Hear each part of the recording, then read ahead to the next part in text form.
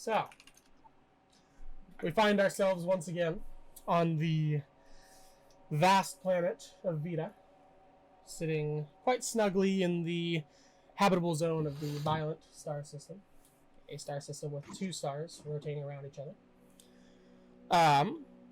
This world is very ancient, although to most of your knowledges, at least this current era, is around 4,000 years. There were times before, although knowledge of that is slowly being uncovered. All that is generally known by the public is that there was some sort of planetary cataclysmic event that wiped out life for a obscene amount of time. But eventually it did find its way back, finding this shattered world being born anew in many different ways. But we're not focusing on the whole world to start with. We're focusing on a specific continent known as Rendell. A large continent, the 3rd largest in the world. There is a lot going on here, as you can see.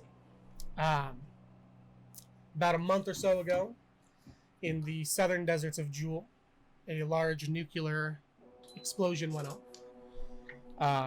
wiping out large swaths of the country of Jewel, as well as wiping out a city of about 23 million.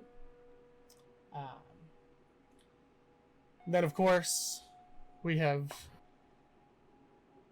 also had some uprisings, you could say. And as we zoom in further, we find ourselves in the newly free state of Sachean, having just had an uprising in the Elamian capital of Kisma. A group of Sachean rebels infiltrated the government and overthrew it. Shouldn't have done that. Thus creating the now free state of Sachean, a state that has been, for hundreds and hundreds of years, simply the southern part of Elam. Cracked down on quite brutally. Plundered for many of its resources, as you can see, the sludge lands over here, taking the brunt of it. There's a lot of, I suppose you could call it bad blood between those of an Elamian descent and those of a Sachean descent. Sacheans, of course, being a collection of Kalistars and goblinoid races from the continent of Rutasu to the west. But Sachean is still a pretty large place. And we're more focused on what's going on in the city of Nakhosta. Pixels! Southern city that, as you can see by this map, is torn asunder. There has been, ever since Sachean's declaration of freedom, a straight-up rebellion between Cassius Lukenshev, who is the Elamian-appointed governor of this city, and who is not at all liked by the locals. Let's see here. But he is an old war general from Apodrov up north, and he doesn't take any shit. So when people start rebelling, he gets his very militarized groups together and starts cracking down. Unfortunately for him... Question. Is Nakhosta the capital city of Sachean? No, Kololensk is. Okay. No further questions.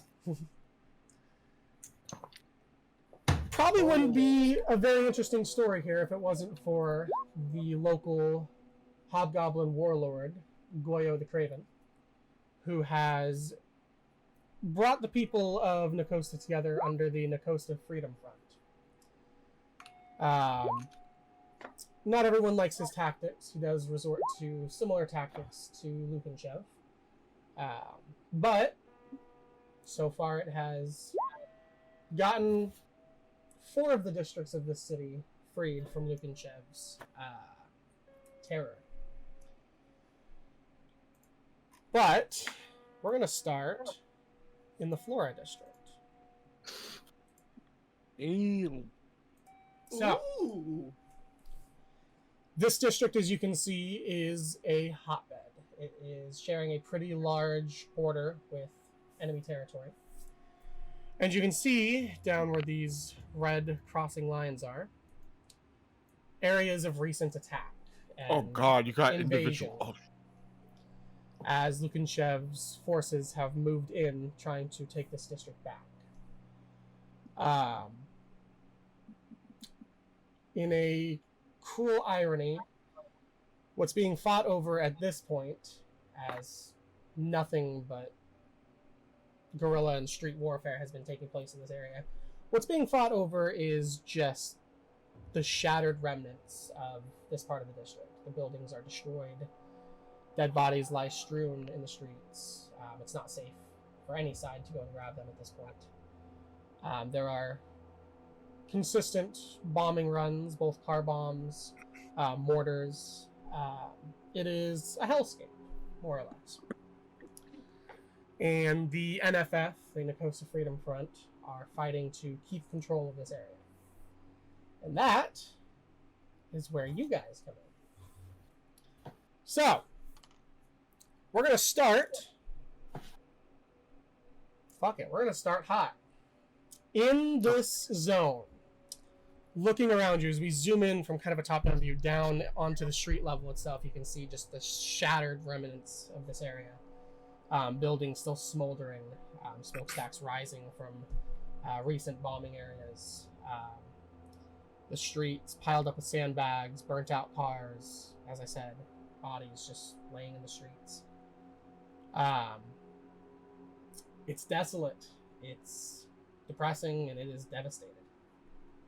But walking down the street with some NFF fighters, I would say the majority of which are probably hobgoblin. There's a couple goblins as well, but they're walking forward with these makeshift guns, looking around. You can see some of the guns have this kind of greenish dripping energy at the barrels, which seems to signify something particularly special.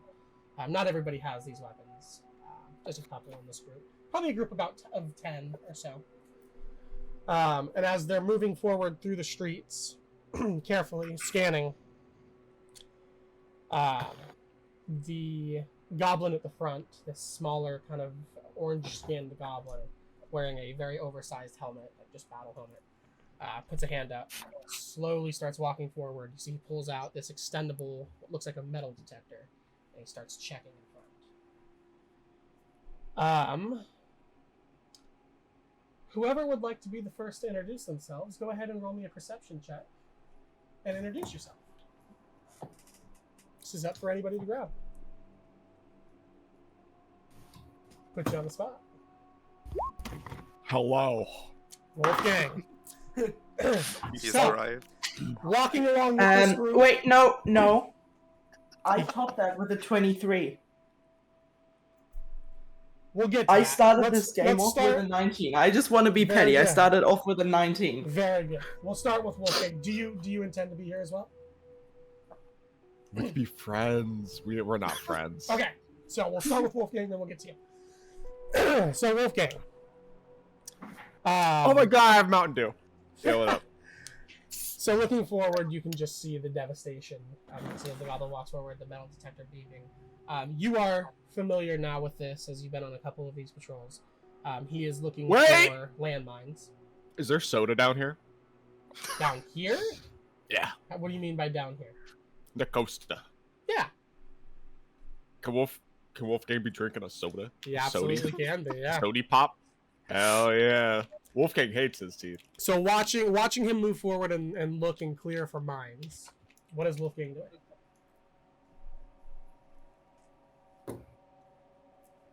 Fuck, what would he do? surrounded by this patrol. Yeah. Surrounded by a patrol. Yes, you Oh, are wait. embedded with this patrol Correct. here. Yes. Mmm. So he's part of the patrol? Yeah. Okay. Oh, hell yeah. We are, I believe, you said scanning for bomb. Yes. Hmm. Lukenshev's Am I also forces are scanning, or am I very- just like a part of the diffuse? So you know this God. goblin, his particular specialization Like it. is mine clearing. Yeah. So he's the one that steps forward. He's always the one at the front of the group. Mm. There's different specializations. They try to build these units with different specializations in mind. Shit, what did I get with the 20?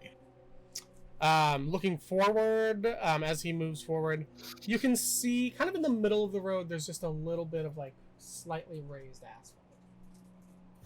Does anyone else seem to point this out? Let's see. Let's have my first roll. What die do I want to use for that? Sure. Let's go with the Death Classic. No, I don't. Especially the goblin who's now walking straight towards it. You said no one sees it? Nobody sees it but you. What's his name? Do I know his name? You don't. No. Hey, stop. He immediately freezes. I point What? to it. Looks over. Good eye. Puts the metal detector up. You see, he pulls out some tools, gets on all fours, and slowly starts moving towards it. Wolfgang's just thinking to himself, but I have 2 eyes. Well, I think they're both Ah, good. yes. I forgot about the part where Wolfgang is a fucking moron. So, you rolled a 23, was that, Mr. Sprinkles? Yes, Mrs. Sprinkles has gotten a 23. So, Wolfgang, go ahead and describe what Mr. Sprinkles sees standing with this group of goblin orcs. Oh, hell yeah. You mean me? Yes, you. Go ahead and describe yourself. Wolfgang, middle name, no more has no last name. Wolfgang, gang, Gang. money gang, shadow wizard. You get it. Even by half orc standards, is a very green motherfucker. We're talking green. You got the dark green hair, the light green skin, the normal green eyes, very green, wearing noble clothes. This is weird to you. Orcs are not nobles. Very strange. Basically putting a target on your back. Stupid ass. He has no weapons. He has no weapons. He has a giant jug on his back of some indeterminate shape that I haven't fully decided on yet. And around his neck, you see shit. Red, are you out? Nah. Around his neck, you see a pendant. Actually, would Wolfgang hide this pendant? My fork just flew across the fucking room. How the fuck did that? What the fucking Gmod? Fucking Gmod physics. You know what? He'd be hiding that. He's not wearing a necklace. You don't see shit. Shut up. Sorry, that was mean. Fine. I'll strike that That's out about it. again. The noble sort of clothes are very purple. Very honestly, he looks more in my head like he still did. He doesn't look different at all. Can I just pull that up? Wait. I have that saved. Where? Okay, so the art that I have for him goes hard. However, he does still basically look. Where's the Donna Draga folder? Hold on, wait a minute. He still basically looks like that. He is still just looks like he comes from Wealth or Orc Man. Oh my god, wait, he has a journal now. Ah, fuck, that makes more sense. Ah, shit. Oh, well. That's all you see. Fantastic. And on His the only- flip side, go ahead. Sorry. Yeah, I will say, to reiterate, the only earthly possessions he seems to hold is a book on his belt. Looks more like a journal. And the giant indiscriminate jug on his back. And that's it. Okay. So then, Mr. Sprinkles, how would you be oriented? Are you part of this patrol, or are you just kind of watching them from afar? What are you doing? He's sort of like tagging along on the roofs because like Mr. Sprinkles does help with all the rebel stuff, but Mhm. doesn't usually get involved in the standing in a group of more than 2 people thing. So they would be So aware very that much- you're with them. Yeah, no, Okay. like they would know I'm with them, but Mr. Sprinkles just like standing on the roof, kind of keeping an eye out in general, Okay. like not intensely trying to stay hidden, Okay. just very good at not being seen. So go ahead and describe as Wolfgang kind of shifts his gaze up to the roofs to check to you. Go ahead and describe what he sees. A small rat human with a rat on the shoulder. Mr. Sprinkles is a pretty tall for a ratten, like 4'2". He has black fur, but oh no, sorry, I confused it with the eyes. His eyes are just pitch black, like completely. There is no white. It's just all black.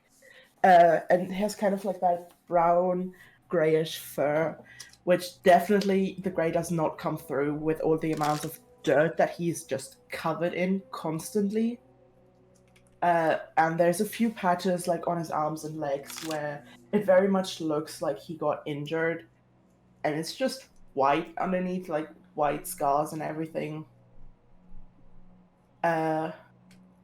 Looking around very shiftedly, definitely cautious. But other than that, it's just a guy. He's twiddling with something in his hands. Other than that, keeping an eye out for the people and keeping her distance, because fuck people. Okay.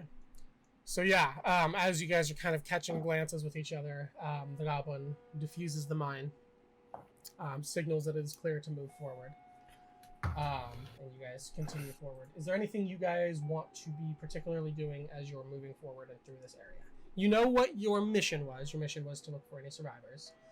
But is there anything else in particular you guys are wanting to do at this point? I mean, Would anyone stop Wolfgang if he just started yelling out for people? Probably not. No, it would be potentially ill-advised. You don't know if there's any of Lukenshev's forces around here. I'll just kill him. Who cares? Yeah, your call. Only check Discord. I see you. Oh. We never talked about it. I just realized. We did not. But I got you. I got you, though. Mr. Sprinkles is probably mainly looking for, like, if he sees any sign of life or any building that looks like it should be, like, checked I out. love that song. Probably wouldn't mind finding a gold something he could pocket, though. Like, definitely keeping, like, half an eye out for treasure and the other eye and a half out for people being alive.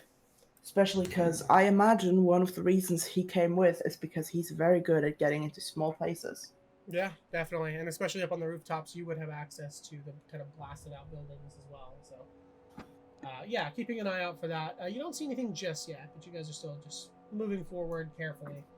As the group continues, the goblin comes back, puts his metal detector back on his back. This large, kind of tan with kind of black spots, hobgoblin motions for the group to move forward. And as you guys do, you hear kind of breaking the eerie silence through this kind of smoky air, a car engine start. Everybody immediately pulls their weapons. What are you two doing? Looking around. Which direction did the car engine start? Car engine started to your left, down an alleyway, which as you look down, you can now see one headlight. The other one seems to be broken. And strapped to the front of it is about 2 to 3 satchels of C4. And it is now barreling towards you. Straight forward. Oh God! Wait a minute. Some of the patrol scatters. Some of the patrol just starts shooting wildly toward the truck. Can I freeze water? Yeah. It is also still very heavily raining, as it has been for the whole time, more or less the whole time. silly. Here. So, I mean, it is sheets of rain coming down on you guys. So it's raining hard. And it has been raining hard for a while. The streets are kind of inundated with water. You can hear, if you get like the sewer grates, you can hear the sewers below just rushing torrential rivers. It has not stopped ever since that bizarre, large flying lizard burst forth from the lake and flew north. And the lakes have been brutal, of course, as you well know. I see. Yes. Alright. My sinuses are fucked. What the fuck? Love to see it, hate to feel it. So yes, reaction from Wolfgang. What are you doing as this truck is now barreling towards you? What Wolfgang's doing or what I'm doing? What Wolfgang is doing? What's behind me? Well, to the left is a car. What's like to the right? Like what would be right behind is me? just some buildings that are just blasted out. You're kind of in the middle of the roadway right now. You are actually... Sorry, I literally have a map. I should use it to show you shit. So you guys are currently on Hawthorne Street, right here. It's an alleyway. It's this alleyway right here that this truck is coming out of. And that's what you have over there. So. How much feet would you say is between me and this car? It's about 50 right now. Fuck. Okay. Getting I close. can't. Is it going fast? Like it just started, so it's only going maybe 10 miles per hour right now. But it is, I mean, you would assume pedal to the floor. Yeah. So I'm it's gonna ramping. start. So here's my idea. We start running this way. We start running back. Okay. While I do so, I'm going to scream. I'm just kind of gonna scream, "Bomb car!" Yeah, as the trail just starts scattering, you can hear the gun. People trying to shoot it down. I am going to attempt. This is gonna be a stretch. Oh boy! I am going to create a wall of water. Okay. In front, about 30 feet, 40 feet in front of this car, so it can gain speed. I'm then going to freeze that wall. Okay. Go ahead and roll me a bending check. Would that be one or two? So I guess I'm doing two things. I'm gonna say it's all one. So we're gonna do all one. Right. Okay. I'm gonna give you a DC of 13 to have success in doing this. I'm gonna simply not fuck it up. You know what? I think we're gonna do the Vita thing, where D20 rolls are physical. Where is that bag?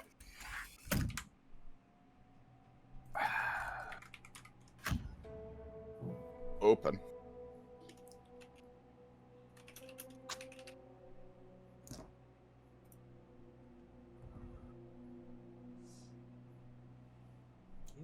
Physical. Uh-oh. Hey, Will. Hello. That's a 22. God damn. All right. How does this look as you do this? I will say, Wolfgang, in a moment of panic, uses both the water from his gourd and the rainwater. He doubles up. Okay. He's wearing double protection. Don't do that in real life, though. And he good way to lose circulation. Yeah, it is. Yeah, it is. I zoned out, came back in, and this is the first thing I heard. I was like, you don't want to lose that. You don't want to lose that unless you really want to. You feel me? I don't know a lot of people to do. That's a lot. You ever seen rubber bands on a watermelon? That shit's dangerous, bro. Let me tell you. I will keep that in mind for the many, many encounters I will have. Yeah, so as you're just kind of running back, he doubles up, and I will say, how many pounds of water would you say that is? How big of a wall are you trying to create? Just enough for the truck to ram into and die. I'm not making it big. It's like it's car size, but like I'm making it thick. You know what I mean? Okay. And I'm also mixing it with the rain. How many gallons do you have? I have 80. I'm gonna say 10. Wait, no, not 80. No. Wait. How much does a gallon of water weigh? 8. I have 10. You have 10. Okay, I'll Homework say. just carries around an entire I'll say you bathroom. probably use all 10 to make like a thick wall to absorb. Yeah, I go full panic. I'm like, oh, I'm about to die. Yeah. threw a fish tank at this man, bro. Basically. Okay. I And want then to. Mr. Sprinkles, yes. I mean, no, it's pointless. No, I wanted to do something, but it would at this point only be for story because Right. only it was very successful. But time bending. Yes. If I could use that, not the temporal reaction thing, but rather to like slow, like stop essentially freeze the driver in his movement for just a fraction, so he can't do anything against driving towards the wall. Okay, so you intend to focus on the driver specifically and cause... On the driver specifically, yes. Go for it. Yeah, I'm going to give you a 13 as well.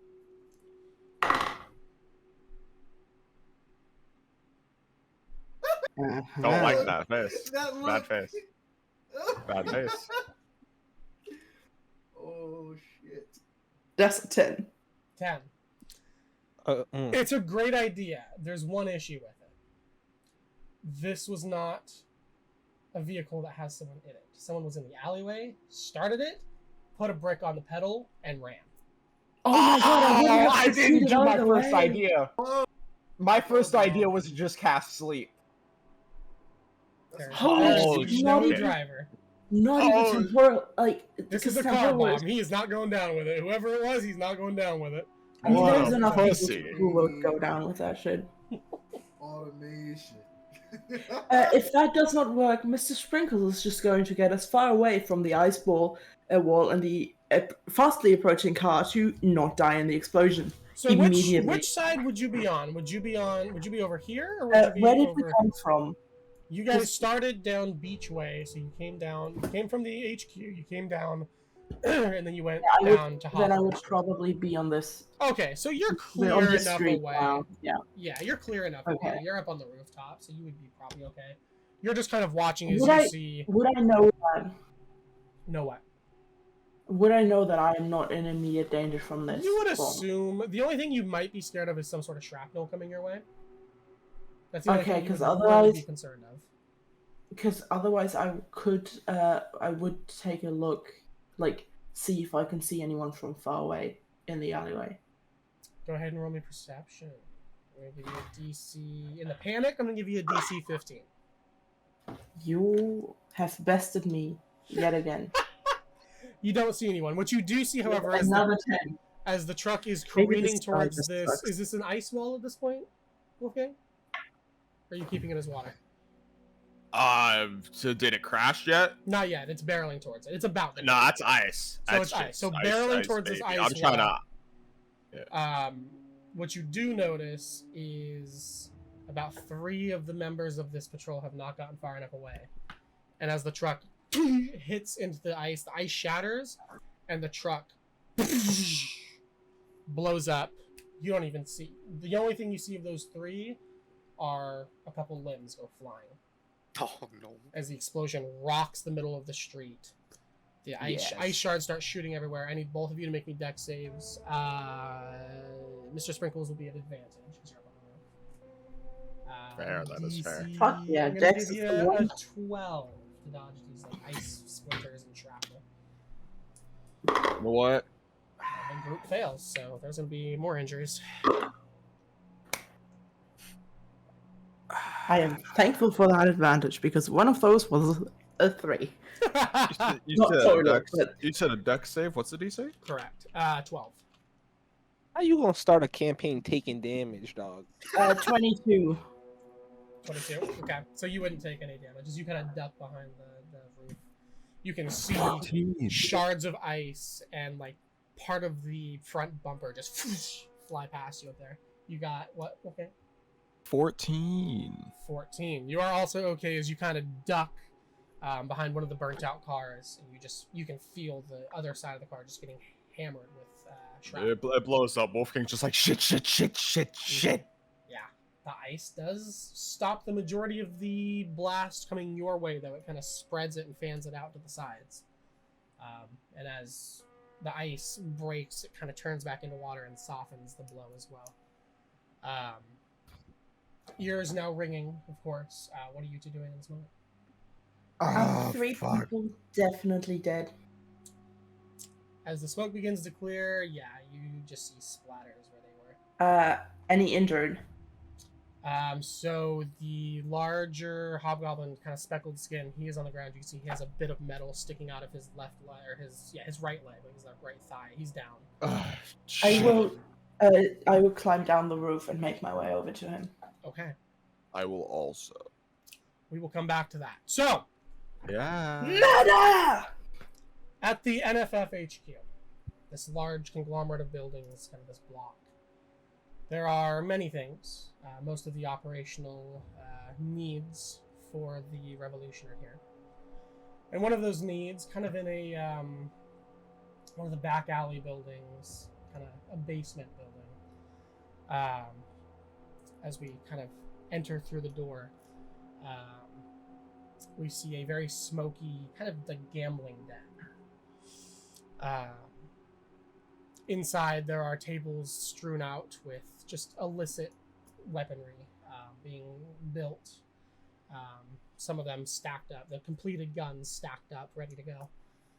Some very few, very precious vials of this green tainted liquid, in which we would see probably a couple of goblins very carefully dabbing onto the barrels and inside the barrels into the threading.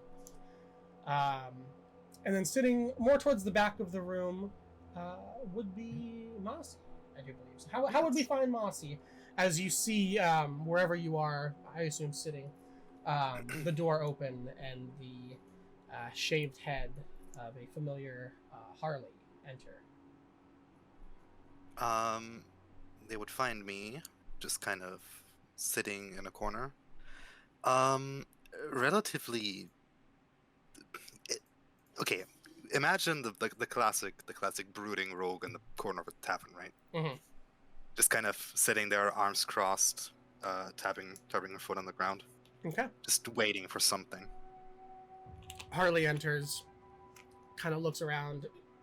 They're still not super comfortable with, guns everywhere, but, you do what you gotta do in these situations. What the fuck? Of course, Harley, you do recognize they've been working with you kind of as more of an information source, as they're very well versed in scouting around, getting places where some other people would be caught and probably imprisoned and tortured by Lukenshev and his forces. So you assume, of course, it is around mid to late afternoon, about 4 o'clock, as you can hear the rain kind of pounding down. This kind of ever-present sound now in this city, seemingly. But they do enter holding a ledger book. It's about the time of day where you usually get your updates from Harley on what's going on in the city. As they welcome and say, I hope you're not too busy today. Nah, just waiting for now. Okay. Delivery still doesn't come in. Right. I'll be quick. Opens the ledger kind of to a bookmark, pulls out like a leather bookmark. So there's that convoy we've been talking about. They seem to have entered the southern parts of the city, bringing, I assume, weaponry and stuff in. I don't know. They were pretty heavily armored. We tried to intercept it outside the city, but no luck, unfortunately. We've sent out more teams to the devastation zone. We got a lot of scrap. I don't know if it's the metals you need to build guns, but hopefully it'll suffice. I'll take a look at it later. Okay. We have not heard anything from your poison dealer. And they kind of point towards the vials. We're pretty low, but we haven't heard anything, so I don't know if you had a way to contact them or not. Would I? So Mike and Ku, what kind of communication line, if any, would you guys have? Would probably be some sort of like arrangement that we just kind of meet at a certain time, near the base and just kind of exchange vials for, well, whatever we would need. Okay. Would you guys have radios that you would maybe communicate through? Well, I think we would probably do like a communication through like a dead drop. Or a dead drop, okay. Yeah. So that way there's no like personal, like we saw them right, like in this alley colluding or whatever. So right. there's no physical like connection between us, we only have a connection through a dead drop. All right, yeah. So you would have that, of course. But Harley will just kind of nod their head and say, outside of that, not a lot of change district-wise. There was some attempts to breach into the stadium area, but they've got it pretty heavily locked down right now. There was some pushes outside of that into Fauna's place, which is another one of the districts. Nothing really working right now, though. They've got a pretty hard line, so we're gonna keep doing what we can do. Outside of that, there's someone here for you? Well, sure, send him in. Okay. Yeah, says he has a package for you, I guess. So, they'll kind of nod their head to you, kind of step back, bump into one of the tables, like, oh shit, and then head back to the door. Opening the door. Mattis, go ahead and describe what Massey sees as you enter the smoky gambling den here with guns strewn about. So, what you see entering This is gonna be good. This is gonna be a good campaign. I love this game. is a, well, mostly in gray-plated creature, you would say automaton, with blue glowing eyes from a more or less faceplate. So you can't really make out any facial features. It's just two blue eyes, nothing else on the head. He has a little belt with some pouches around his waist. Despite that, you can't see any type of equipment on him except the package he was holding in both of his hands very delicately because he doesn't know what's in it. And he moves very rigidly, like very static, not very smooth. And Stiff. starts stiff. That's it. Thank you. Um, entering this room, what does this visitor see with Massey? So he would see a strange creature that isn't very common, if at all, present on this continent. A gnoll, sitting, even sitting down, extremely fucking tall.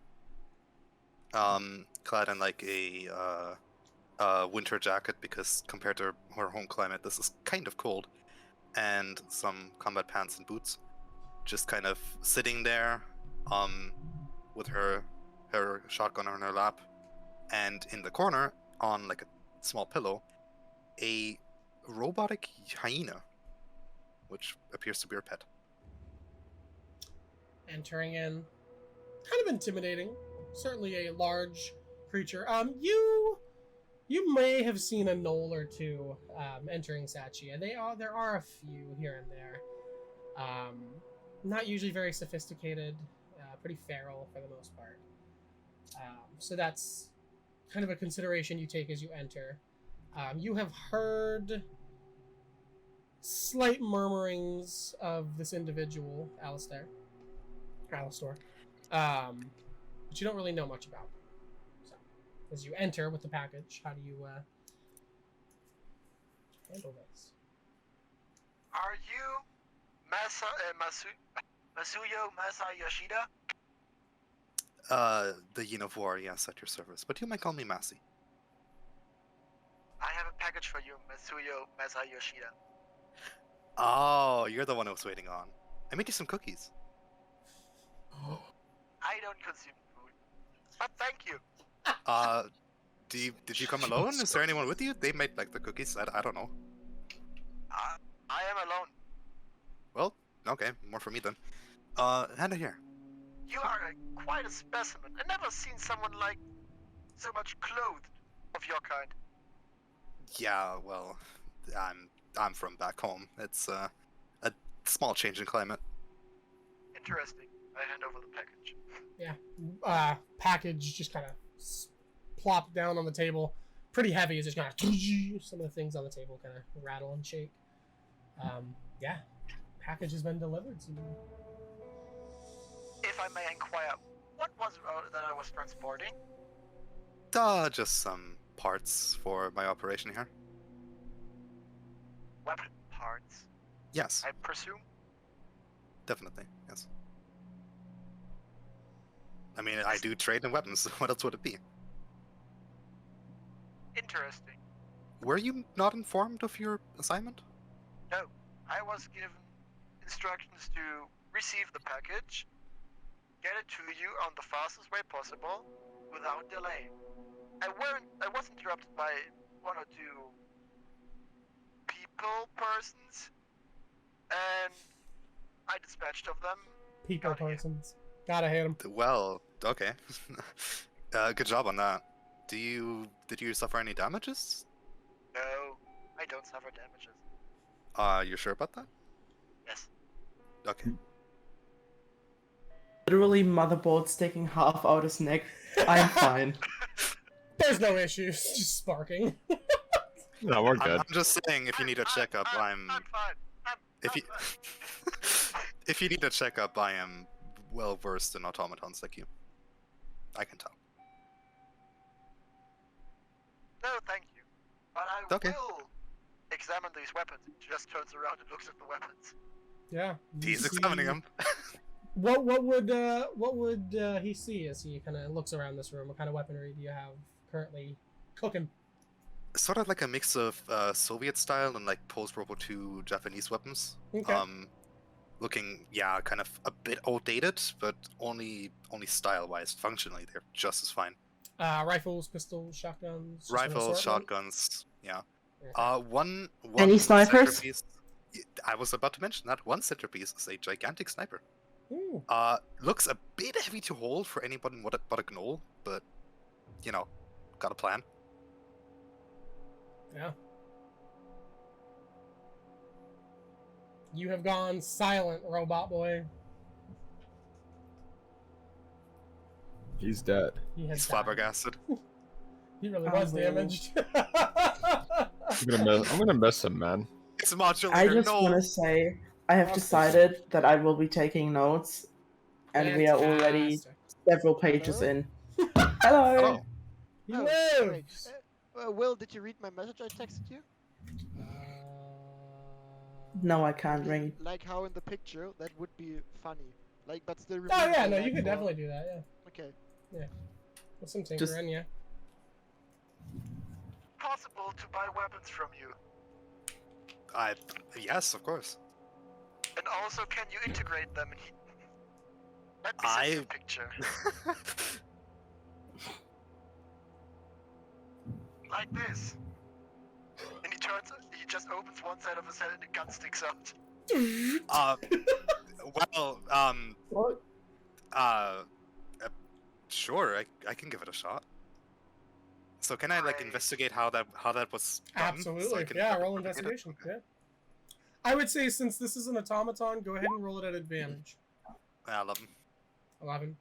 You're not quite sure. You have like a vague idea of how it might work, but you're not entirely sure the specifics and the logistics of it.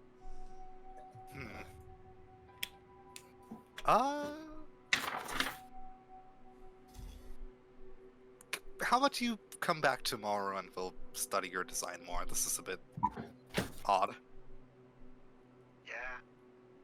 I'm a mix of multiple technologies. I'm happy to get this figured out for you, but this is not making sense right now. Well, it's not like Shut up. It's not nice. That was not nice. That's nigga. so I'm rude. sorry, I thought I was so muted. rude. That's was so not nice. rude. Mine 5. That was an Yeah. animal. I am sorry. I just wanna make it very clear. I was not You yelling at anyone here. failed. I can't believe you. Intrusive thoughts lost today. Nah, there was a dog and he was barking, and he's been barking for like the past 10 minutes, and he was He's starting We having to all get on my heard the nerves. dog. time. It's okay. He's having a great Okay. You should tell the dog to be louder.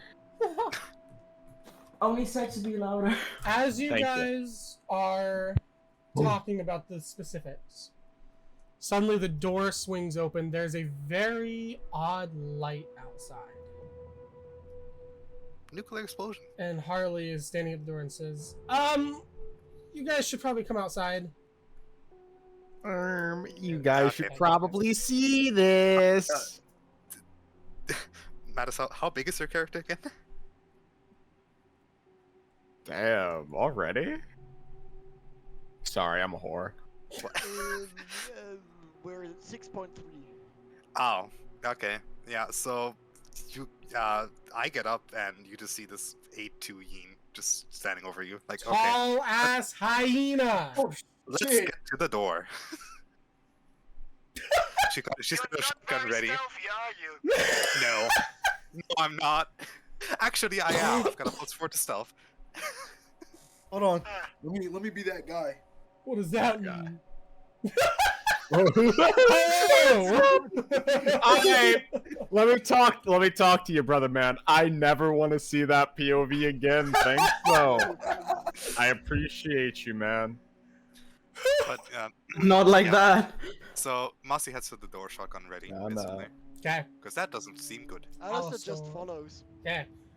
Like when he walks, he does the typical three CPO thing, like with the arms in front of his body, like this. Oh no. Okay.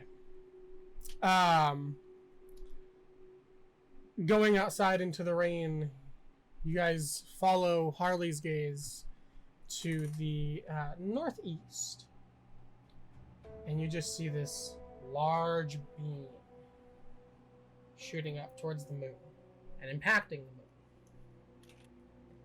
That's not good. We'll come back to the two of you.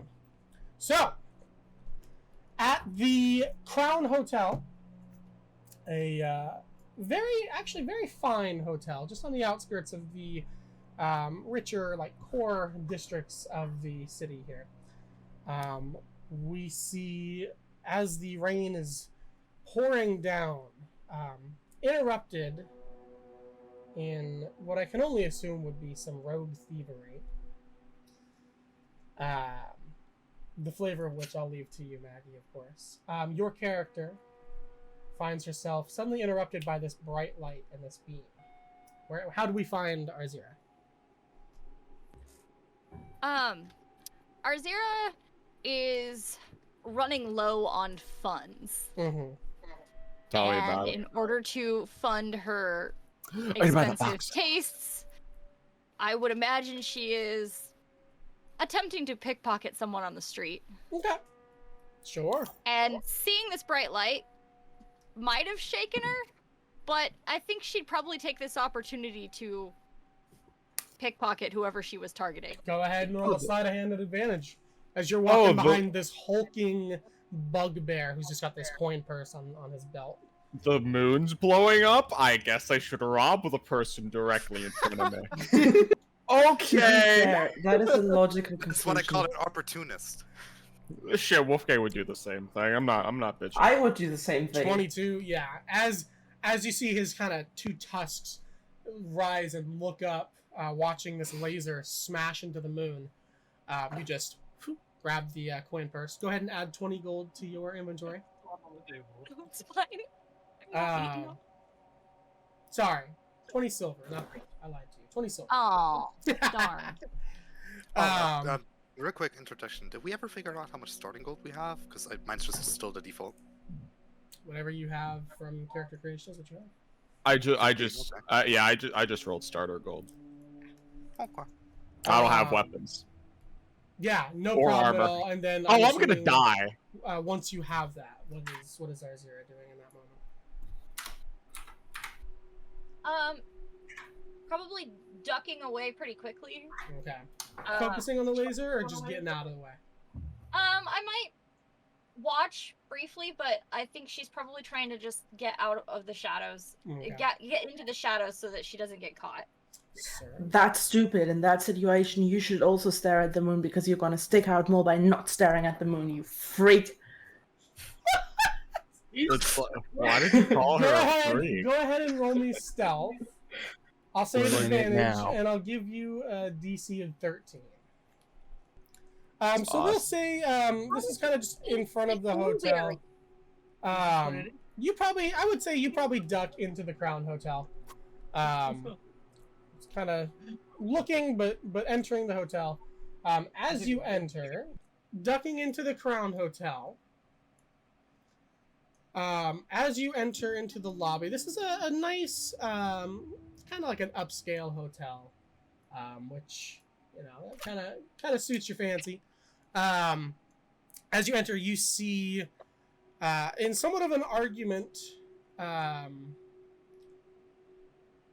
there is a familiar figure and a not so familiar figure. You see what can only be described as a frog-like individual who is seemingly in some sort of confrontation with a kind of tall and slender red tiefling. We'll start with Grung Ninja. Go ahead and describe Grung Ninja. What is seen with Grung Ninja? What are we looking at with Grung Ninja? His fucking name is Grung Ninja. So he's got like dark blue, like almost like universe kind of looking eyes. Like it's just like you stare into his eyes, you can just see like the midnight, like blue aura, like in his eyes. So he's like dark skin, like completely black, and then he has like yellow stripes, which indicates what type of grung he is, and he's a poisonous tree grung. Obviously, you do recognize Grung Ninja with your shared history of meeting each other. But the man that he seems to be in an argument with, if you'd like to go ahead and describe Mokin to us, what he looks like. Mokin is about 6'4", 6'5". He has all red skin, nice tail, has a spike at the end of it. He's kind of wearing like a crown that's kind of like a scepter, but it has like two antennas and they're both like arching out. And I mean, yeah, it seems like your typical guy. Yeah. Typical tiefling, you know. Only thing that's kind of odd about that, you've definitely just slightly picked up on it, Arzira. Not a lot of tieflings in these parts. Exactly. And tieflings aren't really appreciated. Nope. However, as you two are kind of arguing over potential uses for poison, we'll kind of hot drop into that conversation. What would Mokin, as Arzira enters the scene, what would Mokin be saying towards Grung Ninja, or maybe proposing, or whatever it may be for this conversation about Grung Ninja's poison? So, essentially, I'm arguing with him because he's telling me that his poison isn't the correct type of consistency for me to use with my bending. It's more so to coat weapons and put on people, as opposed to like, a material that can just be made out of thin air. Okay. And my character's mad at that because, he can't get what he wants. He's kind of upset about it. What would Grung Ninja's response to that be? As Arzira, you walk up, kind of into the middle of this conversation between these two in this hotel lobby. So I understand where you're going with the poison, but I'm telling you that my family's poison is used more for projectiles, not for ingestion. It causes really bad acid. I don't care. I honestly don't. I really want this to be done. And if you can't do it to me, do it for me. Sorry. We definitely can have a problem. We could step outside, whatever you want to do. We could do it. That's essentially how like that whole thing is going down. Like he's getting real confrontational about it. He wants to fight. But like he's not gonna do anything. He's all talk. I'm sorry. He's Bayside all over again. Like Ninja's just gonna lick his right eye and just be like, if that's the way it goes.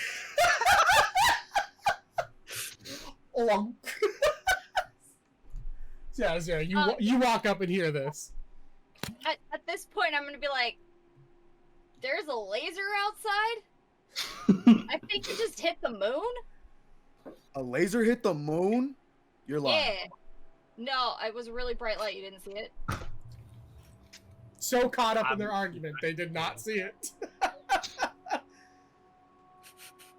As they both look at you with just a puzzled look in the. Yeah, he just licks his eye again. Stop fighting with people. Hi, I'm Arzira. Your name is? Mokin. Nice to meet you. What's going on here? So I want a weapon made for me by Greninja, and because I'm a spy, I don't necessarily want my cover to be blown. That's why I'm coming to you guys as a third party. Immediately blows his cover. I am a spy. You see, I am a spy.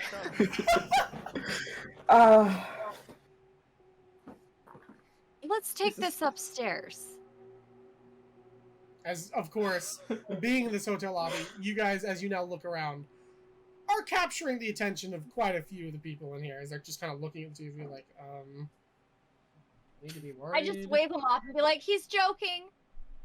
Persuasion. Roll me persuasion. DC. Can I roll deception? Because I am lying. It doesn't lie. Go ahead and do that. Yeah, if you'd like to. Cap. Oh, I got about it. Oh shit. Not great. Not great. There's some people that kind of like pity walk away, but many people are just like, wow, this is fascinating. Fair. So I'm gonna start realizing that there's a lot of people looking at me and get really uncomfortable and turn into a statue. Okay. You just. I forgot about that part. The I'm gonna. frog statue just. Wait, you forgot we have 2 people and objects? No, I just forgot to write it down. I scoop up the statue and lead it's Mokin? Yes. Okay. I lead Mokin upstairs. Moccasin. There's a room.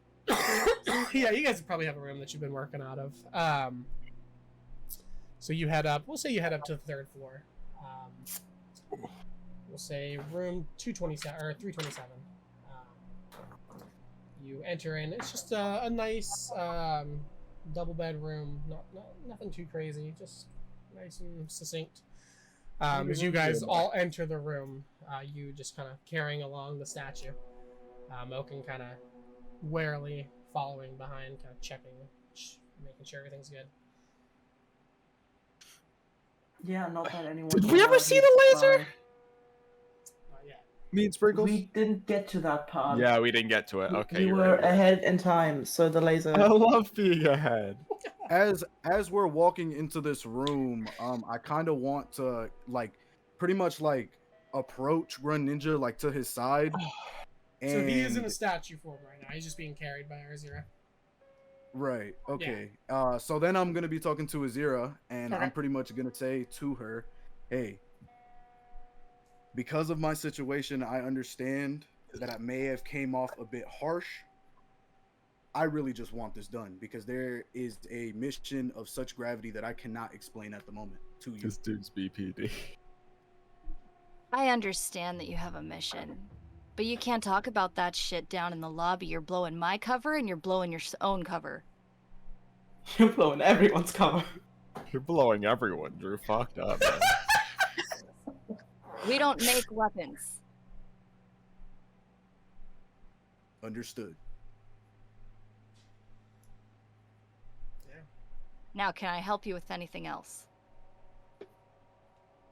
I need information on somebody who I've known for a while.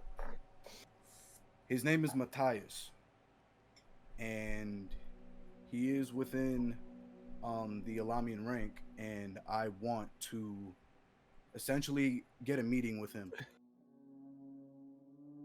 Does Arzira know this name? No. Yeah, I mean, you are still pretty fresh in this area, yeah. Yeah, I have no idea who that is. I have no information for you. Okay. She just kind of gives you a puzzled look. Do I know who would have information? You know some people that are fairly well connected.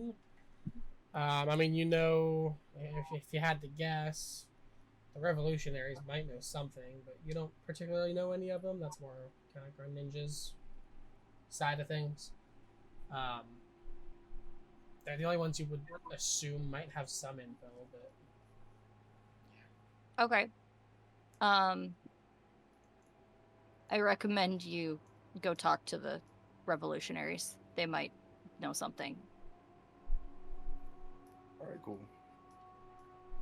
Okay. We'll exit that and go back to Wolfgang and Mr. Sprinkles. Hi. Now we're covering, of course, the leader with this metal bit sticking out of his leg is down. There are a couple other people that seem to have some cuts and bruises and bleeding. Thank you. Yeah, can I heal the brother, man? Yeah, certainly. As you run up, what do you do? You know what they call me? What You know what they call me. They call me Mr. 24. They call me Lasex God Singular. They call me, Definitely don't call you that. I'll kill myself right now on camera. I'll blow up. I will spontaneously blow up. I won't even use anything. You'll just see a pile of gore. That's awesome. Yes, Yeah, hey, you named it this. I almost cried, I'll be honest. Yeah, Will, you called this and I almost cried. There's literally a song about that. There's What did I literally a do? song. There. What? I was muted this whole time. Yeah, you were. Oh. Welcome back. Oh, Good day. yeah. Yeah. Got me fucked up. Yeah, You got me sorry, fucked up. Hey, sorry. I don't care if you update it. You're not changing the name. No, That's we're what it's not called now. changing it. Okay. So I believe I have one use of this at level 1? Yes. Yeah, I have one use. So that is 2d4. Is that plus anything or is that just straight 2d4? 2d4. That's fair. Consider it's not a spell slot. I'll take it. Wow, that's bad. Dude! That's a 2! That was 2 ones! Why would you do that? I kind of okay. So I take this rainwater. You said he has a shard in his leg. Yes. I take this rainwater and I just kind of try to heal his wound using it. And in Like, so around doing, the shard. You don't take the shard out. and I said, "Oh, I should take the shard out. My fault." I just immediately yank it, and He just howls at me. You'll be fine. Okay, rainwater isn't that good with this. I'm so sorry. Hold on, wait, no, I can fix this. Don't. Mr. Sprinkles is just gonna, like, because this is fucked up, Mr. Sprinkles is like... And then as you panic and like, totally noticeable, because what components does Cure Wounds have? Is it just touch, or do you have to say something? hold on. Cure Wounds is, It's verbal and somatic. So yeah. As you're Yeah. panicking, trying to bend it, you kind of lose concentration on the water. It just kind of, and you just like, I don't like this.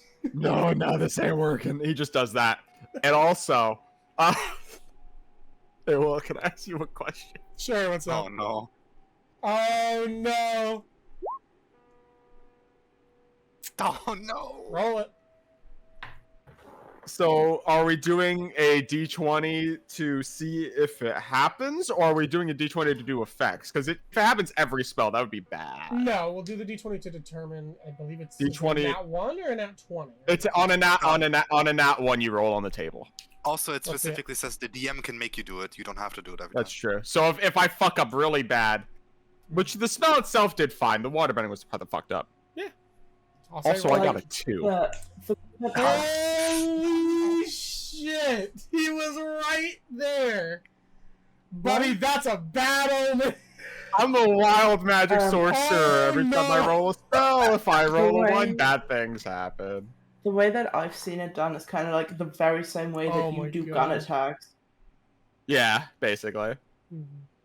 I'll say if it's ever like a damage spell, which I don't think I really have any, but if it is, and I roll a nat 1 on a damage spell, you can just count that. That's Okay, fine. We could do that. Yeah. That's Yeah, if I ever crit fail, you can roll on the table. That's fine. Not on a weapon attack. If I'm hitting a it's gotta be motherfucker as a magic. bear, don't do that. Yeah, don't do that. Yeah, it's gotta be a spell. Yeah. Okay. So you are spared this time. You feel as you do heal him, and you see, okay, finally he gets some relief. The wound begins to close up a bit. You just feel in this instant, just like this lurching feeling that makes you feel sick for just a second. You're like, I'm okay. I'm okay. Oh, bad blood, bad blood, bad blood. Not yours. You're fine. My blood. Bad. Yep. Hey, he's just cure woundsing, but like this time it's actually working. Yeah. It kind of like struggles up after it heals. He's like, You sure you don't need to rub it? Anyone else still fucked up? fine. I've had worse. Yeah, I figured. Sorry for the bed. That didn't work at all. It's fine. We're getting used to it. As he's about to say something, you catch behind him, looking northeast, a beam of light. Silent, nothing to it, just this large, white, almost with these blue tinges, beam kind of conical. I see it hitting the moon. And you see it smash into the moon. Samir. What do we see as Samir enters the fray? So, almost out of the shadows, the air Genasi sort of materializes and just walks up from behind Wolfgang and sort of just takes a look up at the sky. You see this conical laser, this beam. You may not know what a laser is. A beam of some sort just smash into the moon. You can see as it hits this immediate kind of cracking, like almost like an egg, just around the moon, and just large bits of rock just kind of shoot out from it. You also see, from the point of the laser and seemingly approaching you guys, very slowly, the sky, the cloud cover beginning to, in a circle based around this beam, dissipate. Approaching you guys. Hey, you're like at least two. You ever seen a light beam? There's gotta be a better word for that, actually. Laser. Sure. Hey, you ever seen a laser? Wait, have you ever seen a laser? I'm looking at both of you now. Book. Book. That's not a book, but No, laser in book. Me see. That's coming from a book? No. Mr. Sprinkles is already so fucking pissed. And like they're just twiddling with their thumbs, and the rat on his shoulder kind of like sits up. Do you know that way that cats sometimes sit, like they just judge you? They look like people? Fuck yeah. Friend does that. Friend just sits up on Mr. Sprinkle's shoulder and looks at you as if you just asked if you really need to breathe. I forgot his name was Friend. Yeah, and Mr. Sprinkle's just like, no. Me look in book. Hear about laser. That laser. Laser not from book. Okay, no, hold on. Now you're confusing me. I can't do the voice anymore. Yeah, what me the neither. fuck? I'm really struggling.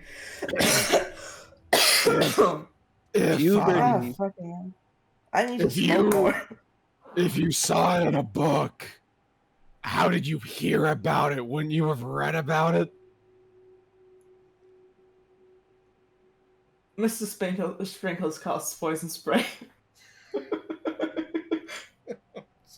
Bless you. On his other shoulder, a tiny mechanical rat appears and spits on you. Samir kind of steps up.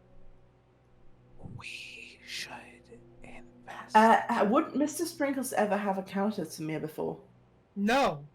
And in fact, roll me perception. And also, so he speaks in hushed tones.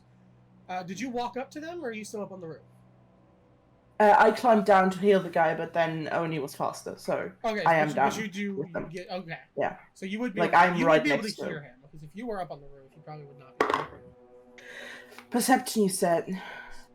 That Are is you- a 15. Is this something you can feasibly hide, Samir? Or does it just kind of how you come to? So that I work? have some control over it. I if I'm summoned, it's whatever I'm perceiving from the. So so I have a way that I actually had to set up in my head. And Okay, let's hear it. Let's hear it. I'm here for the flavor. Let's hear Okay, it. so from the perspective of inside of the actual crystal, it's sort of like being in the center of a room, right? And I'm talking like it's a full cube. Everything is pitch black. However, the corners are just barely visible, like they're barely kind of like a gray. So you know you're in a room. Everything inside that room is like the walls. It's pitch black. You can't see anything except on the face of that room is the actual crystal. So I can almost peer out of it through that perspective, if that makes sense.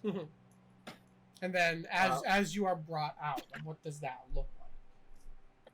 So it's sort of kind of I kind of take whatever's around me in a gust of air. I'm just gonna use it's gonna be easier to explain in first person, so I'm just gonna say I. Yeah, go for it. It could be a gust of air. I could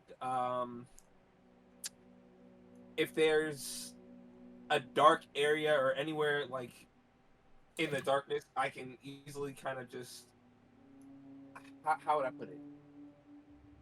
It's almost like a gust of air forming into a ball. The ball kind of gets larger and I sort of appear, but it doesn't necessarily have to, like, that's not something that you're going to necessarily see like 2 feet in front of you. You're going to see the air move unless there's stuff around. You're going to see like a little caught. air disturbance, maybe catch some leaves or something, and then he just kind of emerges from it. Yeah, and he just kind of steps forward. So that's what you would see, Mr. Sprinkles. Just behind Wolfgang, to his side. Where would you have popped out? From behind them. So just behind Wolfgang, it's as if like this current of air, this gust of air, just started kind of like pick up some of the fallen leaves, some of the trash. Yeah, almost like when like a car passes you by and you get that gust of air from it. Yeah, it's it a little almost gust feels of like air that you can kind of feel, and as you feel it, you kind of turn to just catch a glimpse, and suddenly this air genasi is here, seemingly from nowhere. How tall are you? I believe I initially set my character to 5'11". I will confirm that for you though. My And how tall is Wolfgang? Oh, Wolfgang's 5'8". He's short as fuck for an orc. Still taller than me though. Oh yeah, but orcs are generally like a few inches taller than humans, and he's still a few inches shorter than the average human. Actually, like Wolfgang is think short. about it, I don't think we had Rhett really describe Samir. What does Mr. Sprinkles see as Samir comes to? What do you? Yeah, what does Samir actually look like? For my notes. What is Samir?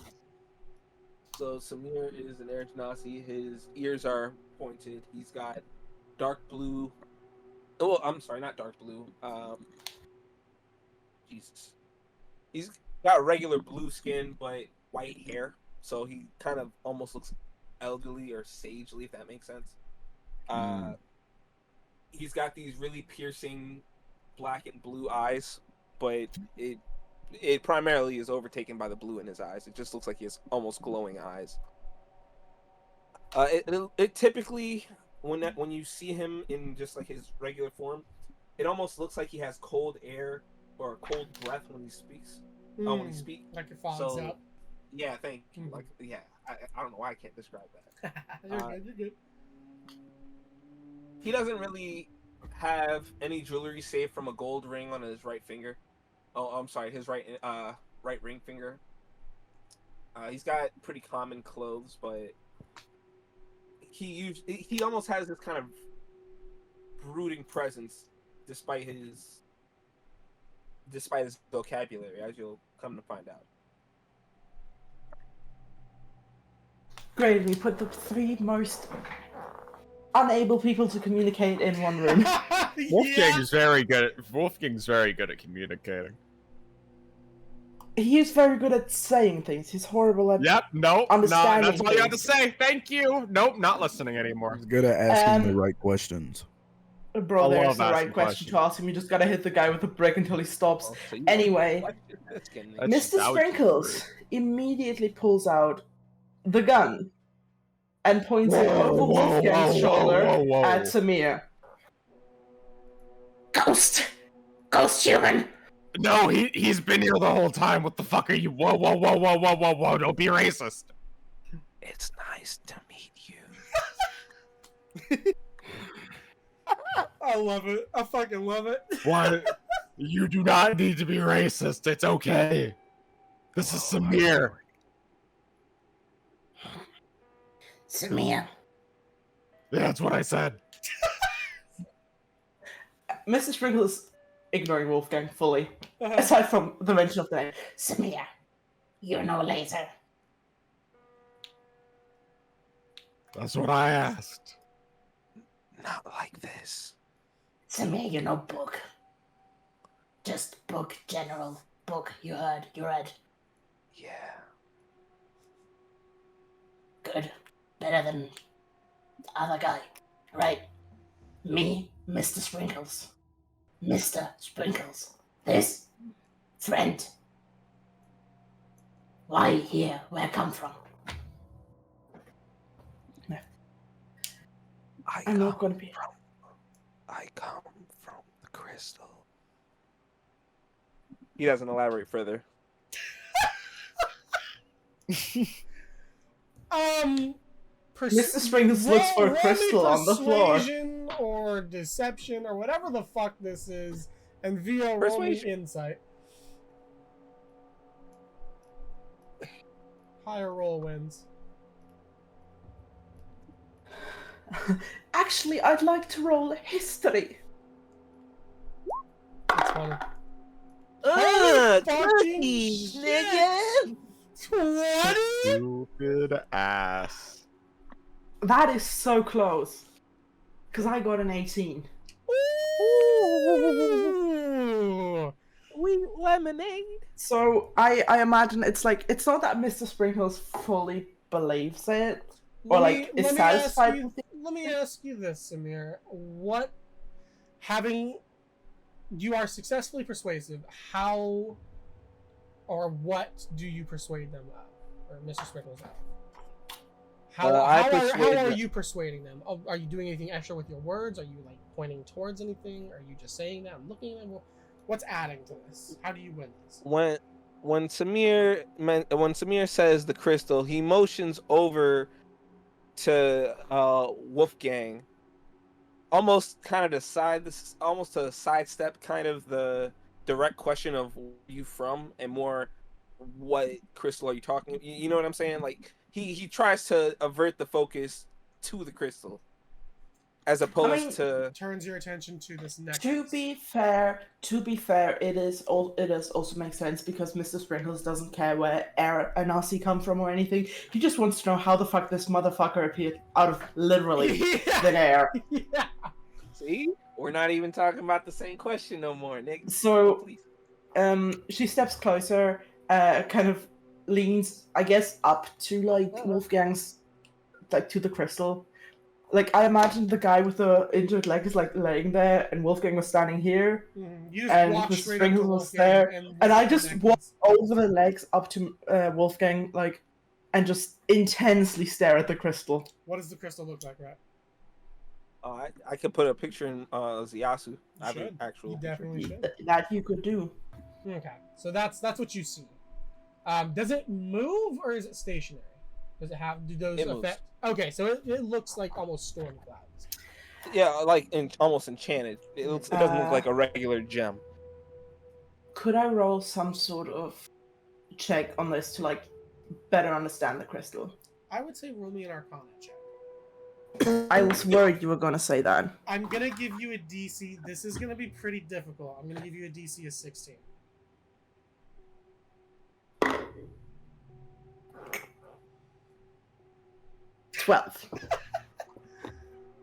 There are certainly magic at play.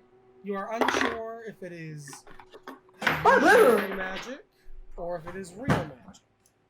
All you really know is that it is magic of some kind. Okay, yes, I hear you. It is magic of some kind. Yes. I have found my die again. Fantastic.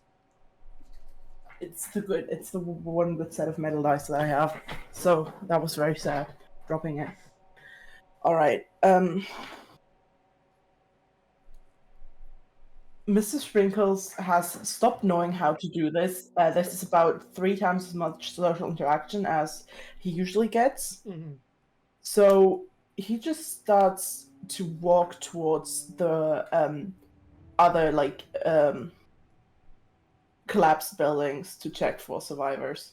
Okay, kind of continuing on. Samir tries to wave Sprinkles back down and says, "Sprinkles, wait." Mr. Sprinkles! Like, this guy, you said that, he is furious. Spins around, mad. just like spits at you. Spins around. Gun was put away the moment you said you were at a book, right? Put the gun away. It's like, okay, at least this guy's not an idiot.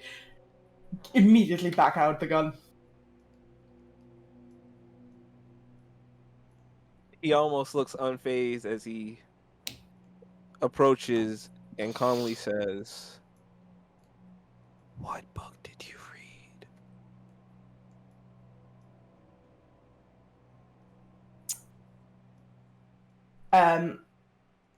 He looks delighted. Sprinkles, like, This is a fucking roller coaster. Yeah, Mr. Sprinkles is about to say. Oh!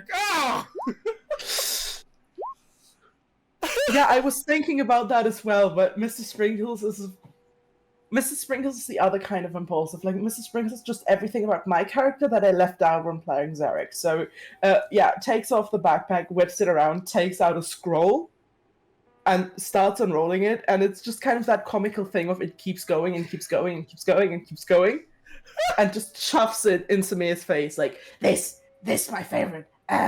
This read twice, but not good. and just starts going. Like, it doesn't name a single book on the list, but gives like a short review on all of them in very broken common speak. Samir, What the fuck is happening? Samir scans the scroll at a concerning speed. You almost think he's not really reading it, but just skimming it. He's just peeling through the shit. As that's happening, Mr. Sprinkles fully believes it because he reads just that fast as well. you all feel as you see above you, kind of in tandem, the clouds above you, the circle from this beam has now reached you, and the clouds are dissipating as it spreads. And you feel a gust of wind fly past you guys. That sounds bad. Probably about 60 miles per hour. So, like, you have to kind of brace against it. You can hear and feel what's left of the buildings around you kind of rattle as the storm clouds that have been plaguing the city for about a month now and flooding and causing all these issues in this just widening circle just dissipates. And you guys see the sun here for the first time in a long time. I love. What'd you call it? A laser? I love those. As you see the orange, somewhat larger star, followed by its kind of blue brother star, both kind of going down the blue star, about a bit higher in the horizon. Like, just going down in the sense of it is now dusk, not going down in the sense of they are falling from the sky. No. Yeah, it's about 4:30, and it's dead of winter right now, so the suns are setting. That's perfectly fine. They're Just not making crashing. sure. I know. Making sure that they're only understand. setting. I'm not doing that yet. Give me time. Mr. Sprinkles That's true. gives a massive squint. Too much sunlight. His poor eyes. He is weeping on the floor. I have been blinded. Clutching his list of books. But I could never read it again. Frankenstein by Agatha Christie. Wait, no, fuck Agatha Christie. Oh god. Ah yes, Agatha Christie. But yeah, so feeling that the gust does pass you guys. It is seemingly just a singular gust of wind in what has not been a windy day here whatsoever. As what's left of the patrol just kind of looks around confused. And then all eventually looking to the leader, who is now able to walk, although kind of limping. He looks at everybody and says, "Back to HQ. We'll deal with this later." Can I use my scraps in my backpack to like tinker him a crutch? I would say you could do that. It would take you probably, let's see, from where you guys are to the HQ. I mean, it is not that far. Was that right? Yeah, Hawthorne. About a 3 mile, about like a 2.5 mile walk. I would say it takes you maybe like a mile into the walk. You would have fashioned it so that you could utilize it at that point. Okay, yeah. So you just start working as you guys are going. Mr. Sprinkles does that on the go, and at some point hands it to the injured guy. Well, I have a question. Sure. Did you read that, Doc? The journal? I did not. I didn't have time. I figured you did. My apology. Am I missing something important? No, well, I guess kinda. So I bunk with Kana. Where is home? For you? Where would Kana live? South. How far am I? Kana lives somewhere down in this area. She lives a bit outside of the city. She lives outside All of the right. city. So from the HQ, that's what I figured. You got about, about a 20-mile distance to Kana. That's what I figured. Okay, yeah, I'll still be here then. I'll go to HQ. I'll keep going along. Okay. Wait, what's this district called again? By the way, sorry. This district we're looking at here specifically is Flora District, or Flora's Place. Sorry. Oh, I didn't add the label to it. My apologies. Yeah, this is Flora's Place. There's Flora's Place, and then kind of in this region here, this is Fauna's Place. This was just for the sake of when this inevitably becomes relevant again in a year and a half. Yeah, true. Who knows? So then you guys will begin heading back to HQ. Is there anything we want to discuss or handle on the walk back, other than you making the crutch and him taking it? Or is it just kind of a careful walk? Yeah. Yeah, there is. Mr. Sprinkles does have a question. Okay. Yeah. So they will turn to the leader. Okay. Like, buildings crash, right? And us, and kind of like just pointing to everyone, look for people, but not stop. Why? Go ahead. No, you're good. Okay. He'll look to you and he'll just say, we will be back at it tomorrow. It is too dangerous right now. Tomorrow people die. People are dying all over the city. The fucked up grammar makes this sound a lot more threatening than it was meant to. Yeah. Tomorrow you will die. There is certainly, which you would pick up on, he does not disagree with you, but he is being logical. It does not help anyone for you all to add to the bodies here. It's better for you to go back. What happens tonight. What happens. Tomorrow we're back at it. But me small, me quick. We don't know where Lukenshev has his men. It's not safe right now, especially with whatever that was. We need to go back and report. If they want us back out tonight, we'll go back out tonight. Mr. Sprinkles, amidst everything, I made an intelligent character. So I have to play him intelligently, which would mean he'd recognize that this is in fact the smarter choice. So he kind of like begrudgingly kicks like a rock, you know, like it's kind an angry 12-year-old. It's literally that fight between logic and emotion. It's like, we need like to be there, but angry 12-year-old kicking stone across the street, but it's like, yes, okay, you, me tell, when go. You'll be the first to know. Well, second. And then immediately, like as soon as that conversation is done, sprints towards the closest roof he can find. That was too much socialization. Fantastic. We will Bitch come is back to all of dipping you. out. We will come back to all of you as you get to the HQ.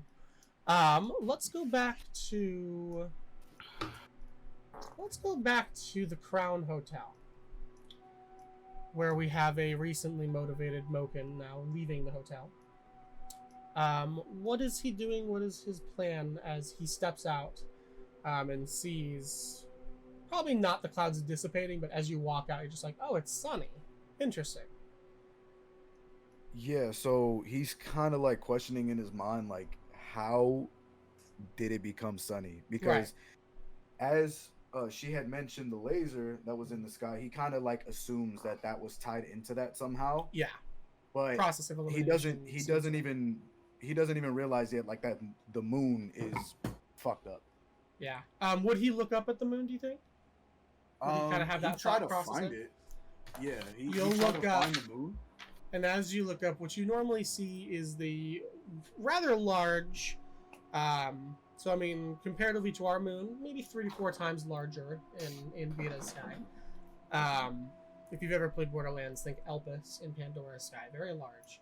Damn, it's a big moon.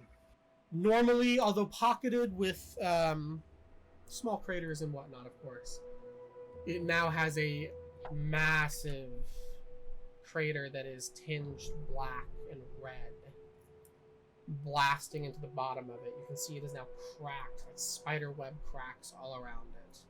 Some of them with this kind of red magma look to them. And these large bits of crust are now just kind of, if you watch it long enough, you would see slowly rotating and moving away.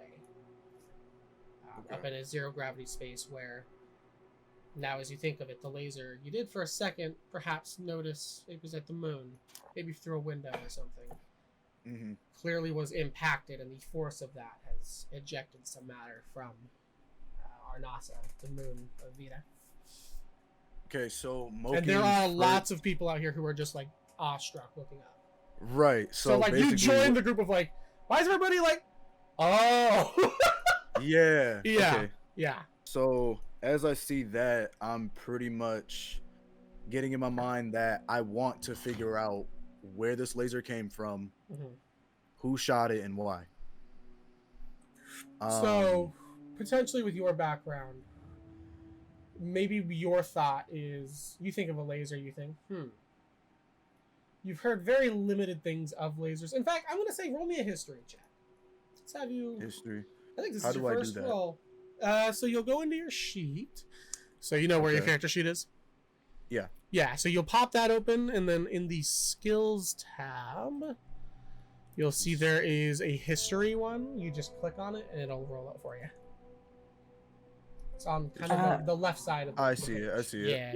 Yeah. Quick question. Oh my god, what damn, the with the fuck? +2! He's a natural. 20. Boulder. Terrified. He literally rolled a nat 20. That didn't count, but still. You don't know much about Terrifying. lasers, but you've heard, like, you know, through some of your dealings, kind of these secret project files and stuff stolen from Kazbar, the Altherium Empire, to the east. Lots of mentioning of lasers for weapon capacities. You've maybe even seen a couple of like pictures taken of a laser, so you might even recognize that to be some sort of, although much larger than anything you've ever seen, some sort of laser.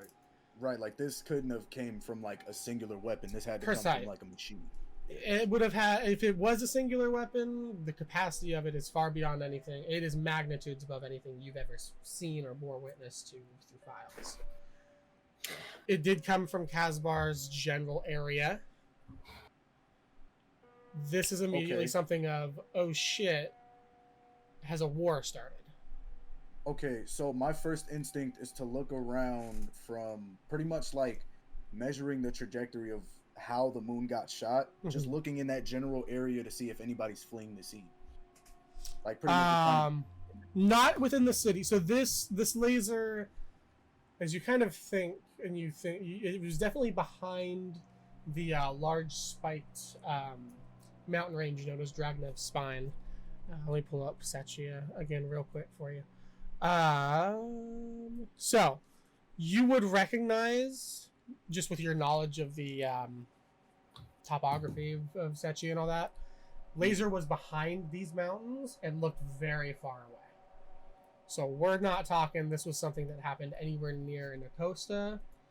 If we're being honest, we're probably looking at it being, you reckon, somewhere within Casbar. So we're talking hundreds and hundreds of miles away.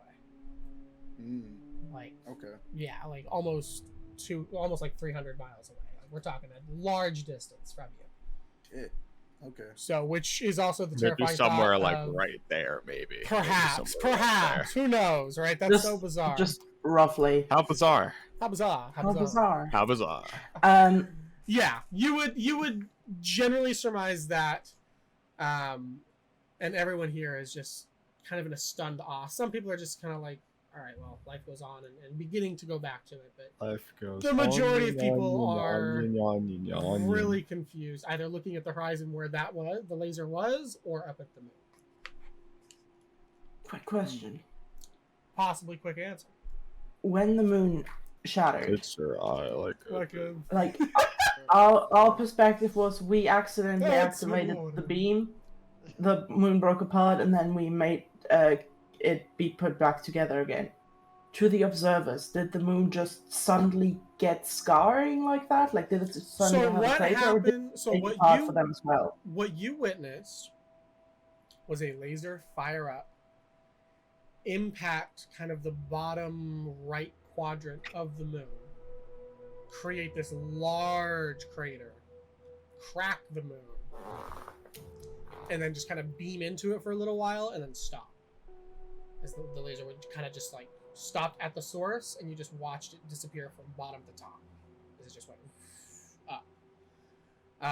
And then you saw what looked like kind of atmospheric rings, and then like winds kind of blast outwards from that, and the clouds like were dissipated by those winds, and that's what eventually hit you guys.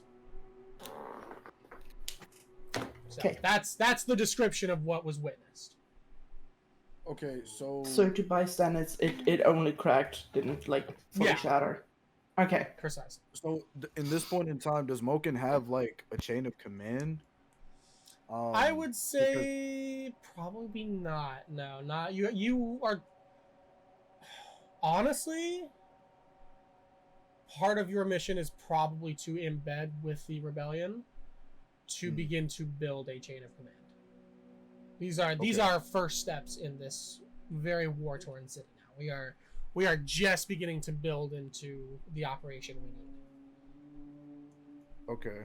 So, all signs seem to be pointing towards these rebellious folks, these the Nakhosta Freedom Front. It seems to be where most everything is pointing currently.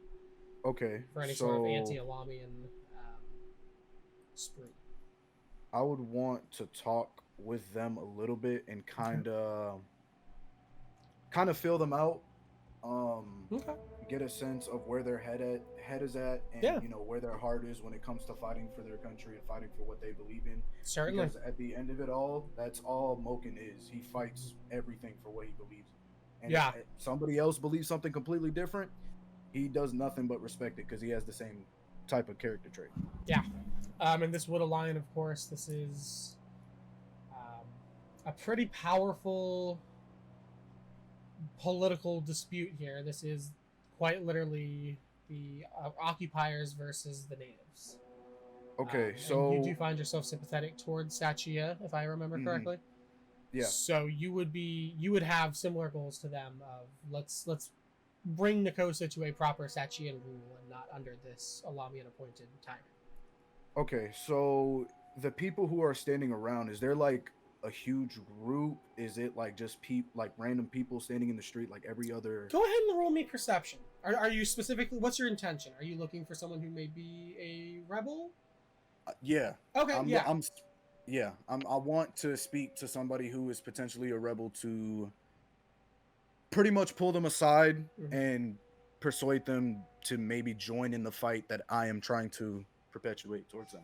Okay, go ahead. I'm going to give you a DC 13. Go ahead and roll me perception. As you scan around the crowd. Perception.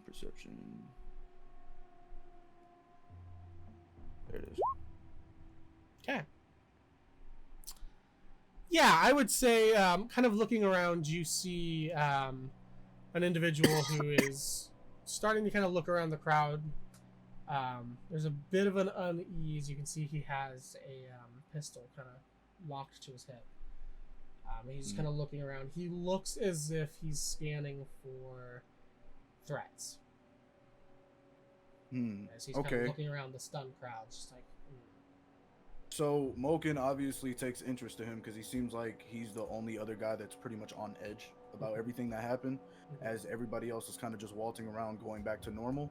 So Moken decides to walk up to this guy, and are you doing so stealthily, or do you want him to see you coming towards him? I want him to see me coming. Like it's more so me walking towards him knowing that it's for information. With a 19, you'll recognize as you walk towards him, and he begins to recognize you're walking towards him. The eyes widen, and the hand goes for the gun. Oh, sorry. Shit. It is at this point you are reminded, as much as you may have been free of it for a while, you are a tiefling. Tieflings are primarily from Elan. He sees a Lukenshev soldier walking towards him. Fantasy racism! Woo! So I will, as you recognize this with a roll of that, I will give you the reaction to try and react to that knowledge as you see fit. As he's reaching now for his gun. So I pretty much want to make it clear to him that I am in no way, shape, or form a threat to him, regardless of what he may seem, regardless of what he may think. Okay. So my character essentially puts up his hands and like kind of slouches over a little bit just to give a more like submissive notion. Hey, I understand what you're about. Readable. I want, bro.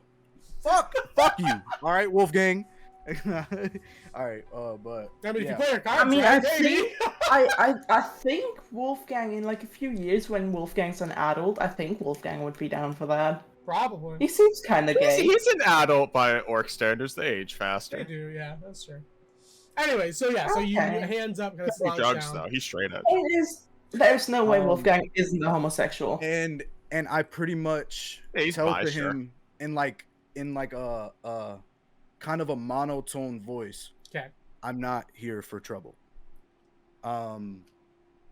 And I'm assuming I will have to roll like a persuasion check. I'm gonna say yes, persuasion. I'm gonna give you a DC. Okay. I'm just gonna straight roll it. I'm gonna give it a plus. Okay. Let me know what you get. Oh, 21. Okay. Yeah, he got a 7, so I would give that a 10. So yeah. Okay. So as you walk forward, you kind of, hands up, hey, not a threat, I'm no trouble.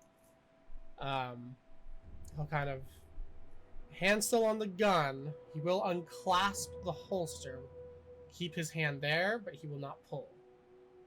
He will allow you to get slightly closer. It is up to you now to introduce / however you see fit to do, as you are giving a very guarded opportunity. As I may look like the others that you may despise, I will like to let you know that I am all about fighting for what you believe in.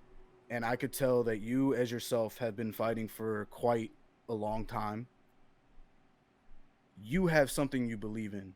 What is that? Like, I'm asking him, what does he believe in when it comes to what does he find important?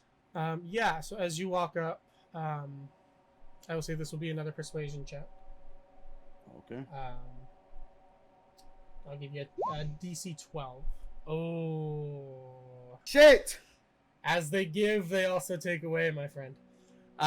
Okay. So, critical failure. So you say that.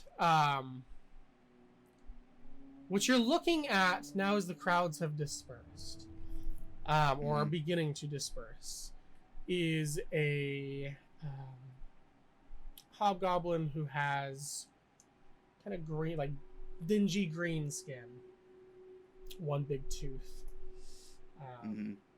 He is wearing street clothes, but you recognize that the street clothes are very noticeably in a green and blue color scheme. The primary color is green, like this verdant green.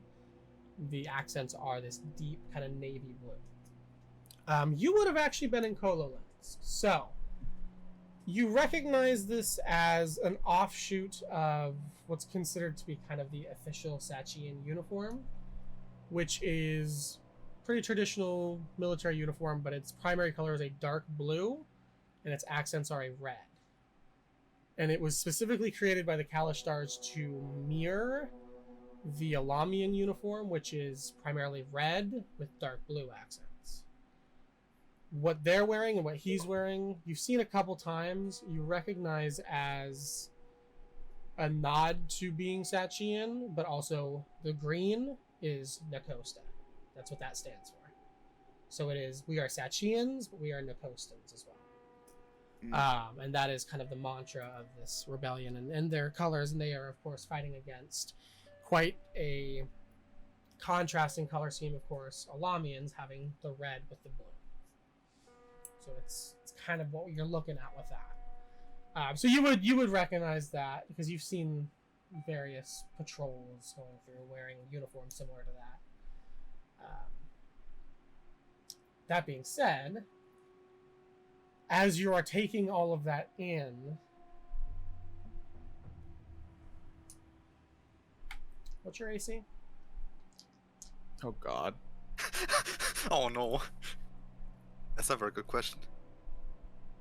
Sometimes it's a good question. Should be towards the top of your sheets by your speed. 3 little windows at the top. It'll say AC or armor class. Oh, 13. 13. Advantage because you are distracted. Oh Thank no. God for that, because he got a nat 1 on this die.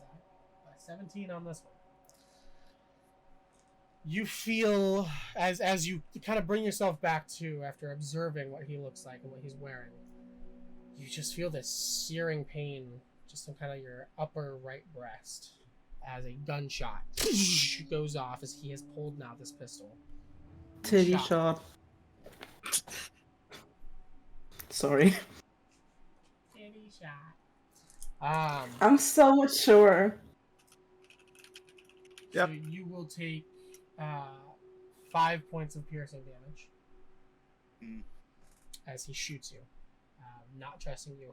What you didn't recognize as you were getting caught up looking in his uniform, you were still stepping forward.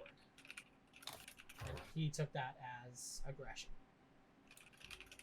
So as you now recoil back, feeling this pain, feeling the blood kind of shoot out the back as the bullet exits, and you see him now, as you bring yourself back to the moment, you see him now with the gun drawn and stepping back, kind of sidestepping, but also backwards away from you. Okay.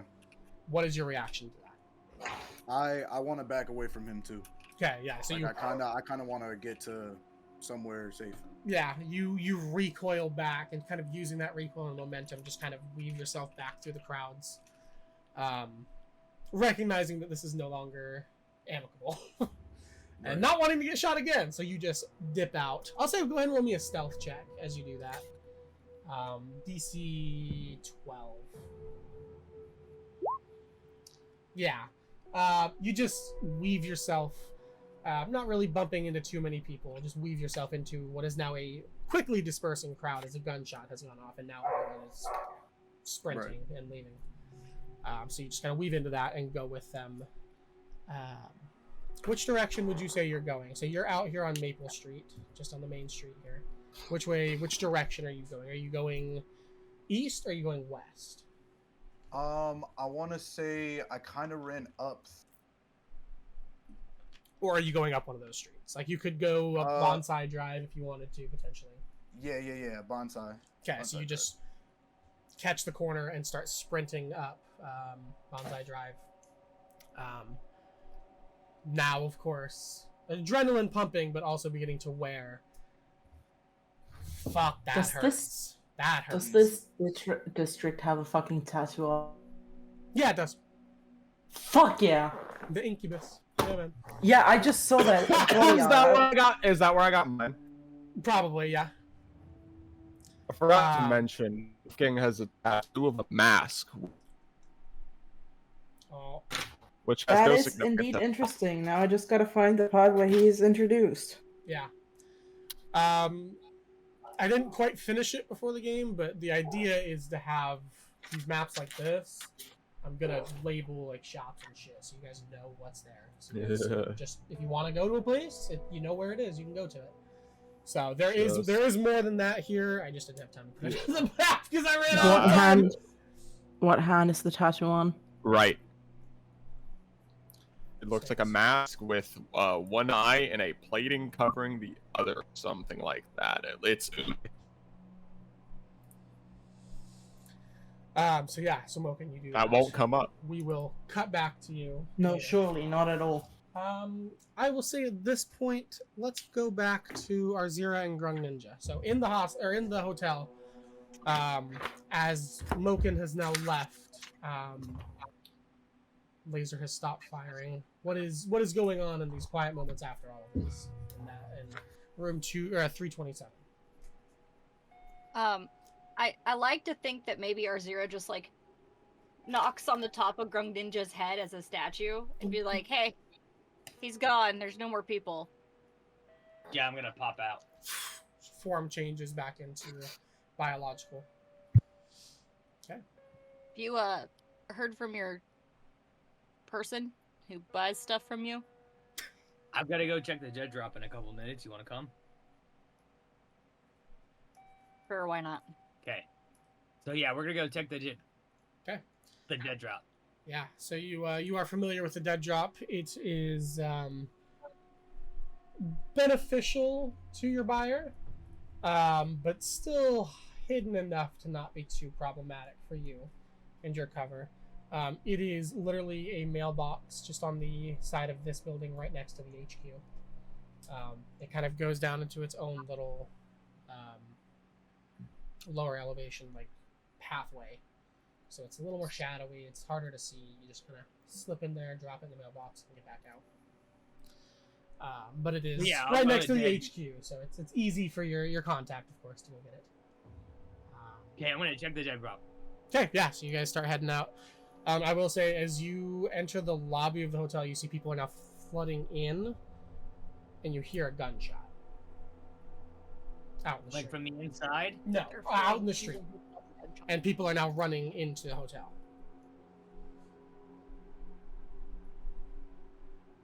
I'm gonna grab one of the people who's coming in and be like, "What's happening?" Fight. There's a fight out in the street. Some tiefling and one of the NFFs.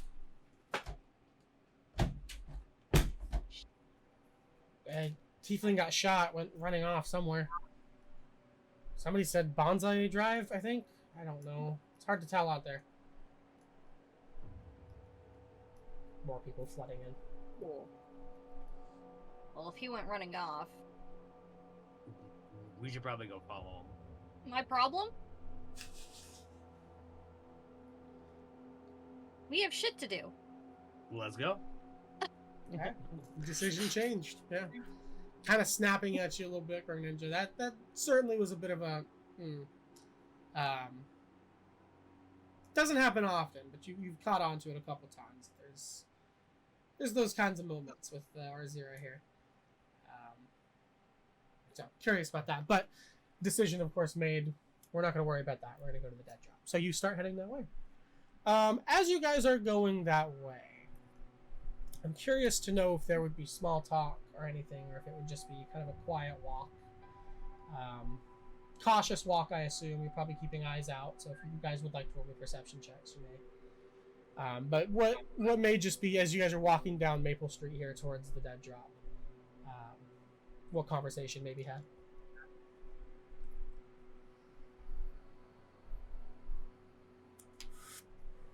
So 13. 13 from Grung Ninja. Okay, and Arzira? I rolled in the... Oh, yeah, you did. My bad. Can you tell? It's starting to hit. Amazing. 21. Fucking. That's not nice. The world, buddy. So 21 and a 13. Okay, yeah.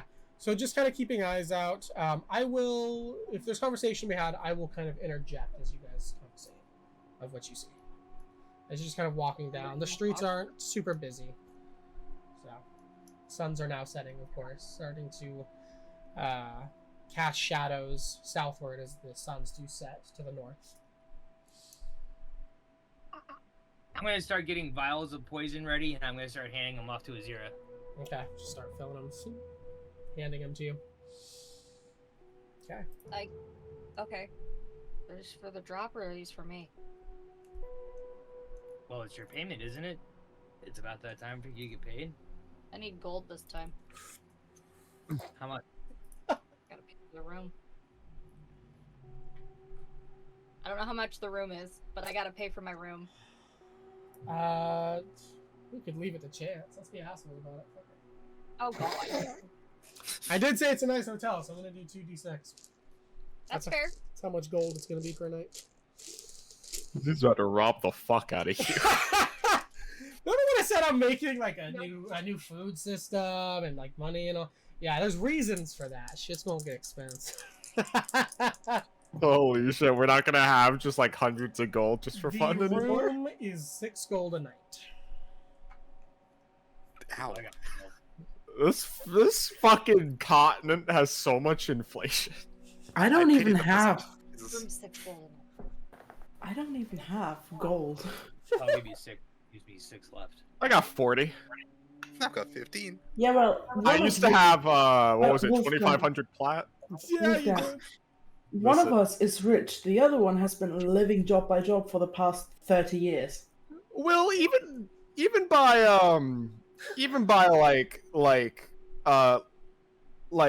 what's it called? Even by Rendell standards, I had a lot of money, right? Oh my god, you were top 0.000001%. Yeah, you were one of the richest people on the continent. Your Your self-worth. No. Your self-worth rivaled that of other countries.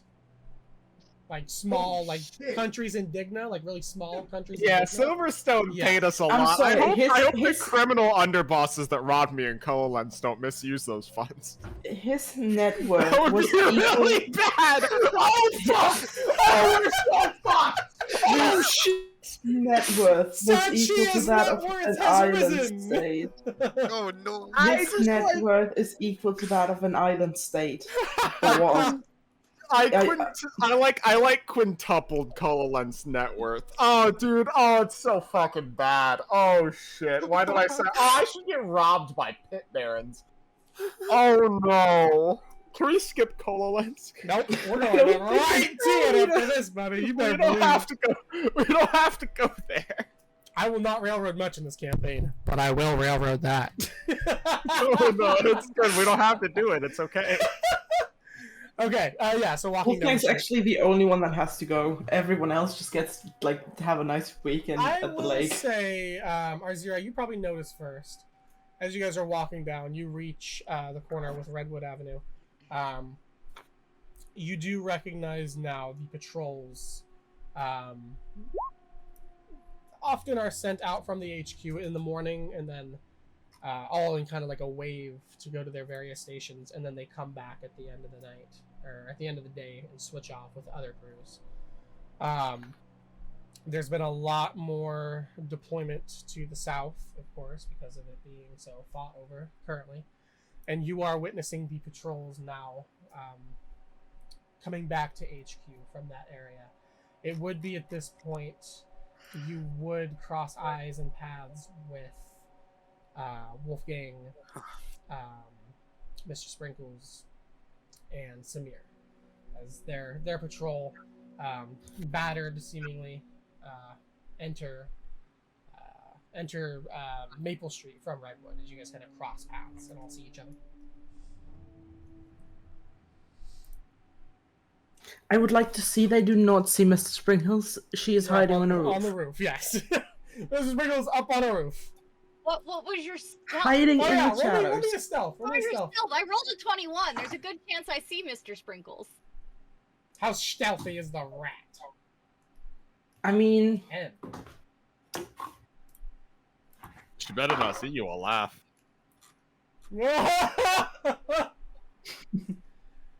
What is it? I'm gonna laugh at you. What is it, Rat Boy? It's the 10.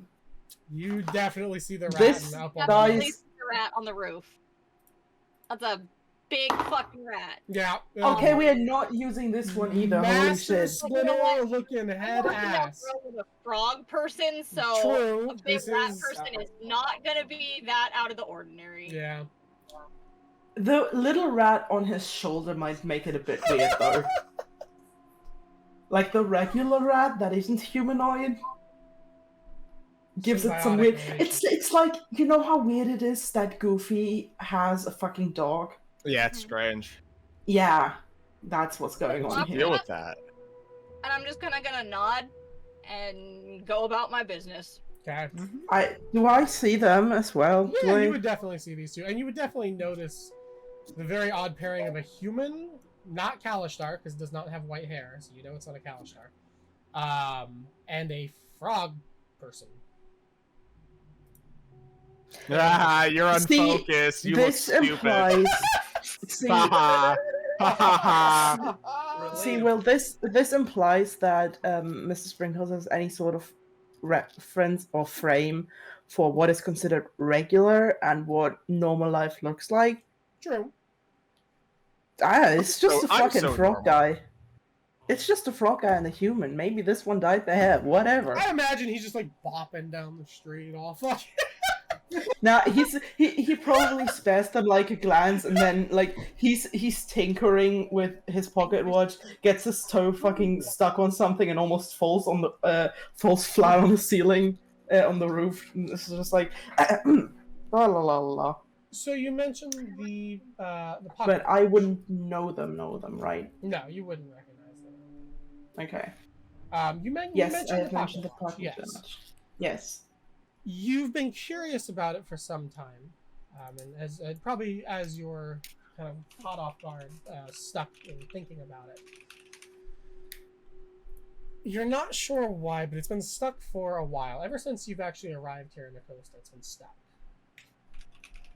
Now, this pocket watch, do you mind describing to me and to everyone what this pocket watch looks like, how it operates? I am imagining it very much like steampunky. Like there's just a lot of what's it called? Cogwheels, I think. Gears and shit. Yeah, like a lot of gears going on. Some of them are purely decorational. Like on the cover, it's like one of those that you can clap open. And that cover very much just has some stuck on there for flair and niceness. But it's very much scrappy. Like none of the metal pieces fit to each other. Like this looks like it is 5 different pocket watches smashed together and held together by glue and goodwill. Like that's it. It's very well taken care of though. Like it looks very clean. It's And as very clean as the- bizarrely. I kind of imagine it as almost as if there's the pocket watch mechanism in the center, Mhm. but everything else around it is kind of just like a bare framework that houses it. Yeah. holds it. And you can tell that it's just bits and pieces put together. It doesn't look very well put together, but in the same vein, it somehow looks extremely durable. It's like the most yeah, durable little piece it's of a very scrap you've ever seen. practical thing. Yeah, and it's Like, aside from, like- it's very alien looking in a way. Yeah, like So aside from a bizarre. few gears at the top, it's very much just okay. This holds that together. This makes sure there's getting no dust here, and other than that, it just looks all over the place. But Yeah, it's it's just not very bizarre. dirty or bad. It's just rough. Mhm. And if you were to take a closer look at it, you could see that despite how well taken care of it is, there is some scratches in it. And it's permanently connected to Mrs. Sprinkle's like tool belt. You know how pocket watches have the little line. You can just, Little oh, chain, I'm a yeah. rich white man. Except Um, Mrs. Sprinkles is neither rich nor white nor a man. I don't know what's in his pants. Who cares? Anyway, so looking More at rats, it, probably. more rats. Honestly, all it no, needs to be genuinely, like there this. is at least 3 mechanical rats in his pants at all times. Just a flood of rats. And some ants, and don't forget the spiders. Gotta have those. Looking at it, it's been stuck for a while, you're not sure why, but it's the two hands are not operating like they should on a clock. They're almost operating as if a compass, like compass needles. They always seem to point, and you haven't been able to figure out why yet. They always seem to point to the NFF HQ. No matter how you move it, they focus in towards that, and then spin when you're at the HQ. Yeah, I think it's probably taking the pocket watch apart multiple times. It's doing the same thing right now. Right. Just trying to fix it or even see what's going on. Because this is amazing. This is incredible what's going on. But it is not what Mr. Sprinkles wants, even in the slightest. Roll me an insight check. And I'm going to say roll it at advantage. I'm going to give you a DC of 15.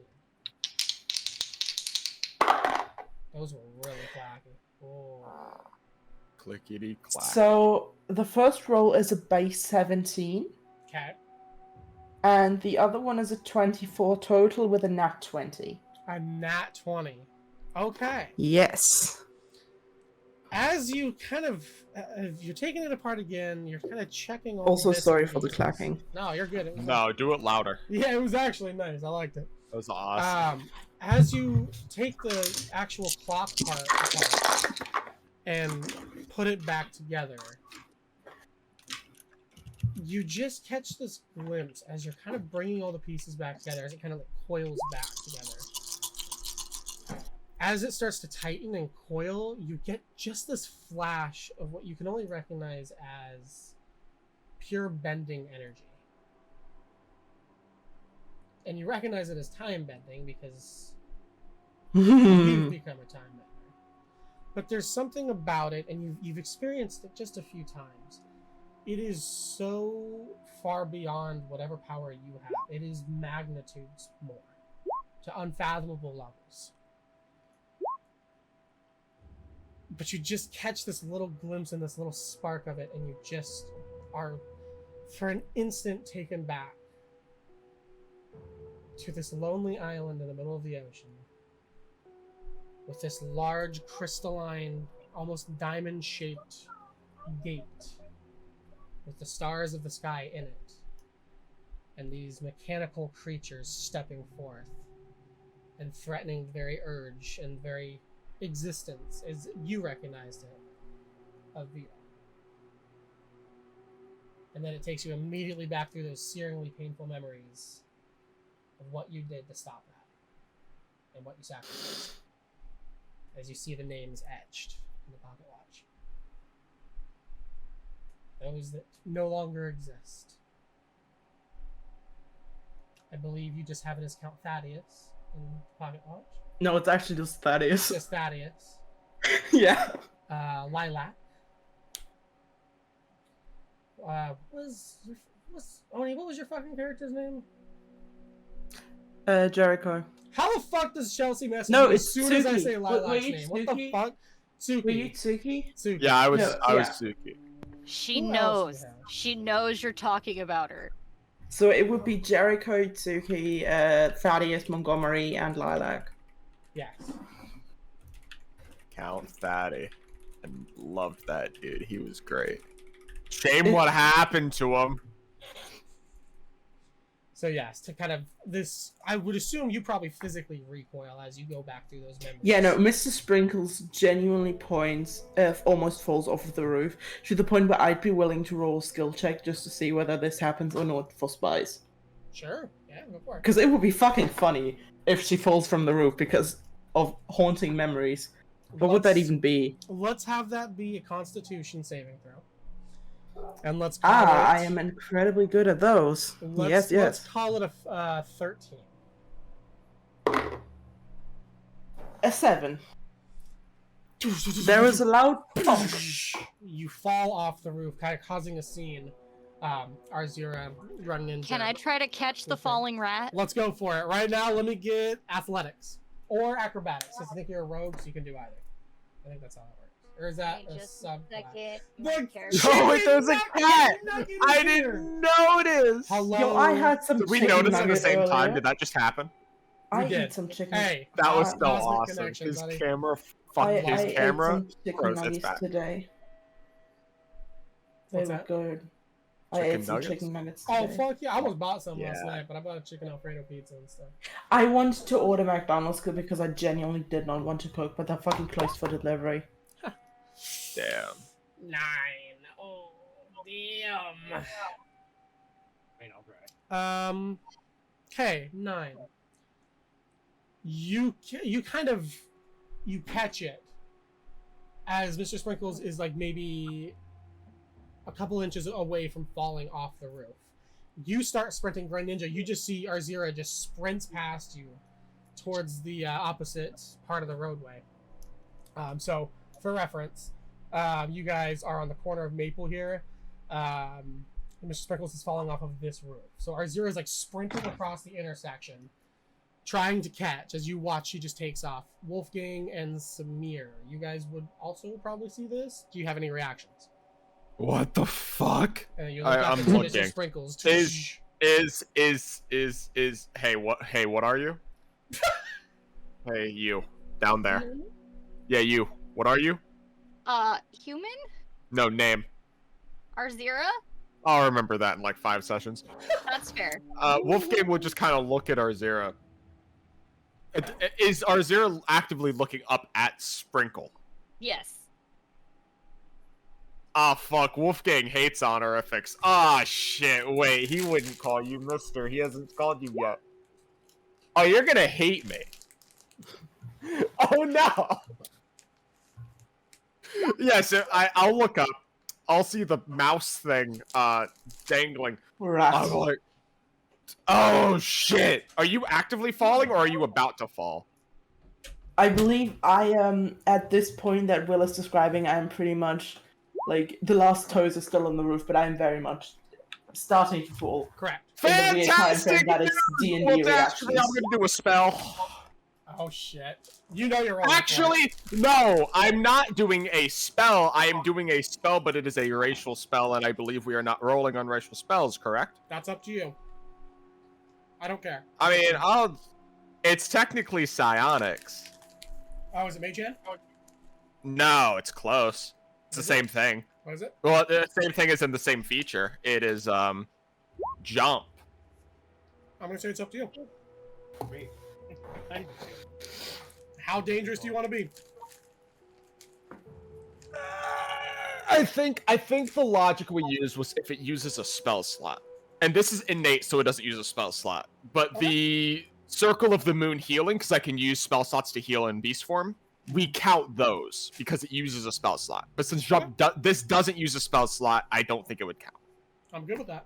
I want it to, but I want it to like be consistent. Okay. Yeah, and I get it when it finishes with long rest. So I'm gonna jump up. You see Wolfgang just he's like hitting his head. He just kind of jumps like vertical jumps, like he's about to dunk. Bro, can you please chill? Please. Okay. Aww. I'll say don't. roll me athletics to see how well you land this jump. Oh, you already know my athletics, bro. That plus figgity fat 0. Oh my god, The it's die like fell. 1 sec. I dare you to do it now, Tony. I dare you right now. Fucking do it. You won't, pussy. You won't. It will. What's up? It wasn't that. But it wasn't dirty? It wasn't a 20. What was? Oh no! Oh, That's no. a not 1 plus 0. Tony, bro, you didn't get your not one out the way. Busted his ass. Psionics. He goes boom boom. So as you hit your head, oddly enough, that's how you've learned to use your psionics. Specifically, only jump. Yeah, you just boom boom, and it's like your head. You just describe it as head gets wavy, and then you just cast jump, but you don't realize you do that. There's just like a voice in your head that's like, and it's jump. And then you load up. You ready to go? Last second. Is that a frog? You jump and just fucking careen into the side of the building. Ow, shit. Ow, fuck. Ow.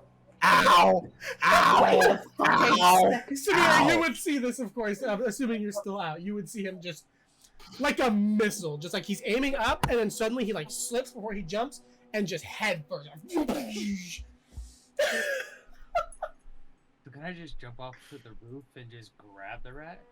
Did you notice the rat? Or are you more worried about the orc that just jumped into the side of the building? I mean, generally speaking, I believe Grognak By the did way, notice jumped a Mr. really Sprinkles. far distance. That's a weird amount of space to jump. Like he went Um, fucking far. Can I make my way over to him and cure wounds? Yeah, is he just? Are you striding over? Are you running? How are you getting over to him? How urgently? I'd say semi-urgent. Okay, just kind of It's like. like So Mr. Sprinkles is going to brisk splat walk. before you make it A there. brisk, fast I'm walk, getting you know? It's a little fast. a brisk fat walk. You know, a brisk fast walk. Yeah, I like it. I'm with it. And he just puts his hand on his back and says, Abracadabra. As he's just writhing there, ow, ow, just holding his head, just ah. "You'll be all right." I'm gonna say Arzira, that Yeah, distraction sure. Ow, fuck. is what causes you to look and then stumble forward as you catch on the sidewalk. Go face first into the sidewalk. Mr. Sprinkles, you just slam into the ground. All of you take 1 point of damage, except Samir. You don't take one. Fuck. All 3 of you take fucking 1 point of damage. And now everyone is looking at all of you. Grung Ninja, what are you doing in this moment? So before the rat guy hits the ground, can I use water bending to cushion it? If you get into range, yes. I will say... Yeah, I'll say you sprint forward and then do that. Go ahead and roll me a water bending check. And I'm going to give you a 13. Did I give you a 13 or a 12, Maggie, for your... You remember? For mine? Yeah. I don't remember. I don't remember. We're gonna call it a 12. A 19. Okay. You'll still take a point of damage, I'll say, Mr. Sprinkles, but your most important faculties are shielded as Rogue Ninja. How do you basically protect the head? How do you do that? How do you use your water bending to do that? So I see the puddle on the ground from the rain from the night before. Sure, yeah. Just a couple minutes ago, honestly, it just disappeared. So I tap my feet on the ground and I start vibrating the water to where it just makes a cushion for when the lands. Mhm. So it doesn't like stop them from falling, but just softens the blow. Yeah, so you just kind of impact into this kind of vibrating, like the droplets going up and kind of staying and rotating. Yeah. The upper part of your body is cushioned, does not take the brunt of the blow. No broken neck. Yes, tailbone probably really fucking hurts now, though. Don't worry, I have rats who can spit on You me. basically went puddles here, your head got caught here, and stopped. Your body just still full momentum, just went boom, onto the ground. First thing, immediately checks the pocket. Doesn't care about anything else. Pocket watch is fine. Still pointing towards the HQ. Second thing, also, after that, quick glance at the watch, looks fine, okay, where the fuck is my rat friend? Friend... frantically looking around. You'll love to see it. Let's go ahead and get our first high or low call of this. What's high or low? Low, always. Okay. I have been told by Oni. It's a good call. Good call to make. I swear to Nothing God, bad to happen to me. if friend dies in session 0.5 because I landed on him. Patting, looking. You can't find him.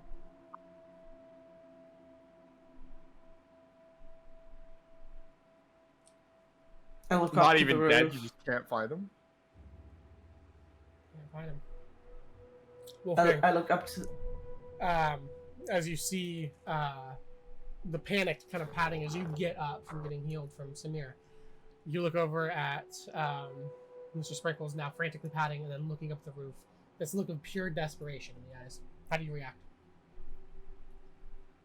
You good?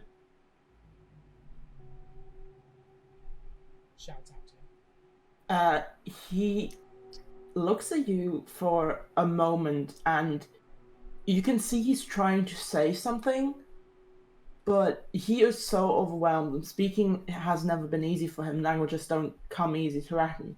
In that moment, it is just so much that even though Mr. Sprinkles tries, there is nothing coming out. It's literally just that. And then just like aggressively pats their shoulder, like trying to gesture what she's looking for. Can I roll investigation? Absolutely. Anybody who'd like to look around, perception or investigation, depending on how involved. It's time, y'all. Am I included in this as well? I'm gonna say yes, but I'm gonna put you at disadvantage because you are in a panic. Is that fair? I'm gonna go ahead and say I'm gonna set this to a 15. So Greninja rolled an 18 for perception. Okay, 1 success. Mr. Sprinkles rolled an 8 for investigation. Oh God, what was the DC? 15. On perception or that's a Either 2. way. It doesn't matter what Perception it is. or Well, investigation. it's a 2. It doesn't matter. Red has a question. What's up? 16, nigga. Okay. Arzira, were you looking? Yeah, I rolled a 12. Oh, 12. Oh, I got you. Okay. Okay, so that's 2 successes. That's Grog Ninja and Samir. Looking around, you can see there is now bits and pieces of the tile on the roof that have come down. It's still kind of raining down a little bit. Looking around, you're not really sure what you're looking for, but you're looking. Why not? Actually, Samir, you would know because you were introduced to Friend, I believe. Yes, very aggressive. Run Ninja, you're not sure what you're looking for, but you're just looking around. Samir, I'm gonna give you the edge because you do know what you're looking for. You recognize Friend is missing. You begin looking around. You do not see Friend anywhere. Run Ninja does not see Friend anywhere. I want to specifically check the place where I landed again, just to make sure I didn't actually land on Friend. Okay, I'm gonna say go ahead and roll me perception or investigation, depending on if you're actively searching with your hands and stuff too. Or... Investigation, that is a 16. 16 or 19, sorry? 16. 16, okay.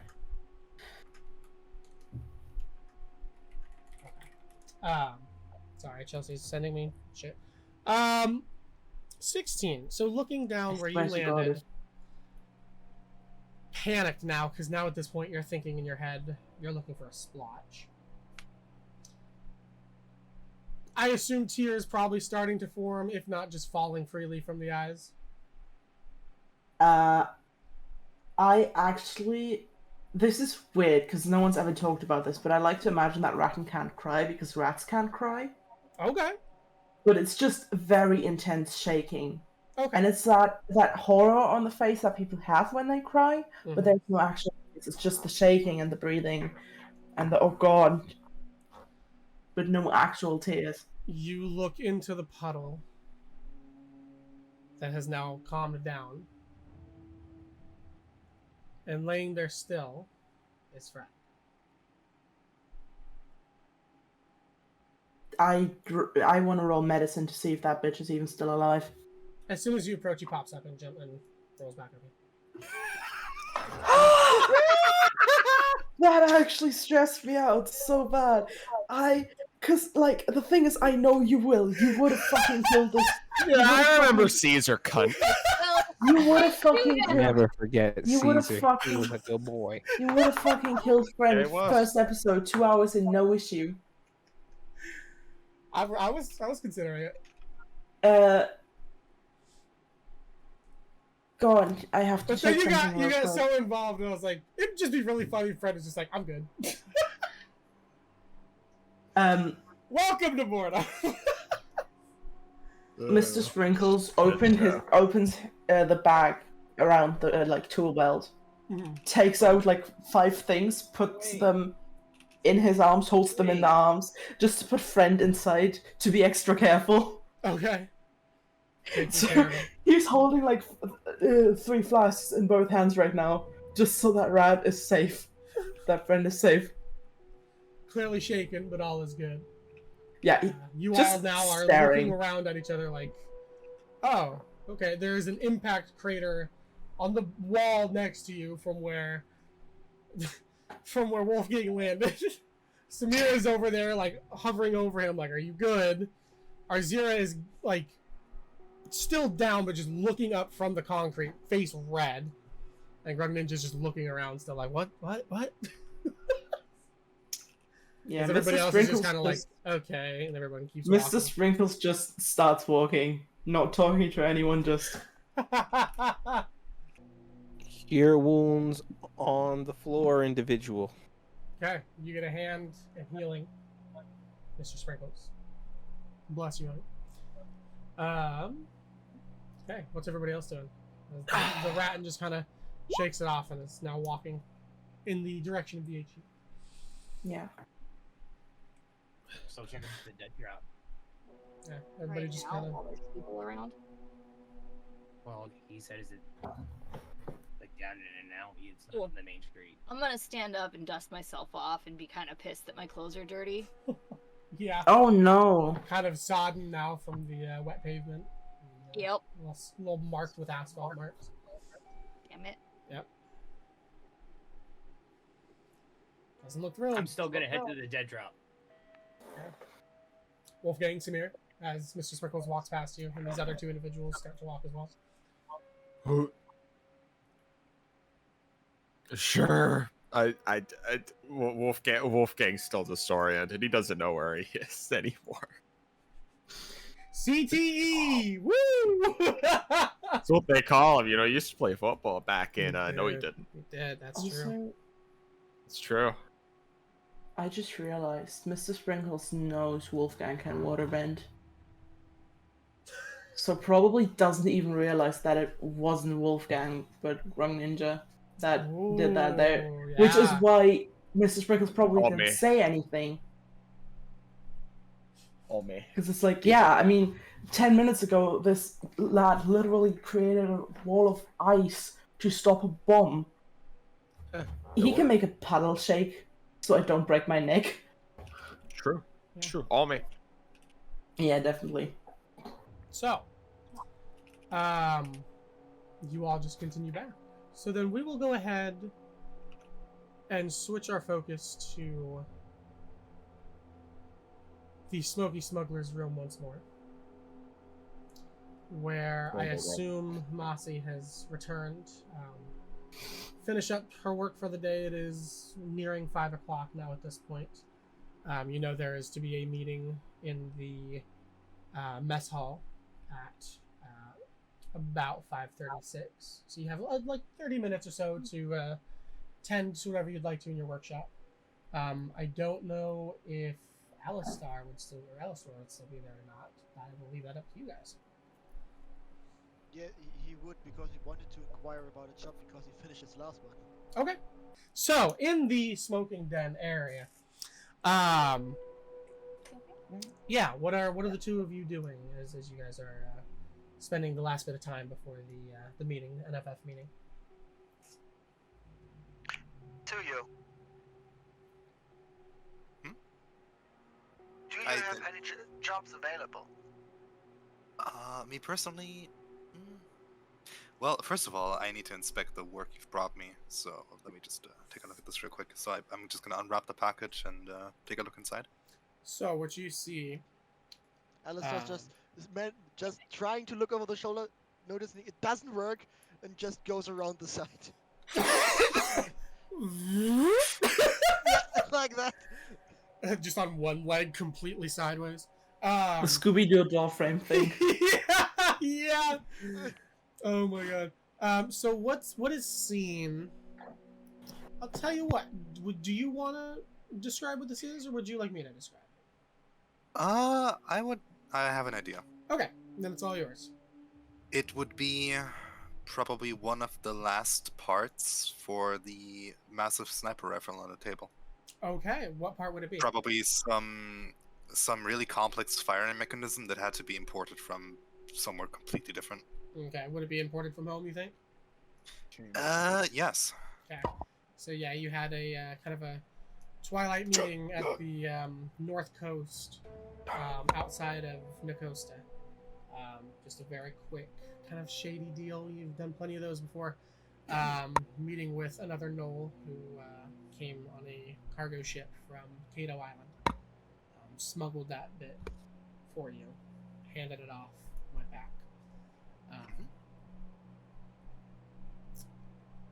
So yeah, how or where it got to from there, you weren't entirely sure because you were ambushed. You lost it. So now I would assume at this point, as you are looking at it, you're mostly looking at it to ensure no damage was done. It's still in the right shape it needs to be, inspecting it. So go ahead and roll me investigation. As you have not seen this thing for a while. What's up? Do I also notice that it's not basically from Randell, so it's imported? I would say roll me an insight check. I'll give you a 12 on this. So that what I did was basically smuggling? No! No, this is completely legal. It's fine. I'm pretty sure you have one of these in you somewhere. Funny, I In think your I head, have, actually, maybe. Funny, I think I have this exact piece in or on me somewhere. Bro, that's my voice box. Honestly, yeah, maybe. Those weird head guns of yours. Well, it's just a normal gun fitted to fit inside my head container. Yeah, there's nothing weird about it. And nothing weird about that. That's completely fine.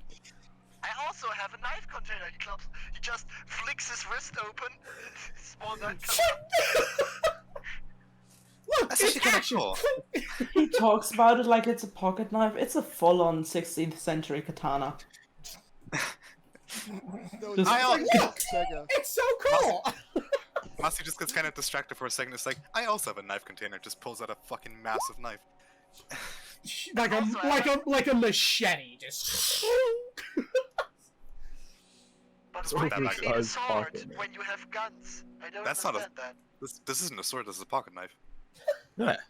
But why do you need a pocket knife if you have a gun? I like carving. You can't carve with a gun. I mean, you can. It's just very difficult. It's also very ineffective in a gunfight. All of this being said by this 8-foot-tall hyena Knoll, wearing what is Masi wearing?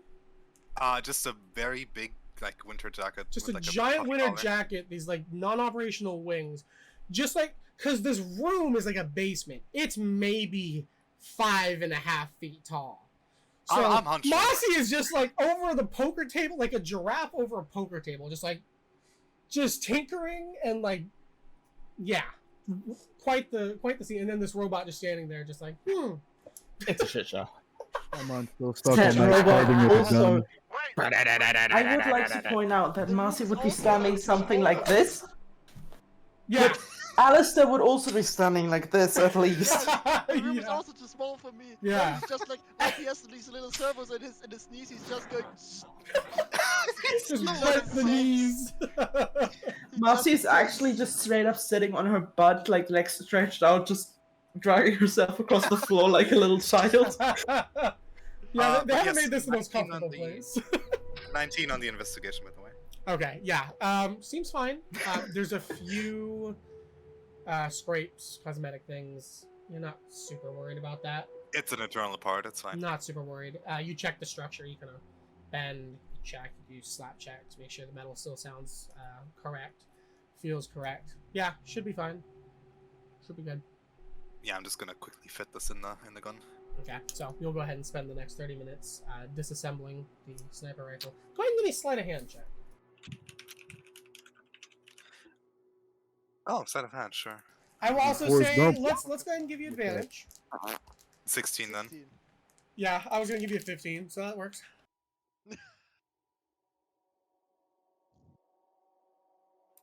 It's been a Oh while my God, since wait, you disassembled it, so you're a little clunky with it to start with, but once you get back in the groove, you're like, okay, yeah, pulling it.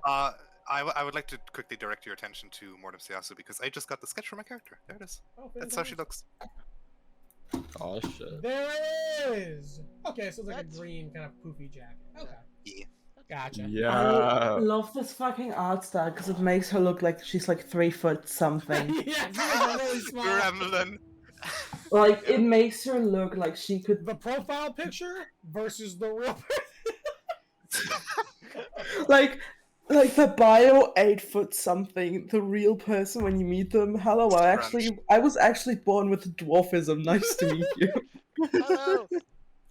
Little did you know, gnolls were massive.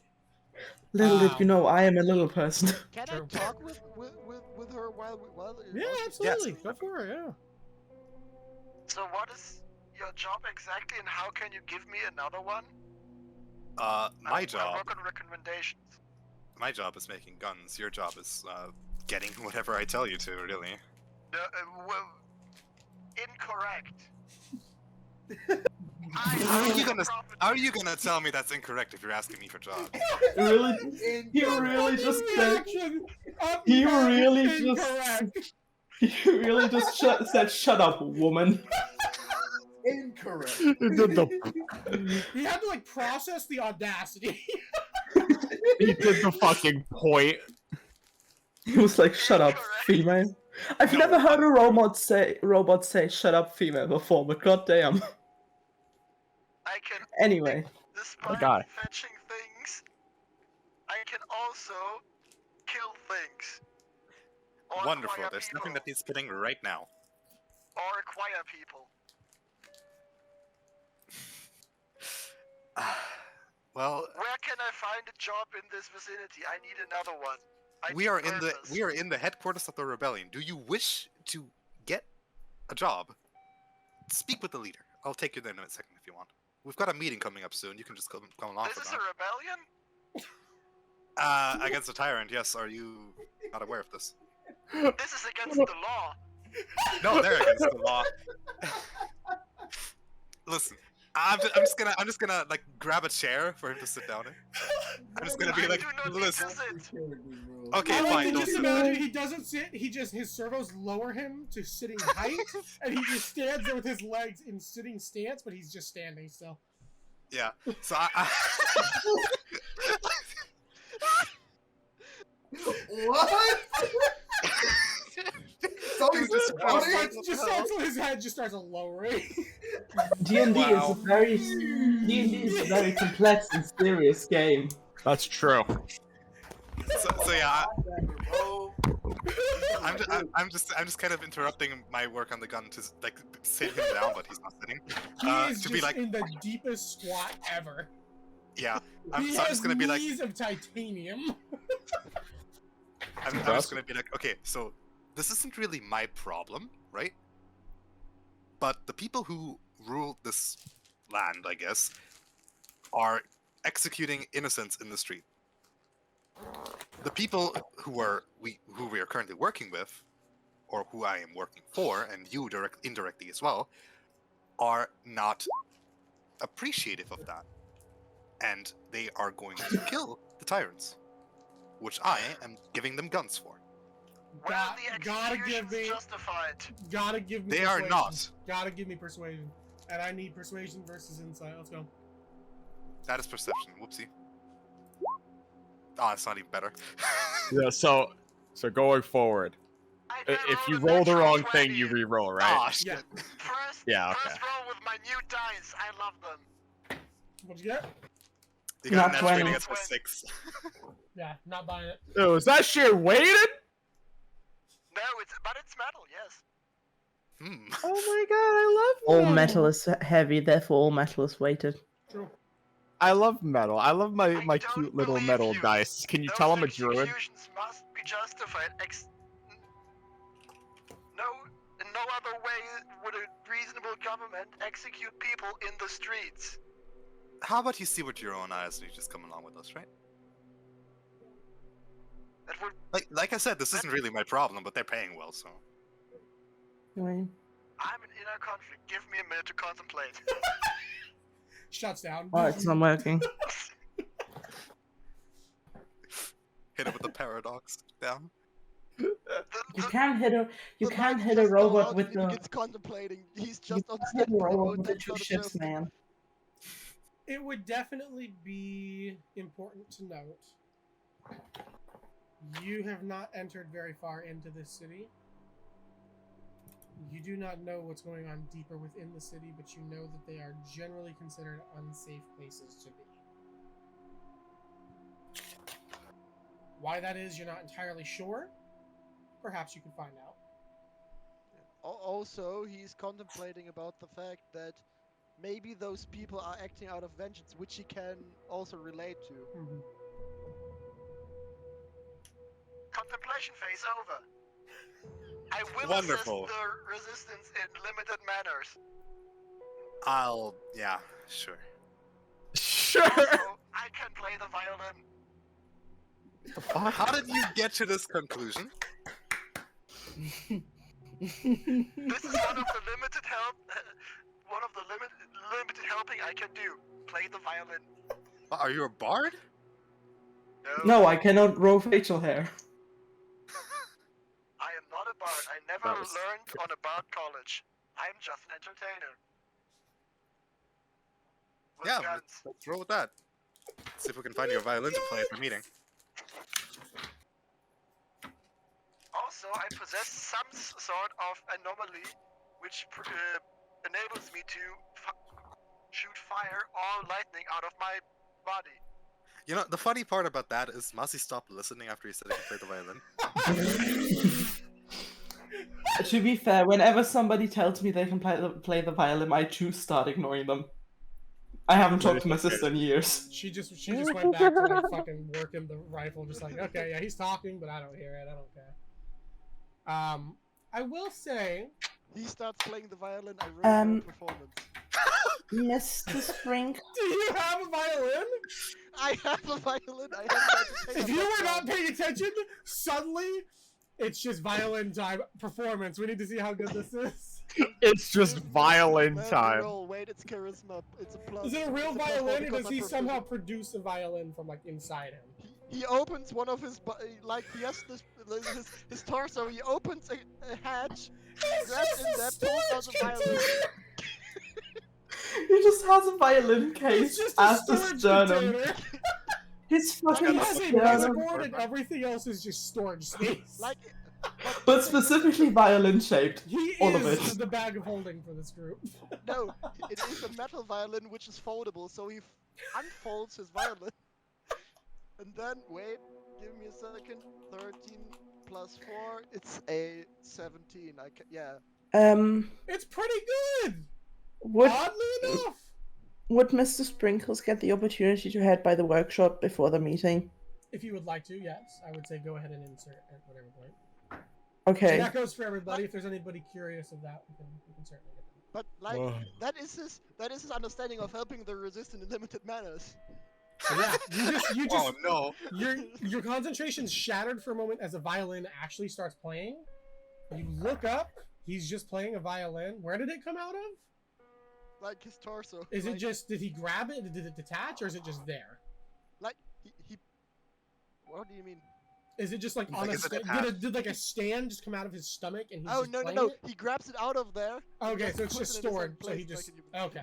He just like a jukebox opens it, comes out and Just starts pops playing open the side, pulls out a violin, unfolds it, starts playing. You're just like, what the fuck? And you're like, it's pretty good. Go back. The violin playing is briefly interrupted by the door being slammed open. Door opens. Tiny rat.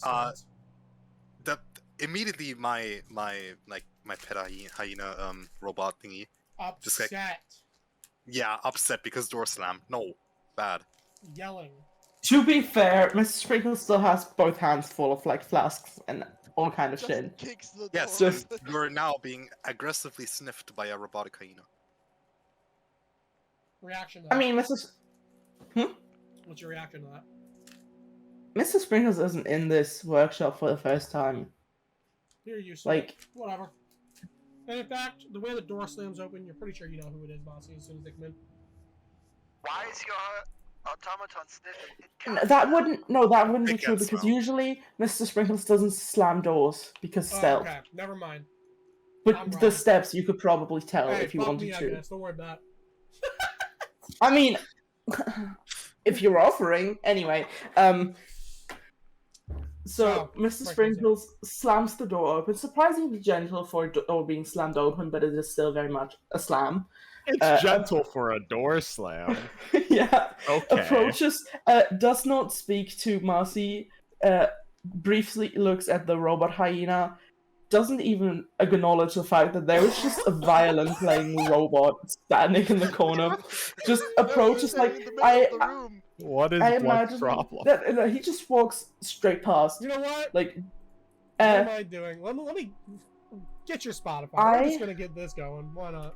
I imagine that Marcy has like some sort of like front desk or something where she could do like the official business through if someone else would be coming by.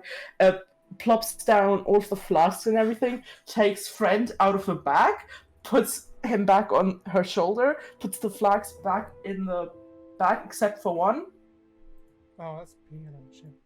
and then finally turns to Marcy. Tall wolf lady. I am offended by you calling me a wolf, mouse. Why? Because There's I'm gonna not. be so much racism. Why offended?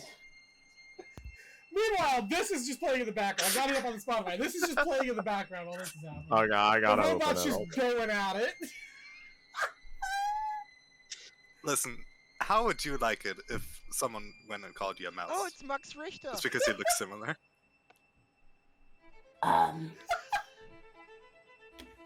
But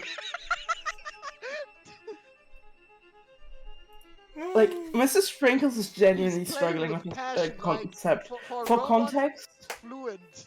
I want to make it very clear, Mrs. Sprinkles is not calling you a wolf lady because he is in any way, shape, or form racist. It's because he cannot. What He is does. a He knoll does to not Mr. know. Sprinkles? Like, he does not know the concept of a hyena. That's the concept of a hyena-based humanoid. Understandable. So, Mrs. Sprinkles, like, I know, Marcy probably wouldn't know that, but just so you know where that is coming from, Mrs. Sprinkles, like, but mouse small and short tail. you wolf, no? Wolf also generally smaller and longer tail. Then what? I'm a gnoll. That is different. We're not from here. Takes out the scroll, looks if she's ever read anything about this, takes about 3 seconds to read the entire scroll, it's like, no, puts it back. Here, boom juice. Boom juice? You said I bring boom juice, you give gun. So I'm gonna inspect what the hell a boom juice is. Okay, Just- yeah. Have I seen this before? It's essentially an explosive that Mr. Spring tinkered together himself. It's basically a splash potion of boom. Oh, A wonderful. splash up. potion of boom! You have been gifted a potion of harming, level 2. No, that's at least level 3, my man. Like, When this liquid reacts, it blows up! That sounds pretty awful, actually. yeah, We're making it's probably something that's like very reactive to oxygen. It is like burning liquid that just sticks and sears into them. Oh. Ah, maybe. Mrs. Sprinkles is like, Sorry, you I just I fell also off want a roof carrying this? Oh no. Not just Listen, we this. were worried about Friend, okay? If that happened, we wouldn't I even have talk about it. We're good. I have several rats filled with poison. Several mechanical rats filled with poison that What? they can refabricate themselves. Damn. Okay. he is So, going yeah. crazy right now. Wait, are you an artificer? Yes. Wait, Coop, you're also an artificer, right? Yes. Yeah, we have Okay, I two don't need to artists. multi-class into artificer. Yeah, also. nothing bad's gonna happen. Don't worry about it. It's fine. No, Anyway, I need to multi-class into that. Okay, I With our don't. Mr. combined Sprinkles? powers, we will rival Oppenheimer. Oh no. I will case the bomb. So Mr. Sprinkles holds out the bomb juice. The boom juice, sorry. You said me get gun if I give boom juice. Sure. Take your pick. Like that. Points at the sniper. Is that the only? Is that the? Massive sniper rifle. How long is Is it? that- Like 5 feet? Like it's huge. It goes Question. about to my shoulders. Is that the only sniper she has hanging in the store? Beretta 50 cal on steroids. Jesus. Yeah, it is a massive fucking sniper, but there is a smaller hunting rifle type rifle on the wall. It looks more like decoration, but it works. Yeah, Mrs. Sprinkles probably points at the massive one first, and then's like, Or that. I want long distance match boom. Yes. Masi just sighs like, that one isn't finished yet. And no offense. It's also I don't taller than think you. You can carry that. You can have this one though. So she just takes it down from the wall and hands it to the small rat. Fantastic. I will add that to Mr. your Sprinkles, inventory. I will add that to your inventory. Okay, I think Mr. Sprinkles would take a look at it. He's probably not as proficient in like gun knowledge as Marcy is, not by a long shot, but just general artificer knowledge of how mechanics work, like inspecting it. The most dramatic gun deal in the world, thanks to the robot in the background, pouring his soul into the violins right now.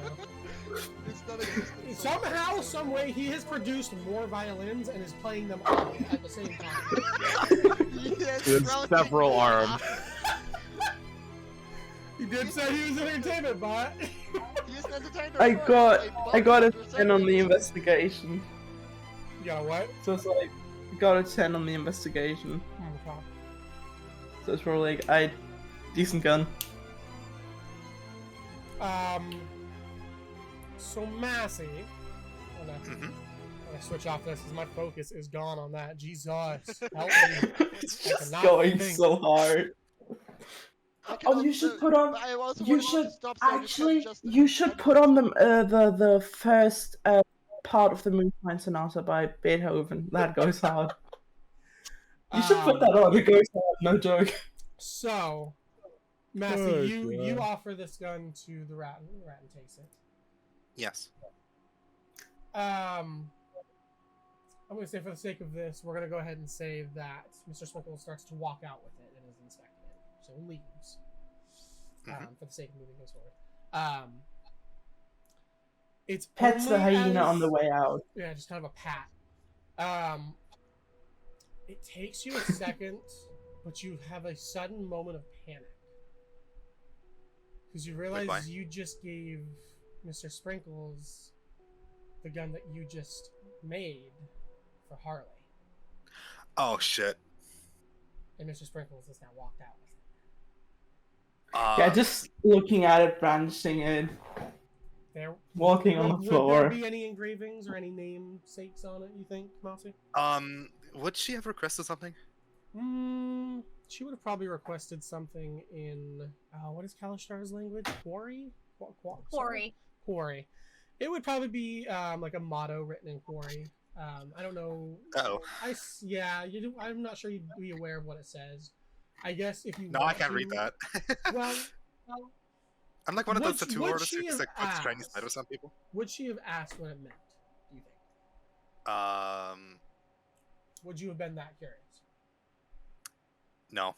Okay, so yeah, you're not sure what it is. So, Mr. Sprinkles, you just see something written in a language you don't understand. It's kind of like a coin, how the lettering's on the outside, the rim of it. And in the center of it, you see it is the drawn borders of what you've seen, probably being around here every so often, the maps that are drawn here.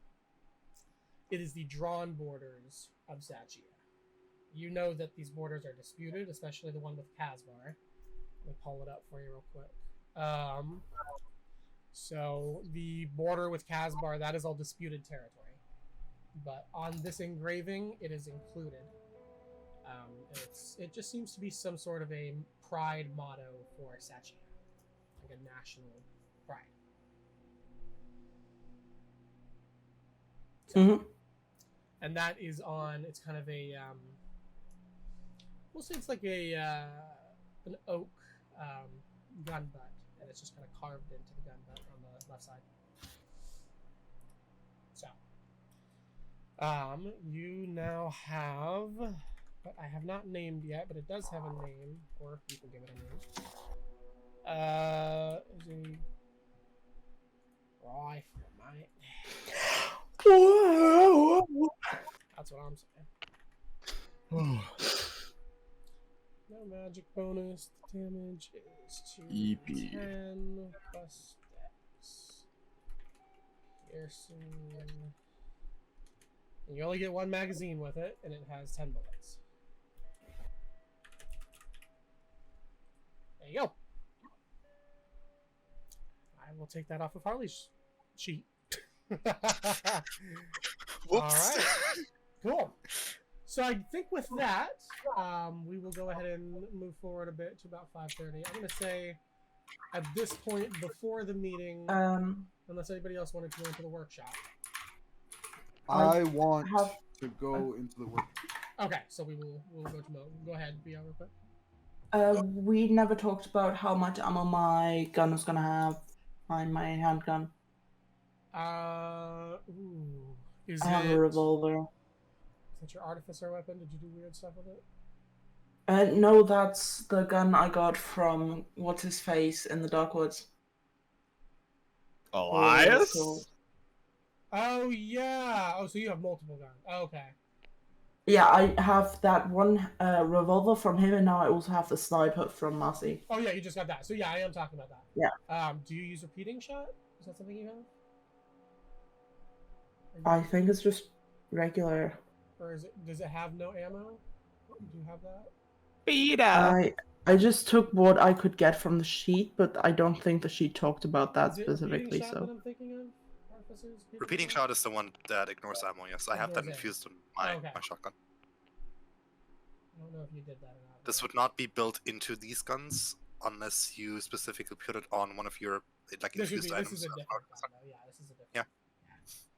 The one you just gave does operate with magnet. So I don't see repeating shots. So what kind of gun is this? Is it a revolver? Yeah. So it's gonna have 6 shots per thing. I'm gonna say you probably have 3 speed loaders full. So 3 in reserve. 3 full magazines in reserve. Okay, so 6 bullets per magazine and 3 reserve magazines. Yeah. Okay. That's what you would have been given by a certain fellow. Okay. Best friends. So then, Moken, after let's go ahead and describe your path from going up Bonsai Street shot to going to the workshop. Because the workshop is at the HQ of these rebels that you were shot. So turn on right when it hits Larch Drive through Apple Hill Way and past Cypress. Okay, so are you doing anything at this time to tend to the wound? Are you kind of I'm heavily pressuring on it. And my question to you was, did the bullet go straight through, or is it like stuck? Okay, cool. So you have an entry and an exit wound, and kind of like here on your shoulder, kind of almost by the armpit. Okay, I'm gonna say go ahead and roll me a medicine check to see how well you wrap and stabilize. Yes. You want to? Come on, bud. I rolled a 1. Damn it. Okay. A 1. Yeah, you're able to stop the bleeding, but that's about all you're able to accomplish. Okay. That's cool. That's good. Yeah, but you're not in immediate danger. You just hurt. So then you'll stumble over to the workshop. You know, kind of like a back entryway to get to the workshop. Okay. It is this little dipped down alleyway that goes kind of around. So we have dual perspectives now here. We have Moken heading down this alleyway. Grung Ninja and Arzira, you are coming down the other way. You guys are going to eventually collide. Let's go to Arzira and Grung Ninja. What's going on as you guys enter into this alleyway to the dead drop? So of course the Grung Ninja's gonna make sure we're not being followed. Okay. He's gonna wait for 3 minutes, just let the travelers pass by, and then he's gonna go access the dead drop. Okay. And that's before he sees the Moken running down the other way. Yeah, so you guys are, what's happening at this point, so Moken's here, where you guys are kind of going towards the corner point of the buildings. So Moken's on this side going, you guys are on the other side, you guys will meet at the dead drop. All right. Yeah, so that's what we're looking at. You guys will likely hit the dead drop at the same time. Okay, some attention to detail for when you guys do see me. I am kind of stumbling, as you guys noticed. I'm like kind of holding in my chest. I'm I'm not giving any sort of like eye contact whatsoever. I'm kind of looking at the floor, trying to remain focused on pretty much trying to stop the blood even more because there's 2 exit points. I stopped it in the front, but in the back there's still a bit some leakage. He looks rough. And actually, we'll say, as you guys kind of reach the corner area, you can see the dead drop mailbox just sitting off. You can hear now kind of the shuffling feet of Moken. As you guys, how would you react to hearing like footsteps? So right before I access the dead drop, I'll stop, and like I'll just like I'm gonna jump up on the roof. Okay. Like just use my standing jump and just jump on top of the roof, and just watch as he passes by. Okay. How far is your standing jump? So it's 25 feet. Okay. And this is a standing jump. Okay, yeah. I am gonna say roll me athletics just to see how well you land it.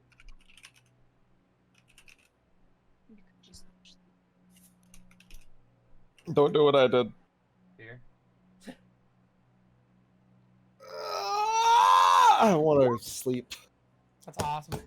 19. Okay, yeah. So you kind of like stick up to the wall and so yeah. What's our Zero doing?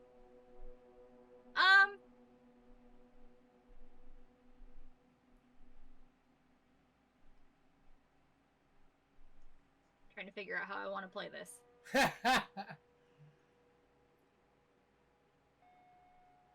Kind of gonna duck into the shadows just before he sees me. Okay. And observe a little closer, and then maybe step out and help, depending on how bad he looks. Okay. Roll me a stealth check, and I'm gonna say, Moken, go ahead and roll me perception.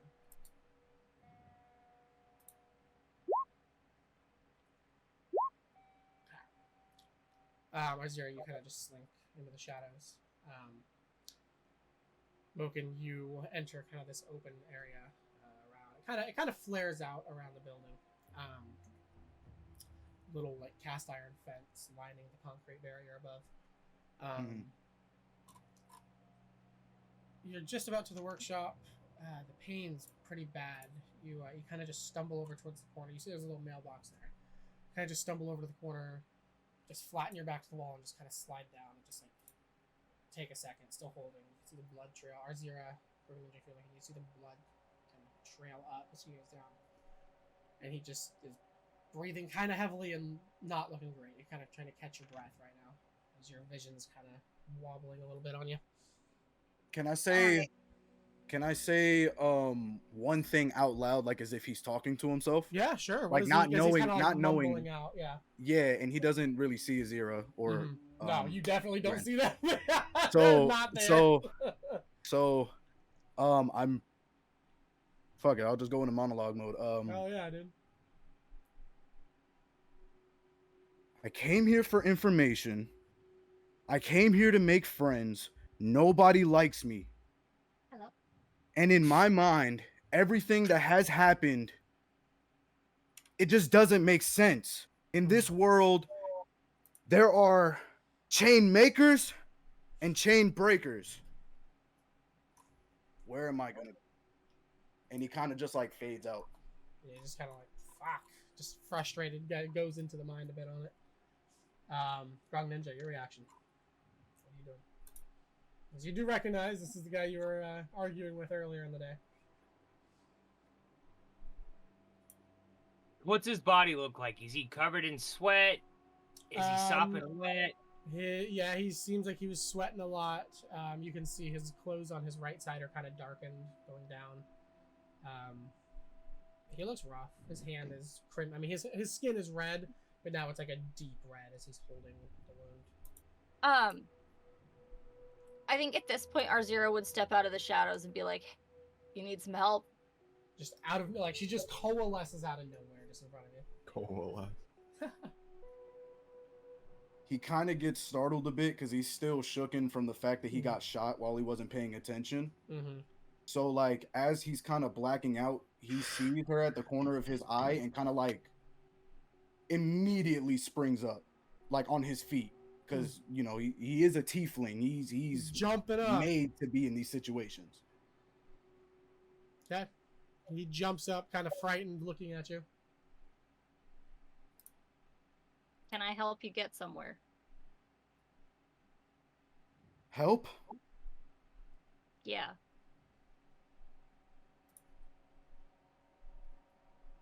I've been through the ringer in this world. You're offering me something that's not logical in my mindset. Why? Why are you offering to help me? He's kind of flinching back away from you a little bit. People shouldn't be treated like shit.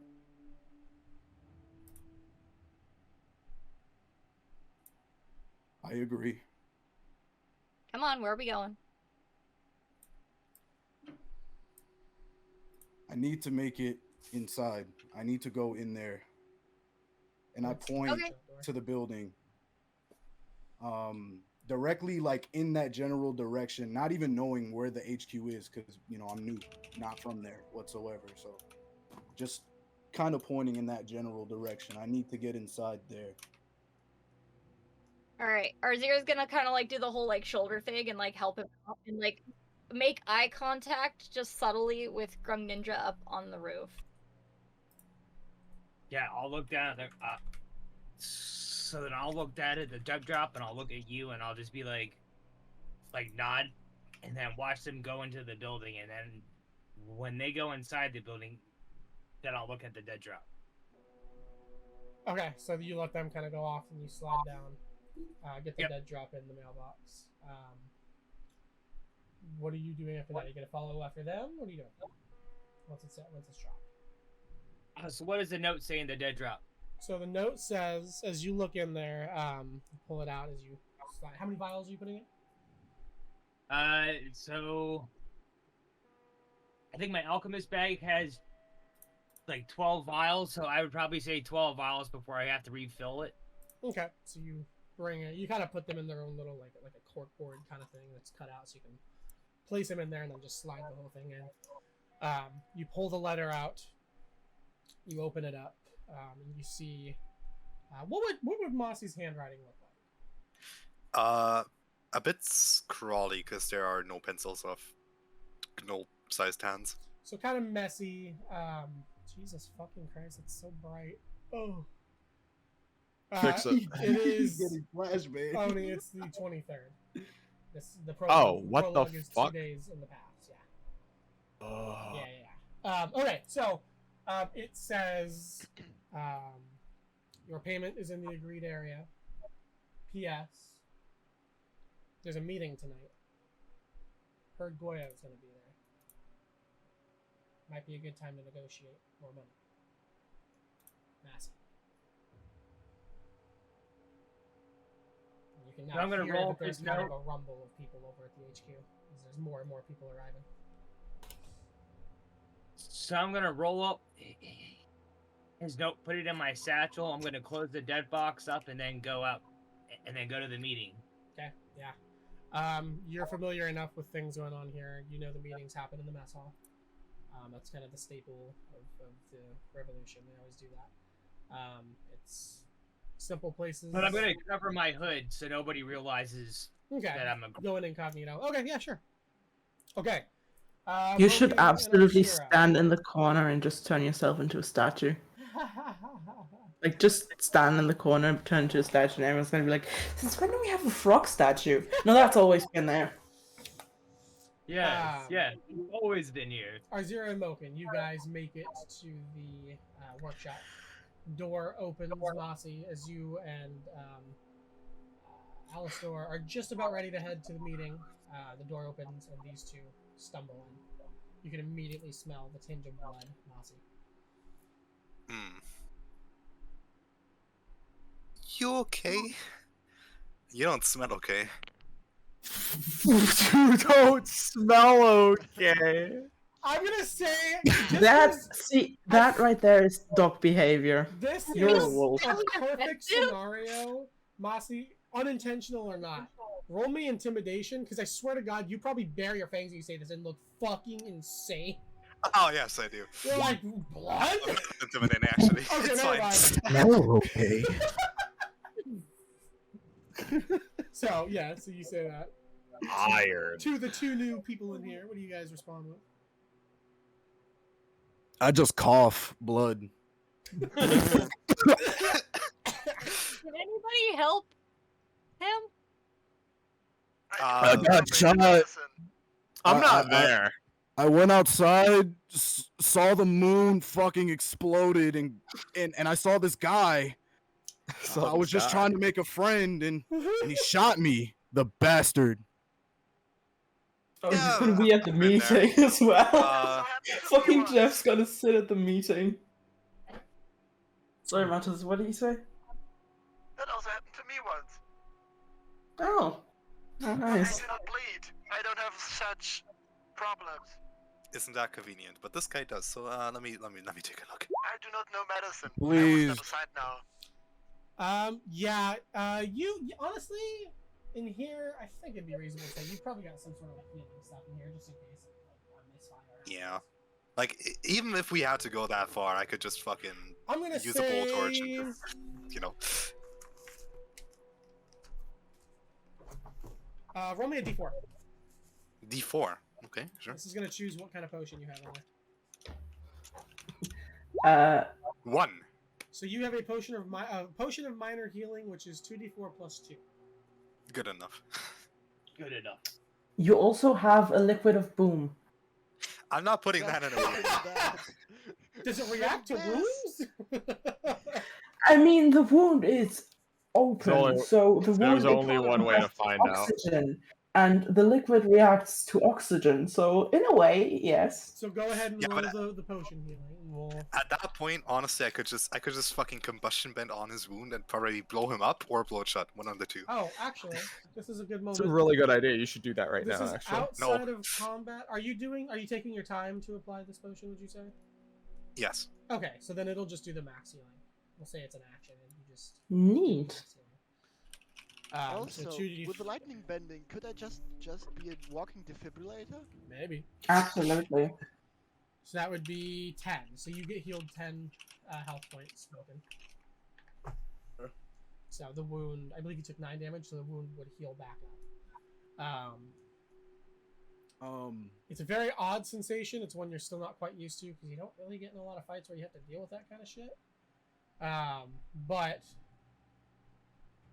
it's painful but soothing at the same time as the wound closes. It hurts, but it's also like, it's feeling better. It's like chilly. Kind of. It's like icy hot. That's a fair way to put it. It's like icy hot.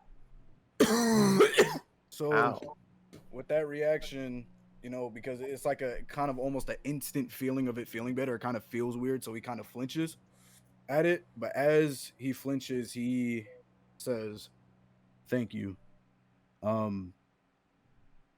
I don't know how I can ever repay you. I thought I was going to lose my life, and all the Wait, hold on.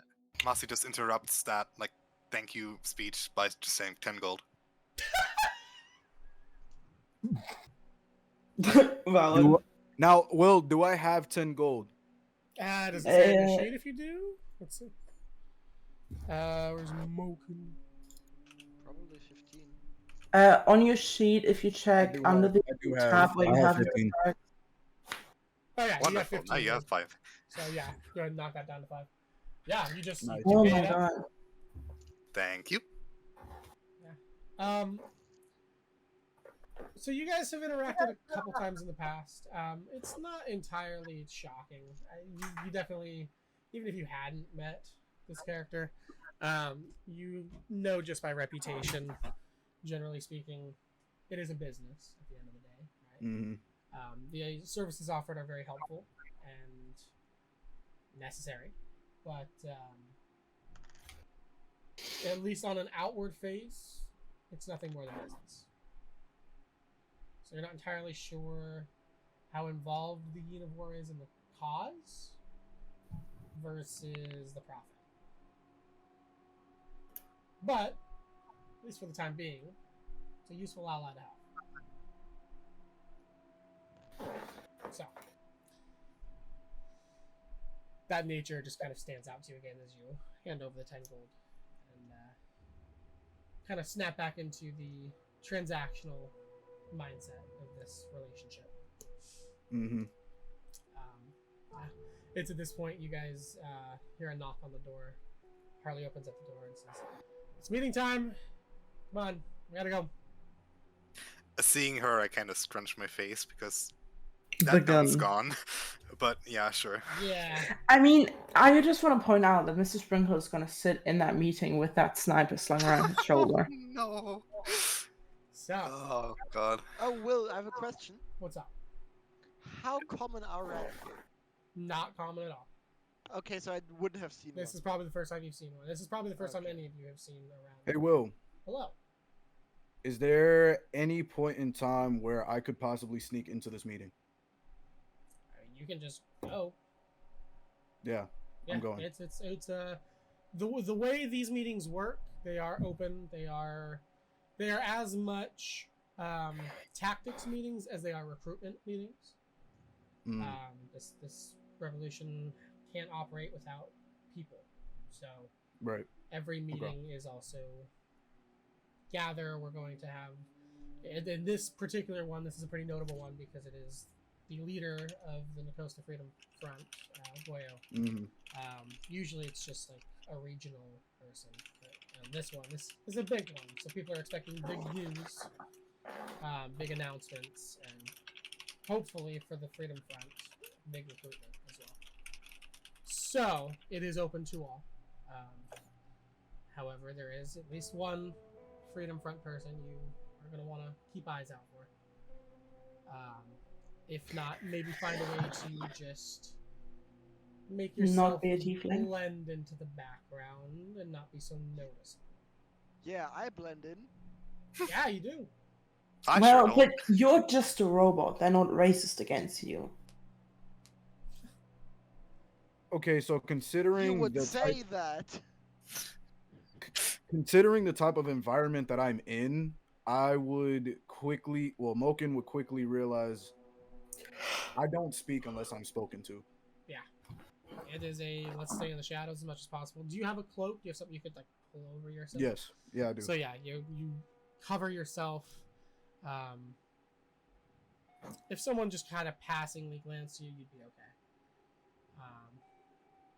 We have a person. Hello. It's another My human. mother! Hello. Welcome to the party. We're doing very illegal. Goodbye. Yes. Oh no. Wait, this So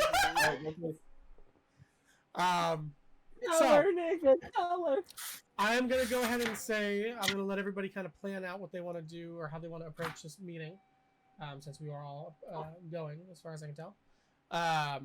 We're gonna take a break. Everybody can plan. On the way to the meeting hall, at some point, Wolfgang, you will feel kind of another little gust of wind, and as you kind of look around, Samir disappears. Yeah, that's fair. Not to be found. You assume.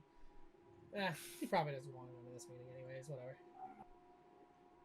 What do you mean? He's here the whole time. Wow. But only in Maybe he went spirit. ahead of you. Who knows? Damn. At any rate, you guys all head to the meeting. I'm sorry. Arriving in various capacities, I suppose we'll go through what those are. So, who is going in a group?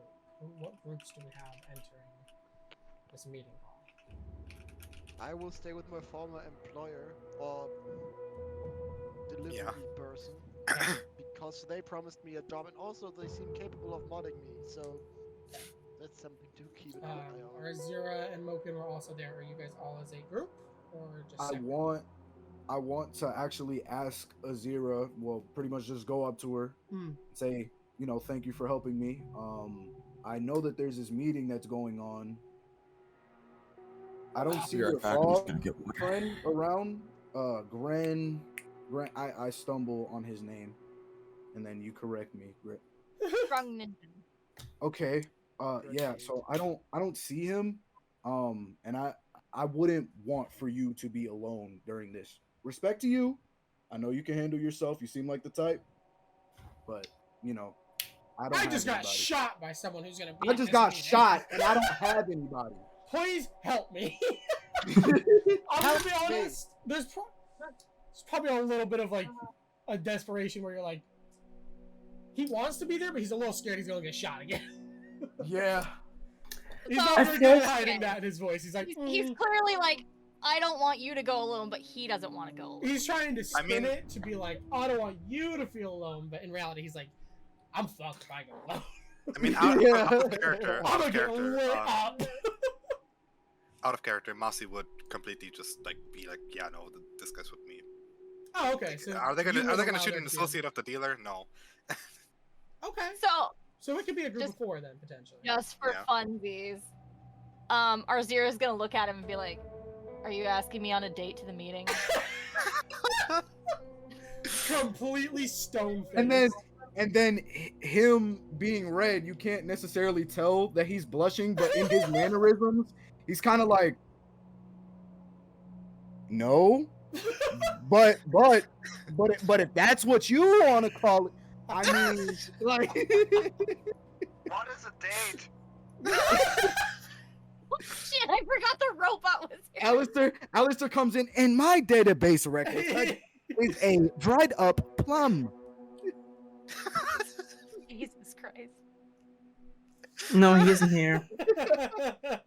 I'm sure No, he that doesn't. he Just will meet at the meeting. Yeah. But sure, I'll go with you and make sure that you're okay. You're going just on doesn't a understand social date. cues. That's his whole Aw. thing. He's not very social. He is 3 years old. Look, I'm- I'm 12, okay? It's not much better. Am I about to be the 12 feet tall D1 linebacker. Am I the oldest in this fucking group? How old is Mr. Sprinkles? No, I want to know how old everyone else is. No, the Oh. frog's the oldest. I'm pretty sure I'm the oldest. How old are you? 31. No, the frog isn't the frog literally like 200 years old because he got turned into a statue. Oh no, wait, what? The frog, I thought he Character-wise, got. I'm confused here. I No, character-wise. Rhett's character will probably be the oldest one. No, I think he's like 3 as well. Oh. I'm pretty sure he's pretty young. I'm talking character-wise. I'm so I'm confused. talking character-wise. How old's the Character-wise? character? Oh, she's 24. That's what they call me. I know Wolfgang's like 17. How old Smokin'? Hey, Oni, I got something funnier than 24. What you got? 25. I don't get it. It's one better. Nah, I don't get They it. call I would him. also say, with that SpongeBob group, reference. With that group of 4, Harley would also be joining you guys. So that's a group of 5. Mr. Sprinkles left the workshop before the others did. Yes.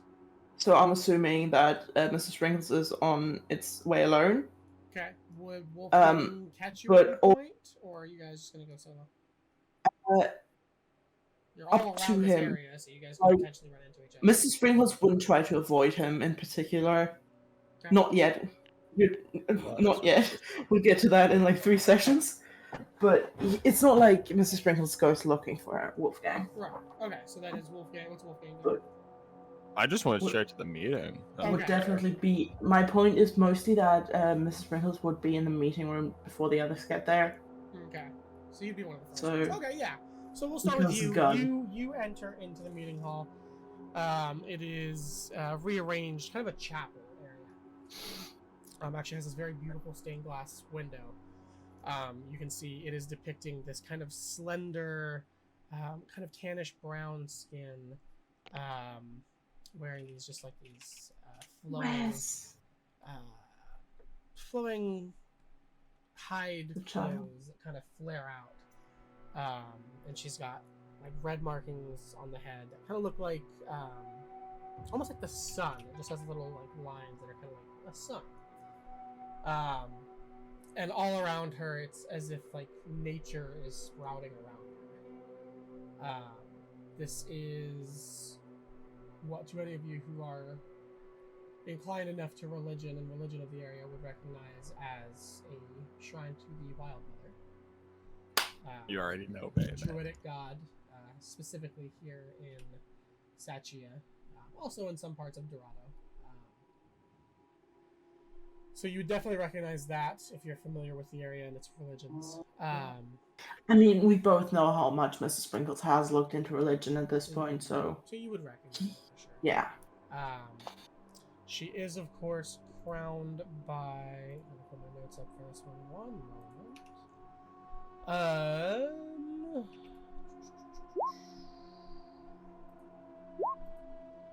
Holy shit! Whoa! I forgot there was a kid right there. Sorry. It's fine. Don't worry about it. I'm peeking. So we got... Okay, so kind of crowning above the head, we have a buffalo, a owl, and then a salmonfish and a seal. Those are recognized as the 4 seasons representations in the Wild Mothers pantheon. So the buffalo, Levi, being spring, the owl, Nori, being winter, the salmon spirit, Sutunum, being summer, and then Ravalis, the seal, is autumn. And these are just kind of like spiritual manifestations into creatures that druids usually druids will kind of lean to one of the animals, one of the seasonal animals.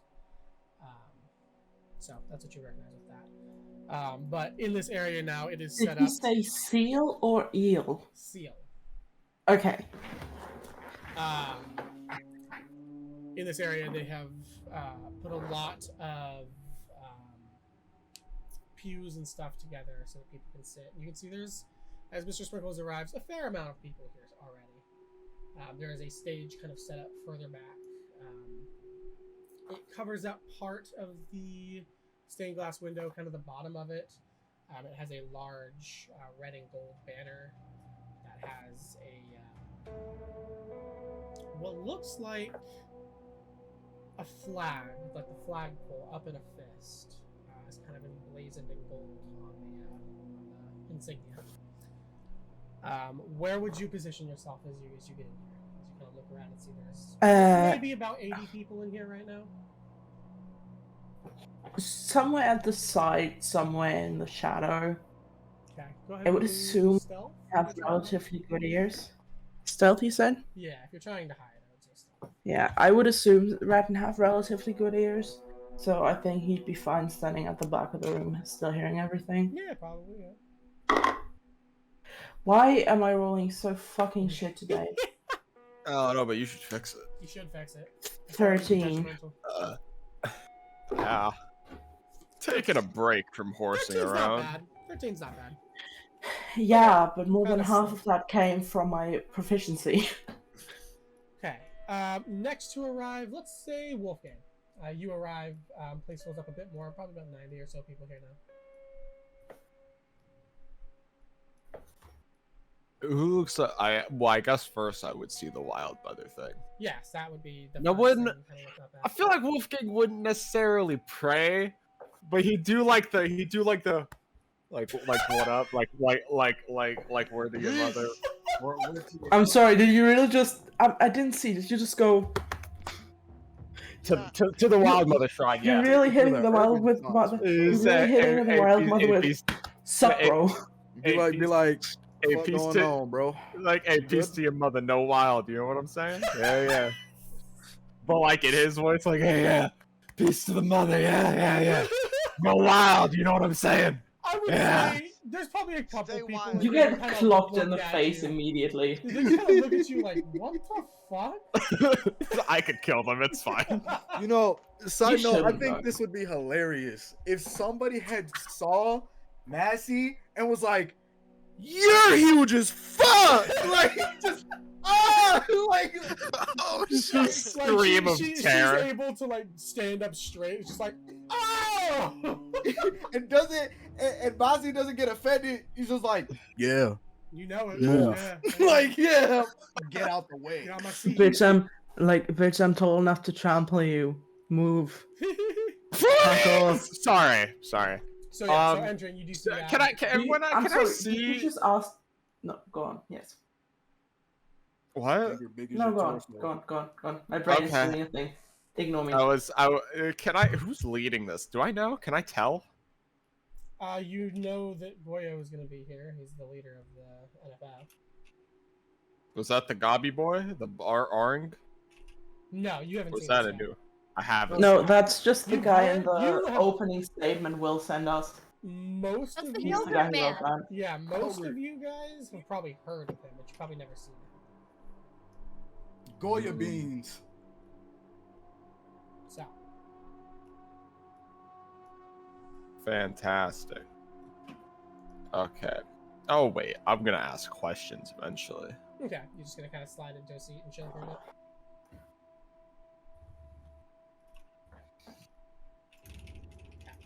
So, next to arrive will be our big conglomerate group, I guess. I assume Massey in the lead?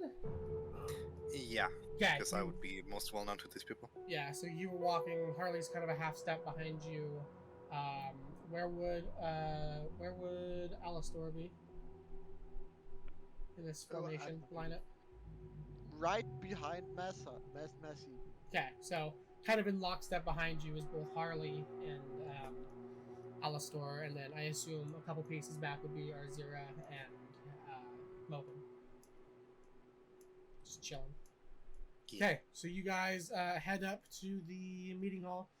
Again, you see it's just kind of an old chapel building. We enter a non-squished room, and I'm just suddenly 10 times taller. Yeah, you enter through. Of course, as always, there's eyes. There's new people that are seeing you for the first time. I feel like you would almost revel in it, in a sense. Just I mean, being yeah, kind of something that people kind of ogle at, like, "Whoa, what is that?" My reputation precedes me. Yeah, right. Probably. It's good business, and you see it as good business. So, you enter. Are you making any show of it? Are you doing anything in particular? Or are you just entering? No, I'm just kind of walking in, and like the wings on my outfit just kind of like stretch out. Okay. So I am even more a centerpiece of attention, but then I just kind of find a seat and sit down. Yeah, you find a seat. Harley will kind of saddle up next to you. Alistor, what are you gonna do as you enter in? Search a good spot where he can see everything and ask lots of questions, probably. Okay. But he doesn't sit because he doesn't need to. Okay. I'm gonna say for the fun of it, you sit next to Wolfgang, or you stand next to Wolfgang, or near him at least. So you see a construct just saddle up, and just stand, just kind of awkwardly, just stop and just stand, and look around. You guys probably catch your eyes. Yo! Hello. Yo, what's up, man? I sent a fist out. Is that a threat? Does he do it? Do you dap him up or not? He shakes the fist. Yes! That's yes! not. No. I was about to ask He you. grabs your Fuck. wrist. He grabs your wrist. He stops you. This is contested strength. Strength rolls for both of you right now. Oh fuck. Who wins out? Our robot I'm or also our guy? I'm also bad at strength. It's exceptionally weak robot. Okay, Jesus. +1. I have a 12. 17. Oh. As you no. try to shake, Oh, another No. big fist just stops you, and you like your servos are like No. working against it. No. Shut up. I close his hand to make it a fist. please release my hand. And then I fist bump him. And then I dap him. Do the snap. There you go. See, you're learning. Alistor now has depression. Oh, I'm sorry. Alistair's Sorry. violated. I'm sorry. Where are my manners? My name is Wolfgang. Just Wolfgang now. Wolfgang, how you doing? Are you holding out a hand? Yes. Now I'm doing a hand. He dabs up the hand. He holds out the fist. He's fucking. Yeah, man, you're yeah, you're getting it. Yeah. Oh my god. This is What the is- weirdest interaction I had with a humanoid in quite some time. Why does it gotta be humanoid? It can just be sapient being, man. Why does it always have to relate back to humans? Well, are you from Rundell? I was made here, yes? You from That's Casmar? No. Is he lying to me? No. No. Oh, perception. Kind of looks at him. What are you searching? I can assist you. Yeah, that's fair. What's your name? Do you have a name? Alistar. Alistar. Yeah, that's my dude right there. I am here to give limited help to the rebellion. May I give you a sample of limited help? No, no. Mr. Sprinkles appears out of the shadows and says he plays violin and then disappears again. Where? Just out of nowhere, Yeah. he plays violin. He's quite good. Yeah, I need some assisted help. I got you. Yeah, help. Oh wait, no, Mr. Sprinkles can't do grammar. He do violin. He hurt. Boom, gone. You do what to violins? He violates violence. He aggressively touches violins. Yeah, you should do it right now. That's a good idea. Do it right now. Yep. Okay. Bust on. Pulls out the violin. Grip the shit Bust out on of Furley. Starts playing. Wait. Homeboy starts need to playing roll for Furley's in the this. middle of the conference room. It's a 16. Yeah, it's not bad. It's not bad at all. Just starts playing the crowded room. Okay. Just a bunch of goblins and hobgoblins going like. There's a single coin toss. Mokin and Arzira, you are the last to enter. How do you enter? I enter just avoiding everybody and everything. Not Nice. saying Yeah, I'm anything. gonna find a spot in the back and just kind of stand like against the wall. As you sit, you kind of look up for a second and realize in horror, as you have now taken your seat and people are piling in and taking all the other seats, you have sat right next to the fucking robot who is, as we speak, pulling out a violin, and you're like, Oh shit! no, not again. This can't be. He's not. And he's not then- playing, and then starts playing violin. And you I can see there's kinda just an peek orc through. guy that's really friendly with him in front of you. I kind of peek through my cloak and I They wonder would- to myself, is that a violin? At least Hawk is Azira. just using his No. naivety. You're forgetting the most important part. At least Azira would look at this random orc guy and recognize that it is not just any orc guy. It is one the that orc guy that slammed full his head speed into the- jumped into a building. missile orc guy, yeah.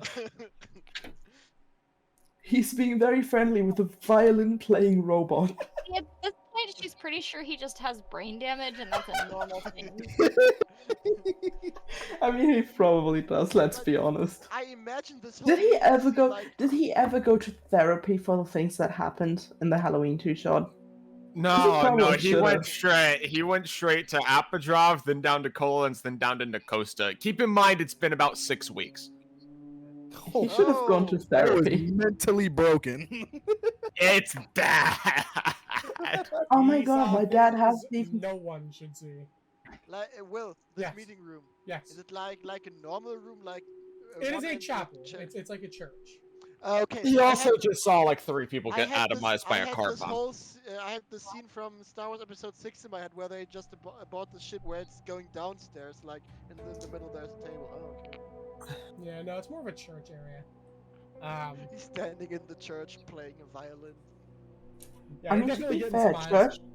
churches do have great acoustics. Okay, with everyone sat, is there any more business that wants to be attended before we get into some spicy times? Have you experienced enough help? The meeting's about to start, so yeah, you should probably stop helping. I will stop helping. Violence. Okay. So sad. Thank you. turns his attention back to the main event. Yeah, as you see now, the lights are beginning to turn on. I should point out Wolfgang was hanging around up front. Everyone saw that. That's hilarious. Okay, so you guys all kind of, everybody in the area gets kind of hushed now as the seats fill. You can see there's a capacity crowd behind too. This place is jam fucking packed. The lights kind of change. You see a couple people walk up on stage, kind of check everything, check a microphone, get a podium. Hold on, Will. Before we continue on, I have one question. Is that guy that shot me there? Roll me perception. Oh shit. Shoot that man right now. I'm gonna give you a DC. There's a lot of people here. I'm gonna give you a DC 16. Damn. You don't know. You can't see him. Fuck. There's so many people in here, and a lot of them He's are just wearing the gonna same uniform. He's just gonna spend the entire meeting going. Where is he? Where is he? Where is he? So It's not that I'm gonna do anything. I'm just gonna keep him in eyes mind. out, yeah. Yeah, you're just gonna think he's gonna fucking shoot you again. No, he's not. This meeting is gonna get so awkward with my character. The lights turn on, and kind of they turn the lights and the rest of the building off, as of course the sunlight is now fading. So it becomes kind of darker in those areas, but the stage becomes brightly lit. The flag, the centerpiece, the podium with what is, you guys may recognize as the Sachean flag. It is this yellow flag, kind of golden flag that has red little ornaments on it and a black tree. It's the state flag of Sachean. So you guys see that, and you see that's kind of front and center. And as everybody waits and kind of hushes down, walking out to the podium is a hulking bugbear. Kind of silvery skin and fur kind of tufting about. He has what look like dagger tattoos on his abdomen. He's got like a fucking 36 pack, and they're just like daggering down. He's kind of got like this black silvery hair that's tied back into a ponytail, and he has a belt that has, it's just a bandolier. It just has bullets and nothing, and then he just has kind of like a hide skirt. There's Rambo. Comes out. There's cheering as he walks out. As he takes the podium, he kind of stands upright and stands to about 8'6". Very commanding presence. He looks forward and looks at everybody and says, "The Pearl of the South, Nakhosta, now stands as a raging fire underneath what was endless sheets of rain. The waves of Lake Amai grew treacherous. We lost brothers and sisters to the chaos. We stood uncertain as a great dragon flew above our skies.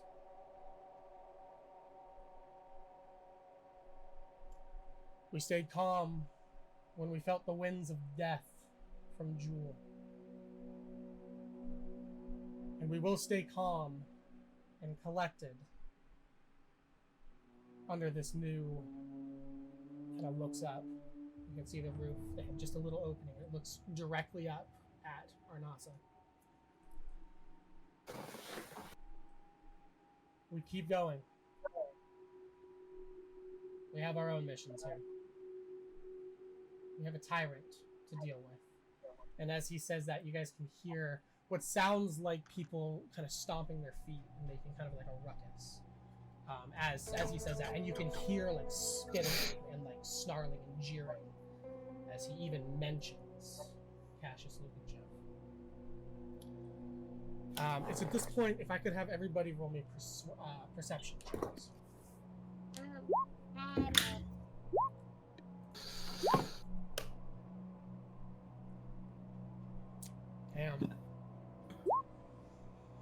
Nobody 20. seeing shit. God damn! Yo! Don't worry, guys. Don't worry, guys. I got a 22. I see shit. Okay. I don't have eyes. Efficiency. All of you Is this my kind of proficiency? look around. You're getting kind of caught up in the raucous air. What it is, and it's so fascinating too. For such an intimidating and imposing figure, he's very well spoken. And it's kind of clicking now. When you first saw him, you weren't entirely sure of why this was the leader. But now that he's spoken, he definitely has an inspiring tinge to his words. He has a commanding presence. I said he's a bugbear, right? He's a very large bugbear, yes. Yeah. Is this the same bugbear I robbed earlier? No, this is a different Okay, good. That shit would have been crazy as fuck. completely different bugbear. Speaking of which, I'm missing gold. Who fucking stole from me? You rapscallions now. You rapscallion, you ruffians. It kind of dies down. As it dies down, Mr. Sprinkles, You just speak about a wretch. in a room of green and blue uniforms, you just for a moment catch eyes and see a very fine, tailored red military trench coat for just a second, and then it disappears in the ground. I'm gonna slink after it. Okay, you start heading that way. I'm gonna And say. I imagine I'm not gonna. I am able to move through spaces as if I Yes. were a small creature. Yeah, so you're So I probably imagine kinda, like, that gives under me an people's advantage. feet. Yeah. I'm gonna say go ahead and roll me high or low. What do you want, high or low?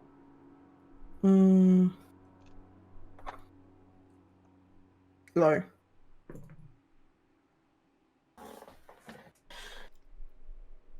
You catch sight of it once more, this red trench coat, as you kind of pop up for a second. Moving through the crowd towards the right side of the chapel. Just kind of slinking through the crowd, you can see what looks like an orange tail kind of peeking out from under the trench coat. What's your question? No, I want to do something as soon as you give me the opportunity to. Okay, yeah, almost there. Yeah, that's why I was raising my hand because I You're didn't want to good, cut you you're off. good. Tail peeking out from behind this red trench coat, which you can now see is inlaid with navy blue. And for just a second, before you lose sight again, and you do lose sight again, but I'll give you a moment before you lose sight to do something.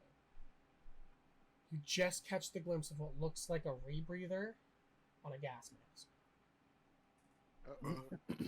What do you want to do just as you're about to lose sight again? You know when I tried to hold the driver in the car that wasn't there? Yes. I'm gonna try to slow this guy down. Okay, go ahead Like and roll me literally. Timebender. This is gonna be a DC 13. Yes. Let me just check. I add my dex and my proficiency to that, right? Correct. It's not your dex though. Timebender is intelligence. Oh, it's intelligence. Yes.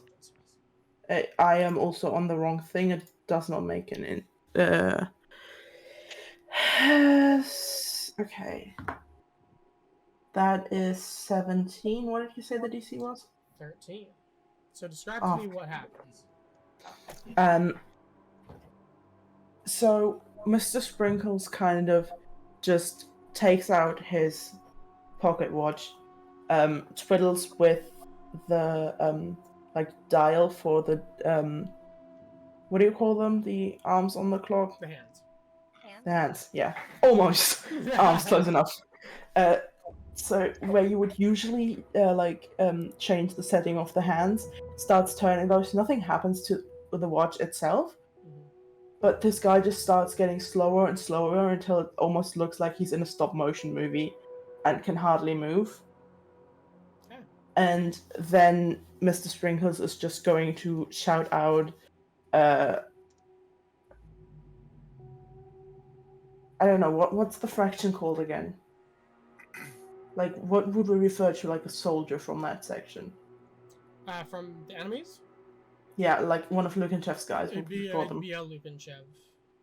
Lukenshev or anything that would... I mean, there's a lot of things you can shout, I suppose, at this point. Yeah, she just holds him and calls out, like, traitor, like, into the crowd. Traitor. Okay. Would we hear this? Like, this is one of the rare times Mr. Sprinkles actually picks up her voice. I need all of you to roll me perception to see if you hear that. Can I roll performance? I feel like my shit's still about to be garbage. I'm about to be like, where? I'm gonna say roll performance, and I'm gonna give you a benefit on the DC, depending on how well you roll. I got that. I got a 4. Okay. So before looking at any of those rolls, I'm gonna put this to a 17. The hell no. I've got good news. I've got bad news. Okay, so Zero notices something. About to do something real American. Our Zero. Enraptured, of course, by the speech so far. You do just hear for a second Mr. Sprinkle's voice, traitor. Kind of panic sound. The speech continues. I would immediately look around and see if I could clock where Mr. Sprinkles is. With an 18, Oh, I'd grab say... a fucking Yeah, probably. To be fair, I would also imagine that a guy literally freezing in time in the middle of a crowd would get noticed by at least the people around him. Yeah, there's probably there's a start of a disturbance in the crowd behind the pews. You definitely recognize that. I'm gonna make my way that direction. Okay, R0 starts heading that way. Speech continues. Do I get another action? You will. Would we see Azira getting up? Or yeah, you might notice R0 getting up. I'm gonna be a suspicious little fucker and be like, To be why are you getting up? fair, I wasn't sitting, I was leaning against the wall in the back. Oh, okay. Yeah, you can still notice it though. Yeah, I'm gonna be a bit suspicious of that and like Dude, put your peek in fucking that guns direction. down and sit down. It's D&D time, not fucking soldier time. Come on. Get the fuck out of here, you fucking goober. Stop being American, start being more depressed, sit down. In which state is he living? America, does it matter? So true. So you can't own that shit in California. So what happens is the speech will continue. You will start moving that way. Whoever notices will notice. Speech will continue. No matter what, at the end of the day, these are free lands now. He doesn't have backing anymore. We do. I've sent for help from Kololensk, and they are sending it. But wouldn't it be nice if we just cut the head off the snake ourselves? Mr. Again, roaring in the crowd. Now it is your turn. Mr. Sprinkles, the tinker that he has, he can make like an optical illusion appear. Okay. That's like, I mean, look at this. The object sheds a bright light in a 5-foot radius, for example. Or emits a recorded message 10 feet away. What is this? That is magical tinkering. Oh, okay, so what do you want to use it for? Mr. Sprinkles is not the best with words, so like, with any other character, I would make a message like, Lukenshev gas mask or something like that, right? Mm-hmm. But Mr. Sprinkles is gonna use like the light effect of it and make like the brightest bright red light that he can. Okay. Like kind of just toss the tinker up in the air because it's just a 5-foot radius. It does take a minute to prepare though. Yes, that is going to very much be a problem. This is all happening very quickly. Yeah, it is an entire action, so... Yeah. So you can Wait. start it.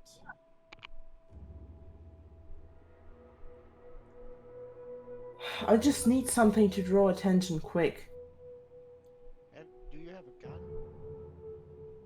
I do! Spells? Yes, but none of them would help with this.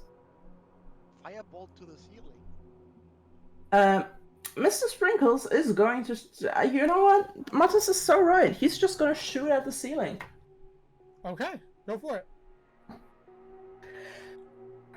With gun. Gun gets a 15. Okay. Roll damage. You killed the ceiling. 44. Where am my d4 there? That's not a d4, that's a d6.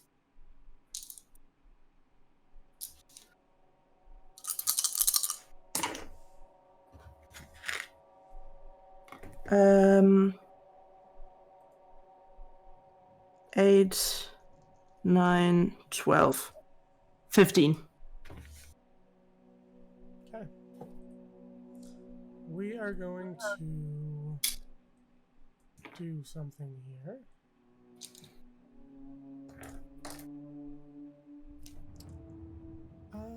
We're just going to utilize this. This works just fine. Oh no, you shot an planted explosive. If I hadn't given away my liquid womb. Just If throwing everybody would a go ahead bomb. and pull their just their tokens onto the map here. No, no, Oh, no, no. no, no. Okay. And Oh, once fuck. you have done that, go ahead and roll me initiative. Okay, fantastic. All right, Why am I always so so bad at Mr. initiative? Sprinkles, you shoot. And as you do, it hits the roof, and it kind of collapses the roof a bit, and a bit comes down and kind of rains down on you guys as the area kind of spreads out a bit. The attention is immediately pulled over there. Goyo is interrupted mid-sentence. It stops. As you hit the roof and it collapses in a bit, you see what looks like a foot that was sitting on the roof, now kind of dangling, a booted foot. It retracts, and then a gas masked face looks down through the hole of the roof. I'm... And the Oh, other no. holes in the roofs, you begin to see little canisters pop and fall down with gas streaming out of them. Oh shit! So, What the fuck? What's going on? Arzira, you are the first to react. So, redcoats and gas masks. You immediately recognize what's happening. This is bad. We're gonna switch over to Spotify for music now. As somewhere there is a band currently playing some music and they're freaking out. And actually, I need to add them to the order too, actually. Sorry. Can it be a mariachi band? It's something like It's that. actually just Alistair, but he's cloned himself. I guess it isn't cloning, but you know... He's just a one-man band. He's pulled all of the instruments out of his inner working storage container. Yes. Have we lost an Iggy? He's kind of gone. Oh yeah, where is he? Oh, Yeah, he's dead. just gone. he'll be back. And I what song think do his we start computer with? just slowed down. What song? Oh,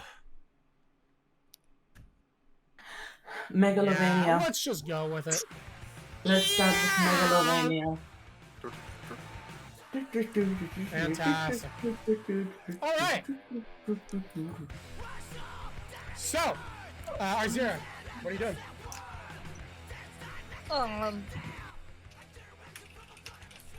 I thought I knew what I was doing, but I do not.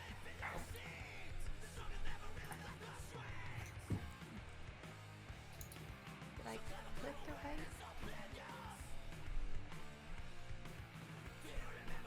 There we go. Quick question. So where's the hole exactly? There's numerous holes in the roof. This is an old chapel. The big one. The big one that was just shot. Yeah. It's right above Mr. Sprinkles. So up. Where are the doors in this building? There are doors out in the back here, and that's it. Cool. I'm going to yell gas as loud as I can. Okay. and I'm gonna bust through these doors and leave the room. Okay. Just straight dips out of there. Okay.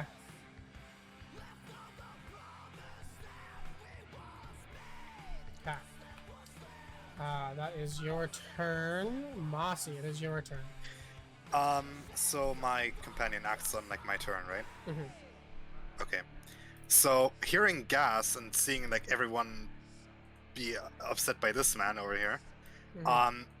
She's going to do the very reasonable thing of having basically like running toward him. Shugo also goes toward him. Yeah. And on the way there, because she knows this is an enemy. Oh yeah. Gun. Okay. Just fires a shotgun shell at him. That misses. Damn. She just You shouts, try "You to fucking anticipate, coward!" but for some reason the movement you would expect is slower. Unfortunate. But yeah, she just shouts, "You fucking coward!" Because like, can't you just shoot someone like a normal person? Right. Building them sheets real fast. Hold on. It is of course Wolfgang's turn though. All right, so I see these people in gas masks throwing down what I assume is poison. Oh wait, hold on. I can still move 10 more feet. There we go. Am I correct? Shugo has 40. What's that? I see these people from the roof throwing down what I assume is poison. How tall are these pillars? They go up to the roof, so they're about. So how tall is it from 60? Yeah, it's a Okay. big cathedral kind of in the middle. Oh, it's time, bitch! Oh shit! Where is it? Oh god. Well, catastrophe! Hi. I have a question. I need you to give me control of a very specific monster. A monster with a climb speed of 30 feet, Will. I need you to give me a giant spider. Will, I need you to give me the giant spider sheet. It's time! It's time! Bonus action combat, wild shape. I'm gonna kill a lot of people right Bonus now. action, Mr. Sprinkles just puts decorational tinkered spiders on you. I need it to make me Why is bleed. it so ugly? Yeah! Hi. So, here's what we do. Can I get rid of you? It's fine. Just put him over there. He's not real anymore. Hi! So bonus action, I'm gonna turn into Spider. And then with my action, I'm going to dash. Giant spiders have a climb speed of 30 feet, so I'm on the roof now. That was 60 feet. Nice. I'm gonna crawl into their holes, but not like that because I'm too big for that. That is the Human end. can fit up to 2 raccoons in their butt, so you might as well try. That is a 10-foot wide giant spider. Some raccoons are very big. Oh, that's a good point. That's the end of my turn, though. Okay, giant spider boy in action now, Mr. Sprinkles. You have, without even thinking, you would uncovered what was about to happen. I am going to. I will also say I do believe I made it a I am going rule. to assume you're not going to allow me to do a time bending action while still holding that guy You would have capacitated. to choose one, yes.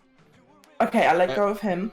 I will say, by the way. And I will try to do one step more of what I've been trying to do so far. There's gas canisters currently falling off of the roof. Yes. I will not try to stop them. I will try to reverse them and send them back up. Okay. I'm Am I allowed to do that? Roll me bending. It's going to be an 18.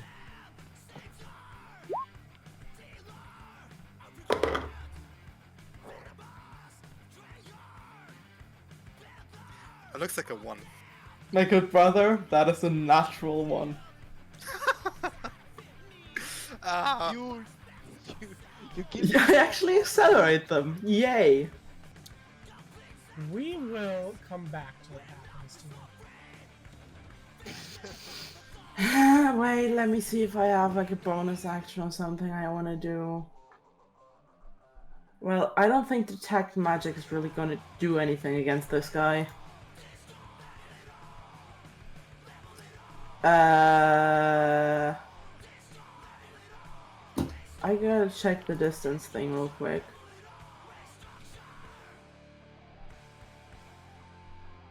That is 40 feet. Alright.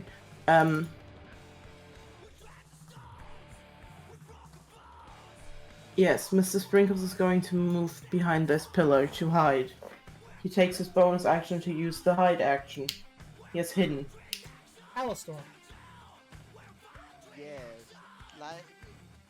I fucked up, didn't does I? he know what's happening? Like, who caused this? You'd be in the moment of realizing something's off. What? You'd be in the moment of realizing something's off. Okay, but I don't know. Like, it's the guy back here is the evil. You're not aware of that, yeah. Oh. You're aware of things raining down from the ceiling. And me shooting at him. And the massive spider that just ran up the wall and is now on the roof. Directly by you. Oh yeah, he did like literally use you to crawl up. Oh look, it's your proof that these people are evil. How many people are there on the roof throwing canisters? You can see at least 4. Oh, fuck.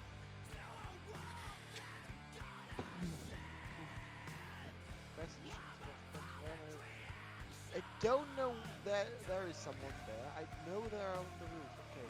So what's happening?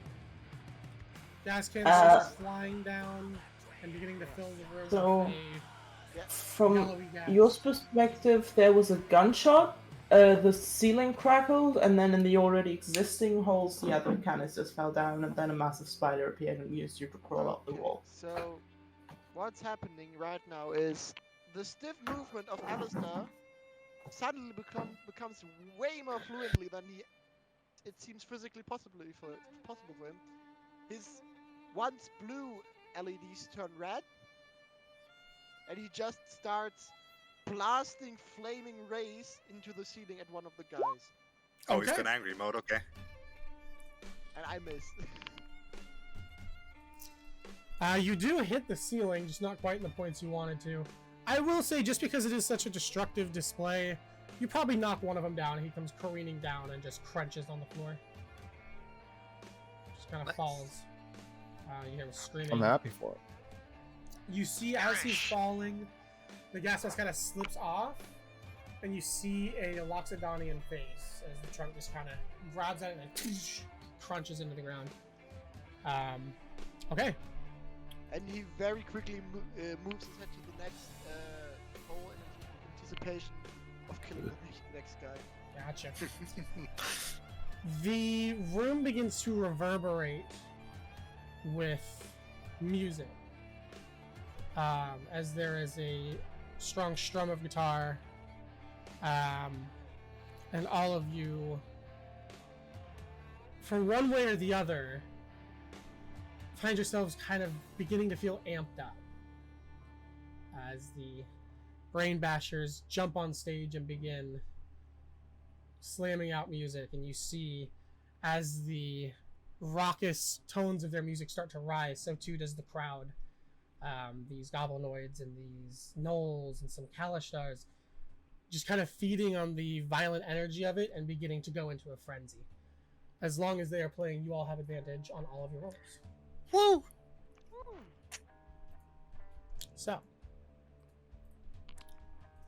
Boken, your turn. Okay, so I'm looking at my character placement. I'm not necessarily close to an enemy right now, am I? They are above you.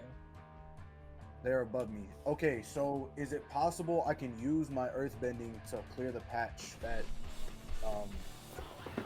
What about the one that Matt has shot down though? Well, I mean, either way, either or one of the things that could patch up. You're trying to patch up one of those areas. Yeah. pretty Yeah. much, thank you. It's gonna be pretty difficult because you're gonna have to take earth and then somehow jam it up into there without causing more damage.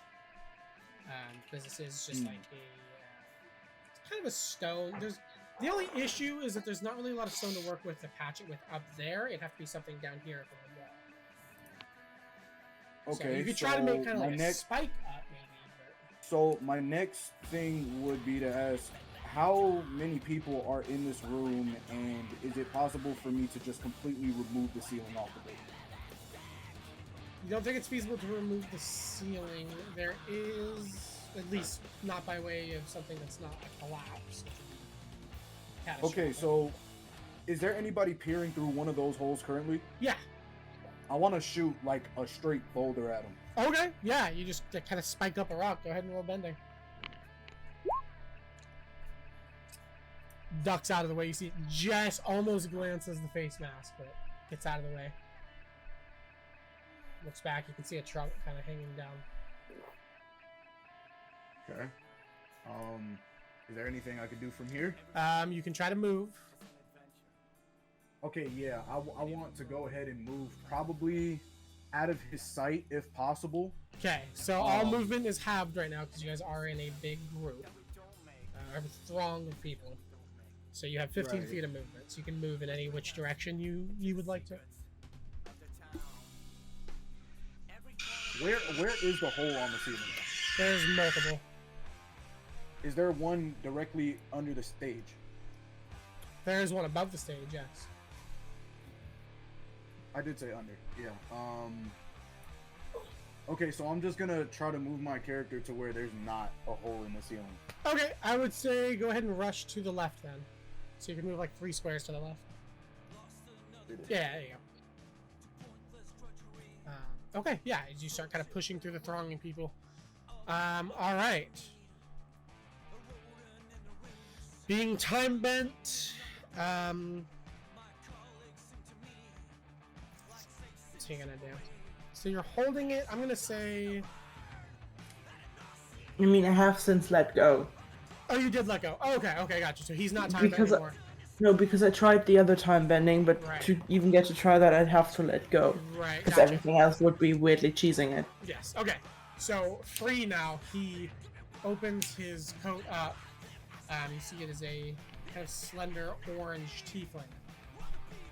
He has what looks like metal designations on his coat. But all inside of his jacket is a bunch of these gas canisters. And as he pulls it, all of these strings he has attached to them pull. And he disappears into just a wave of green smoke. I need Massey. Dog will be fine. So just Massey for now. I need you to make a Constitution saving throw. That's a nat 1. Fuck. Oh shit. Massey, you're not even paying attention to this so much as you're kind of frustrated missing. You kind of get bumped by somebody. And you turn to start shouting, but as you're bumped, you don't recognize you're bumped towards the gas. It just envelops you and you go out. The last thing you see is just like smoke and you kind of like and then down. Okay. Top of the round, the canister's now on the floor. It is now a mass panic. I need everybody to make a Constitution saving throws. Except Massey. Anybody who's down doesn't. I'm on the roof. Does my dog still get to act? Dog. Oh wait, that's not that. Let me look at this. Does it need? No, but it will be blinded. It will have a hard time seeing. Okay. I'm on the Actually, roof. Alistair also would not need to. Yeah. You're on the roof. It has not gotten quite up to you yet. So Yeah. you're good. So that- it'll take a hot minute. I also do But not they see- are throwing more in too. So. Yeah, because it has to fill the entire bottom and then rise. It'll take a minute. I rolled an 11. 8 Constitution. Moken, as you start No, moving. that was. Oh yeah, that was a Constitution. It wasn't a saving throw. Oh, roll the saving throw then. Sorry. You should have stuck with the 8. I should have stuck with the 8. As damn you're it. pushing through the crowd, you push out to where you see there's like an opening. And you're like, yes, this is my break. As you push out, you see smoke just comes over and you immediately crash down. Okay. Mr. Sprinkle's got? 11. You are now hindered. Mhm. You cannot see. Wait a minute. Didn't you say we get advantage on everything? Heck. Yes, you do. Roll I those do. advantage. No, he said I didn't say everything. everything. I am fine. I'm Roll down. I've again. got a 20. No, no, no, we got him, it's already we got at him. advantage. That's a 20, 21, 11, so babe. Mossy, you're good. Yeah. Moken, you're good. So you do see the smoke come in. We'll say you guys kind of swerve away from them. Yes. Save them. Oh wait, no, sorry. His is still an 11. So Moken still gets engulfed by it. You're not down yet, so you're in a similar boat, potentially to Mr. Sprinkles. Go ahead and what'd you get? Another 11. So the two Two of of you. them. Oh. You try to weave around it, but as it engulfs you, you now can only see 5 feet in front of you. Your movement is halved again, which means you have a quarter movement. And you can feel yourself, like your throat starting to kind of seize. Is this poisonous as I'm breathing it? It is some form of a more concentrated tear gas. Okay, mechanically speaking, is this poison? It's not poisoning you, no. It is... It's not poison. It doesn't inflict a poison status, so I would not call it poison. Okay, I'm just asking because if I am considered immune to poison, so I'm just asking because I want to know would I be immune to this or not. I would say probably not. Because I think Like, obviously- they're aiming for poison, you know.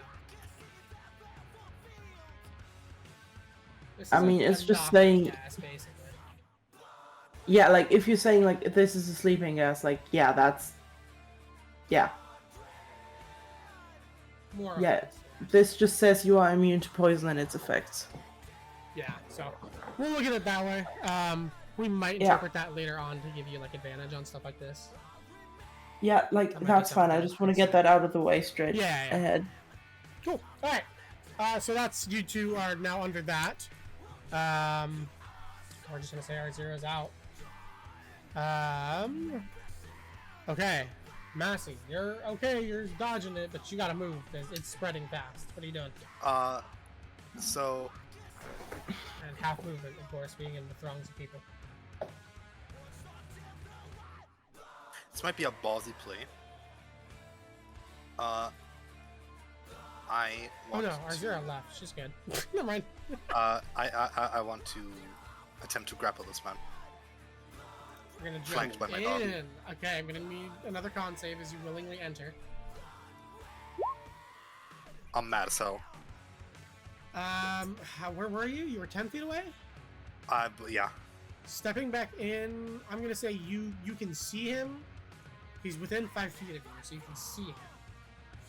But you're stuck. You are now stuck here. You can't really leave, and your vision is not great.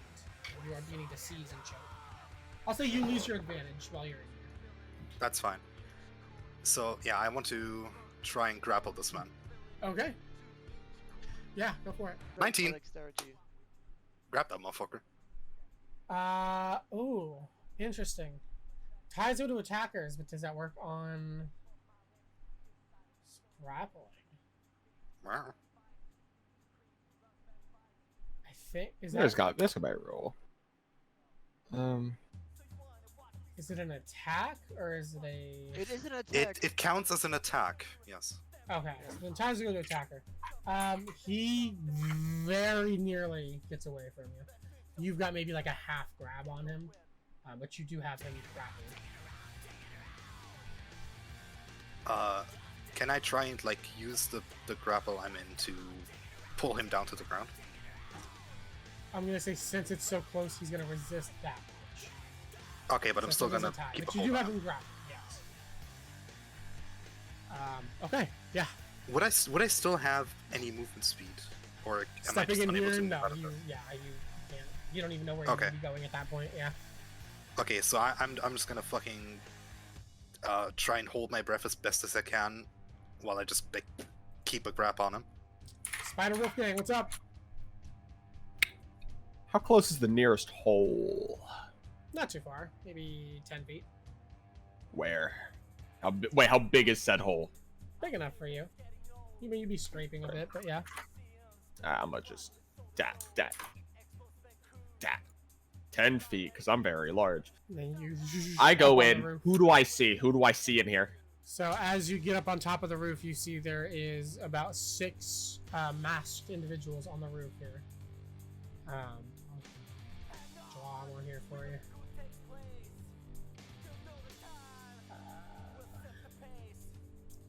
So there's one on this hole. One here.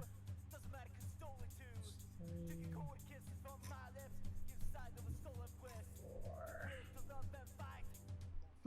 5, and then 6. So that's what you're looking at.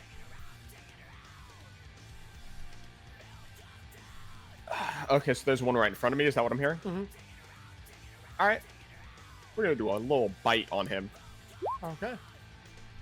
13. 13. Misses. Just realized I missed the fucking. The first encounter, their AC is like 14? No, it's actually 16. 6-letter words in my head, spiraling, circling all around me. They're waiting for me, descending, what else are you unrelenting doing? beauty of annihilation. Looks like your prophet was his life really gonna just be. I'm gonna reposition Okay. so I'm closer to everyone, but I'm still in his Still shit. there? Yeah, okay. Yeah, I'm still in his shit. Mr. Sprinkles. Can't see, having a really hard time, you're kind of stumbling around. What do you want to try to do here? I'm gonna try this. There's nothing I can really do here aside from try to get the gas back up again. You can certainly try. Destroy windows? There's options. I don't mean to like dictate your ideas, but can No, you you can possibly give stop the, suggestions. yeah, can you stop the containers on this guy from continuously going off? Like, can you halt the gas? Me? If I succeed on turning the time back, I could make it go back into the things You and would then. have to be able to see it, though.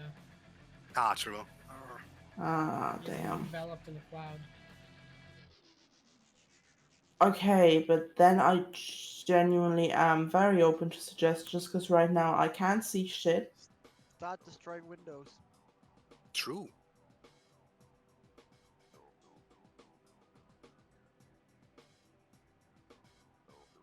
Yeah, because I can't see anyone, right? And climbing up there would Shit, right? take several rounds, like several rounds. And for some reason, I thought it would be a great idea to only have like one offensive spell in my spell list, because you know, What is that spell? poison spray. I breathe. Do you know what poison spray is? You breathe poisonous gas on people. I think we've got enough of that. Yeah. I could Destroy use windows. mending to close the. Can I use mending to close the holes in the ceiling? You those can't are see way them too right now. big. You can only see 5 feet around you. If you could see the holes, you could try, but I think does mending touch? 1 feet. You can only close things that are up to 1 feet big. Oh, yeah. It is also touch. It is touch, yeah. Oh my god. So unless you're sticking up to the roof.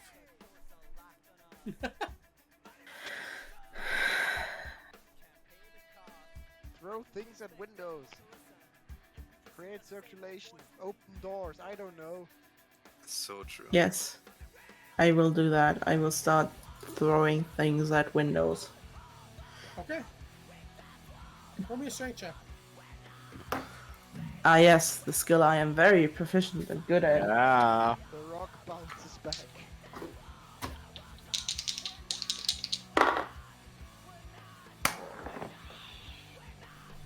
That's a natural one. No, that's a natural 20. I am so fucking glad. You destroy all the You windows. pick up a fucking chair, just like fuck it! Shatter one of the windows. There is now an exit. Yeah. I want to use my bonus action to dash towards the next window based on like a loose memory of the layout of the place that I have. Okay. Yeah, there's windows all over the place, so yeah, you can just start hammering or figuring out which ones you want to hit. Wait, I mean, I'm assuming I hit like a window here, so I probably wouldn't even need to move. I'm just gonna hit one here. But I don't have a second attack roll, so... So, your next turn, Alistor. Wait a second. How are you using a bonus? Just for my question, a bonus action? Uh, dash? It's a rogue thing. It's a rogue Oh, thing. you are rogue also. Okay, the cunning action. Yeah, okay. I am a rogue. So But also, Alistor, There's a lot going on here. You are, of course, as a Warforged, not really needing to worry about this because you don't have a respiratory system. Yeah. But your vision is getting obscured as the gas is getting closer to you. So that's kind of the handicap you're working against here. The non-breather. I run to the closest canister. Okay. Wherever that is. Yeah, sure. Just, where are you? I'd say like over here. Oh, okay. Wait a second. Over there? Yeah. Is there conveniently a unconscious person lying next to it? Question, what's your movement speed? 30. I do believe your movement speed is high. Or is that just because of the effects of the That's because of the poison? effects of that. Yeah, you don't have that. Okay, I thought it was also the vision. Okay, never mind. I'm sorry. How dare you? I'm gonna get another I Mountain would Dew. say, yeah, there probably is. I just rip the clothing off the body. Like the shirt they're wearing. Okay. Like, and try to plug the Unconscious hole, like- people don't want tea. You don't know that? I'm so disappointed in you. I'm gonna send you that video. Okay, and just like put it over the hole in the canister to stop it from pouring out the gas. Yeah, I'll say that starts to work. Yeah, we'll say that's the use of your turn. That works. Okay. Great. Putting out fires is the small one. The thrumming and excitement, unfortunately, abruptly fades as the Brain Bashers fail their Constitution saves. And the scenes here are starting to get more and more desperate. Hello, welcome back. Hi. Hi, Cathedral's getting gassed by Lukenshev's guys and people are passing out. Great. Cool. We'll go back to this as, yeah, it's starting to get much more desperate now as the Brain Bashers go down. Kind of this inspiration that was driving people is now, with many other things, becoming this nightmare in this fogged out room. We will go to our Zira since you've been away for a bit. We'll go ahead and go to you real quick. So you got out of the cathedral. I did. So as you step outside, you step out immediately to quite a few red-coated Loxodons and Tieflings. Oh no. Holding rifles pointed directly at you. And you are immediately shouted down to the ground. And you see they have gas masks. Some of them, you can tell the Loxodons because they have the trunks gas masks as well. Do you want to try anything, or are you going to comply? They're looking at about probably 4 or 5 guards right now. 4 or 5 military members. Okay, cool.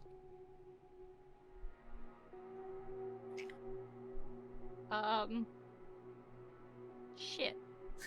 Yeah, welcome back.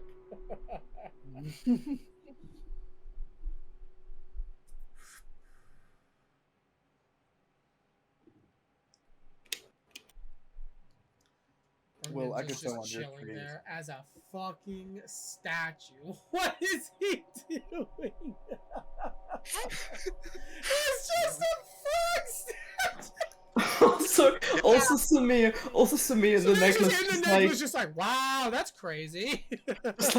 nah, fuck that shit. The necklace just grows like 4 times in size. It's just dangling across this giant fucking spider. In the floor. Oh, I'm a giant spider. I'm in the roof. He's a giant You spider. missed. I think you were here for that. I'm in the roof now. On the roof. There's a lot of Grappled stuff. grappled someone who has 6 poison gas canisters attached to him. This is I very spent dumb. my nat 20 on smashing a window. Yeah. You smashed the fuck out of that window, though. Yeah, it was just one window. I think We're that trying to create circulation. Decision time. I know. I don't want to get shot, so I guess I'm gonna listen to him. Okay. But that sounds like a bad idea too. Put your hands up and kind of just sink down as they rush forward and handcuff you. You can see now there are Humvees that have pulled up and kind of blocked the street off. You can hear gunfire all around you, kind of throughout the blocks. Yeah, it's almost like the southern part of the district was kind of left alone because something else was getting planned. Mm-hmm. And this seems to be the execution of that. But yeah, you're just kind of cuffed. They put bags over your heads. Load you. You can pick you up and load you into a vehicle, one of the Humvees, you assume. I want to make a comment about the leader structure of this fucking rebellion. Whose fucking idea was it to announce a big event where the leader is coming to talk with the people? Like, that's not how you run a rebellion. You work in secret. You hide yourself. You make small meetings. This is bullshit. I'm beginning to think a lot of heads of the rebellion of Sachean, while well-meaning, might be sociopaths or stupid Idiots. or Not both. tactical geniuses. Or we're getting 4D Practical chess. Maybe he wanted them here. Alistair Maybe this more is 4D tactical, chess. this fucking violent That's than terrifying. all of Oh my them. god, 4D chess is like fucking 5D chess is so fucked up. Why is there time travel? Why can't you have a chessboard with 4 queens on it? What is going on? Is it quantum think physics? good for it. Nobody knows. I cannot answer you because on the So fourth thing. Moken. Oh, Slave. Jesus Christ. What? Sorry, I'm looking at Twitter. Okay, Ah. keep on going. So Moken, what are you doing now in this moment as the gas is now filling the room quite extensively? I do need a con save. I will also say I have to bounce in 15 minutes. We'll understand, yeah. I think we're just Joe? Is it possible that I could use my earthbending to put me underground? Wait, I'm trying to remember your last con save. At this point, you could try, but everything you do is at disadvantage in this gas. So you could certainly try. Oh, But okay. you are under the Well, effects it's of the gas just- currently. It's just neutralized though because you were advantaged from the band, so it's just a regular roll. Yes. Advantage on what? No, We have the band is advantage stopped because playing. the band is. The band oh, I stopped didn't. playing. And stop I playing. didn't realize. They passed When- Yeah, out. they all went down. I didn't hear that. How did I not hear that? I was Don't know. here the Yeah, I entire didn't- time. I didn't hear that either. I was getting Dr. Epter. It's fine. I'm so sorry. It's Never not mind. automatic, you have to go- no, I hear.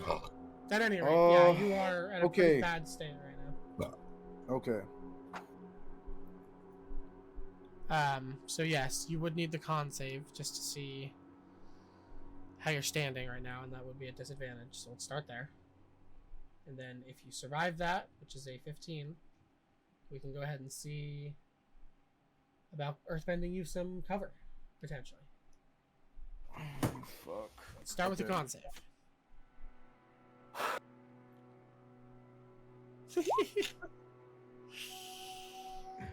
Damn it! The thought crosses your head in like the last moment of consciousness you have.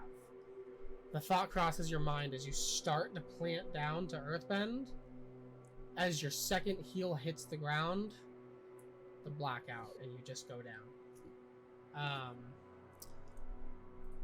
They will continue moving. More canisters filling. I guess the grapple's probably gonna be better to do on your turn. Arzira's given up. Okay, Massey. Grappled. First things first. Con save. Disadvantage now at this point. 18. Holy shit! You're still up. Hey, you've got him grappled. What are we doing? I'm ripping his fucking gas mask off. He can suffer with us. Okay, roll me I'm also a gonna. strength. It is a disadvantage. But roll me a strength. Okay, I'm gonna contest 12, that no, with 10. his, which is. Can I add something to this by having my dog bite him, so he's distracted? I'll say we'll take the. I'd say we would cancel out the disadvantage, but that doesn't necessarily help you. He does still fail though. Okay. So you are able to unmask the orange tiefling. Can I push him away and put it on? Action would have been taking it off. Putting it on. I'm gonna say that would have to be your next action. Okay, well, I can release the grapple at any point, and I would like to release it by like tossing him a bit. Yeah, just let him have at it. It kind of sinks away. Okay, Wolfgang, you are up on the roof, still fighting. Oh wait. Oh yeah, he's gassing himself now. I forgot to roll their attacks on you. Let me roll that real fast. So there's 6 of them, so there's gonna be 6 attacks on you. Oh shit! These I are- made a bad idea. These This are was a bad gun idea. attacks. I'm gonna die. I made a mistake. I What think is your AC as the spider? 14. Hey, first 3 miss. Oh no. That's a nat 1. That is a 2. That is a nat 20. Fine. I'm fine. It's fine. Do it. I'm fine. So that's going to be 4d10 damage. Oh. That's my health. Yeah, you're gone. See ya. I Feel never like- remember which one d10s are. Oh, I remember. Never mind. I'm done. I feel like this was a tactical misplay. No, I feel you ever played DMC 5? Yeah, what Yes, about I it? think. I feel like we weren't supposed to win this one. I think this was a story piece. I think I fell for it, and I think I just dodged 5 attacks just to get 1 shot. I'm sure you're fine. Probably, maybe. 25 piercing damage. Damn. All that of boy the straight to other the shots go wide in a panic, seeing a giant spider, but one towards the back. In fact, this one here just trains. Fires off with his rifle. You just hear what sound do spiders make? Squeal. Yeah, Spider. exactly what that was.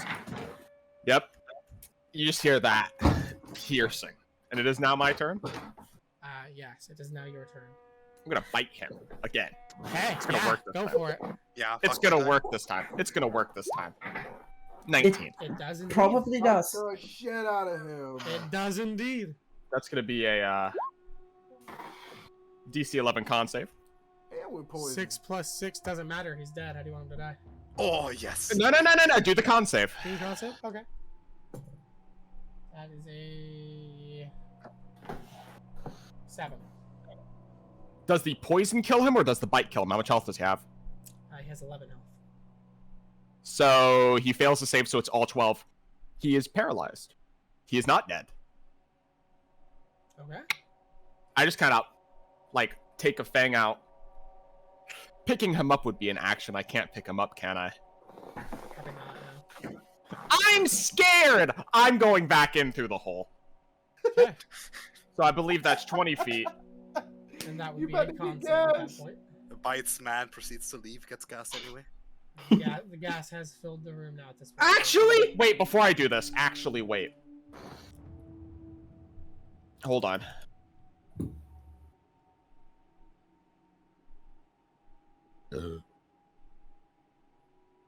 Are there any holes I can see? Because the spider does have dark vision and blind sight within a 10 feet. Are there any very small holes I could maybe squeeze out of here? I'm talking small. Up to the roof? In the roof. Like, are there any openings on the outside I can see? Maybe the sun beaming in, anything? Yeah. There's places, yeah. Okay, so here's what I'm gonna do. That was my action. Okay. I am now going to sort of go towards one of these holes. Okay. I am going to wild shape again. Okay. This time into a normal spider, very small, little baby idiot. And I am going to try to squeeze. I'm going to squeeze in through one of these cracks, Okay. and I'm leaving this place. Okay. I'm gonna leave as a spider. And then I am skittering out. I don't want to be here.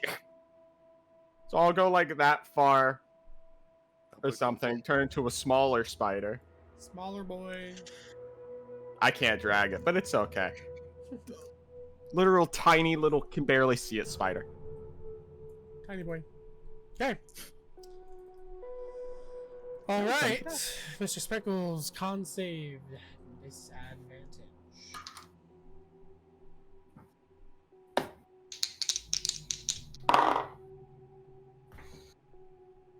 One of them was a 15. Nice. What was the other one? A 4, so a 5 total. And the blackout. What are the final moments of Mr. Sprinkles before blackout?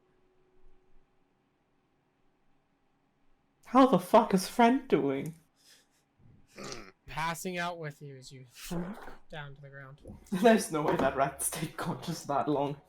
Alistor, you're still up, Chief. It's a lost cause, he knows that, but also, these people are committing various humanitarian crimes. Mm-hmm. Told you. They need to be brought to justice.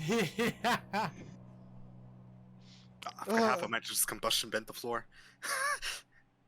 Okay.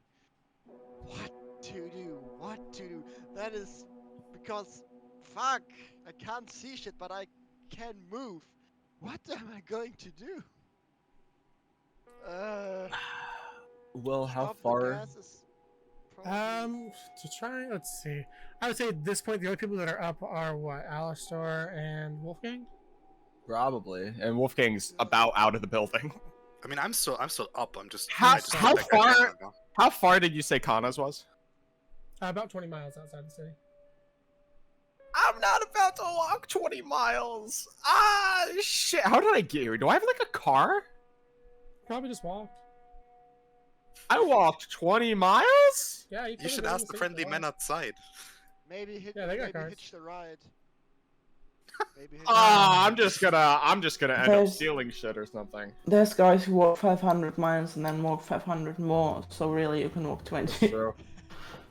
So I think the way we're gonna end this, as everyone's turns kind of combined here, in some way, shape, or form,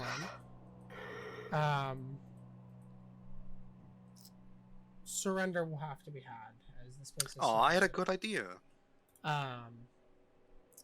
If the gas is what takes you out, or if it is the approaching Lukenshev's men, either way, surrender is given. I will go ahead and say, Alistair, how would you surrender?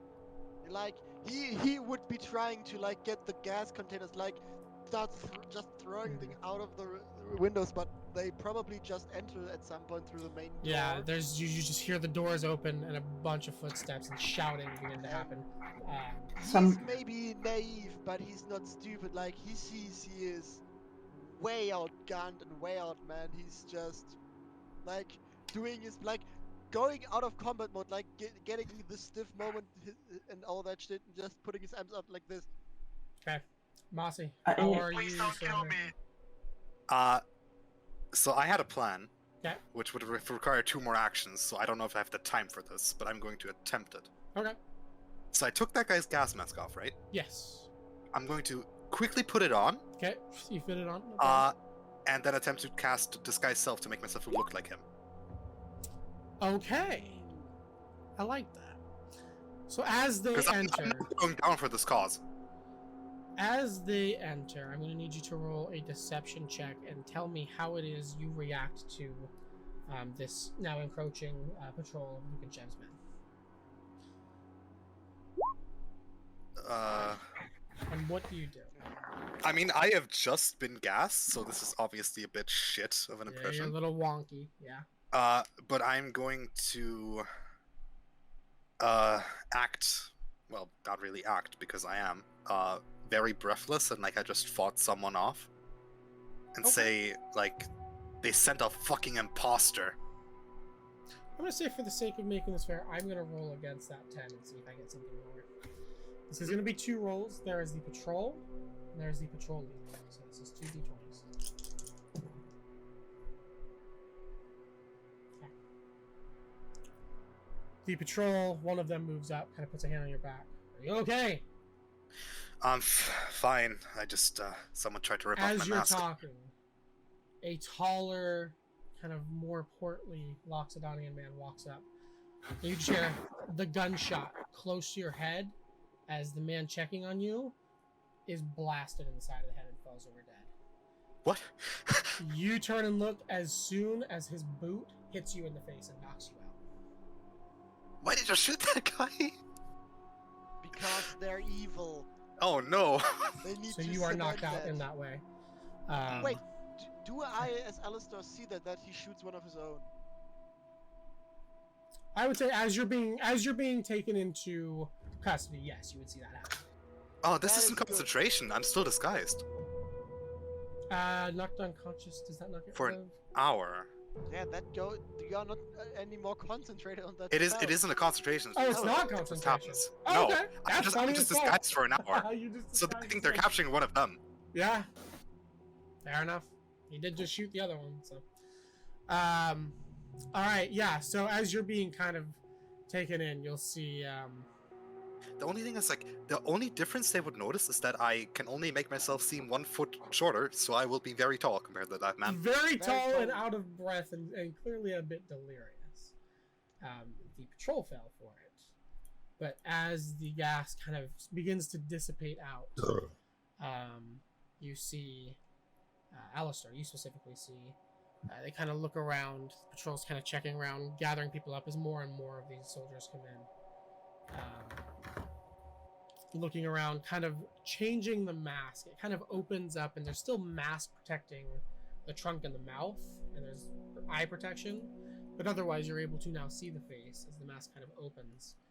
And you see a older, kind of orange-skinned Loxodon, wearing very fine, official-looking garb, a suit, under his red trench coat.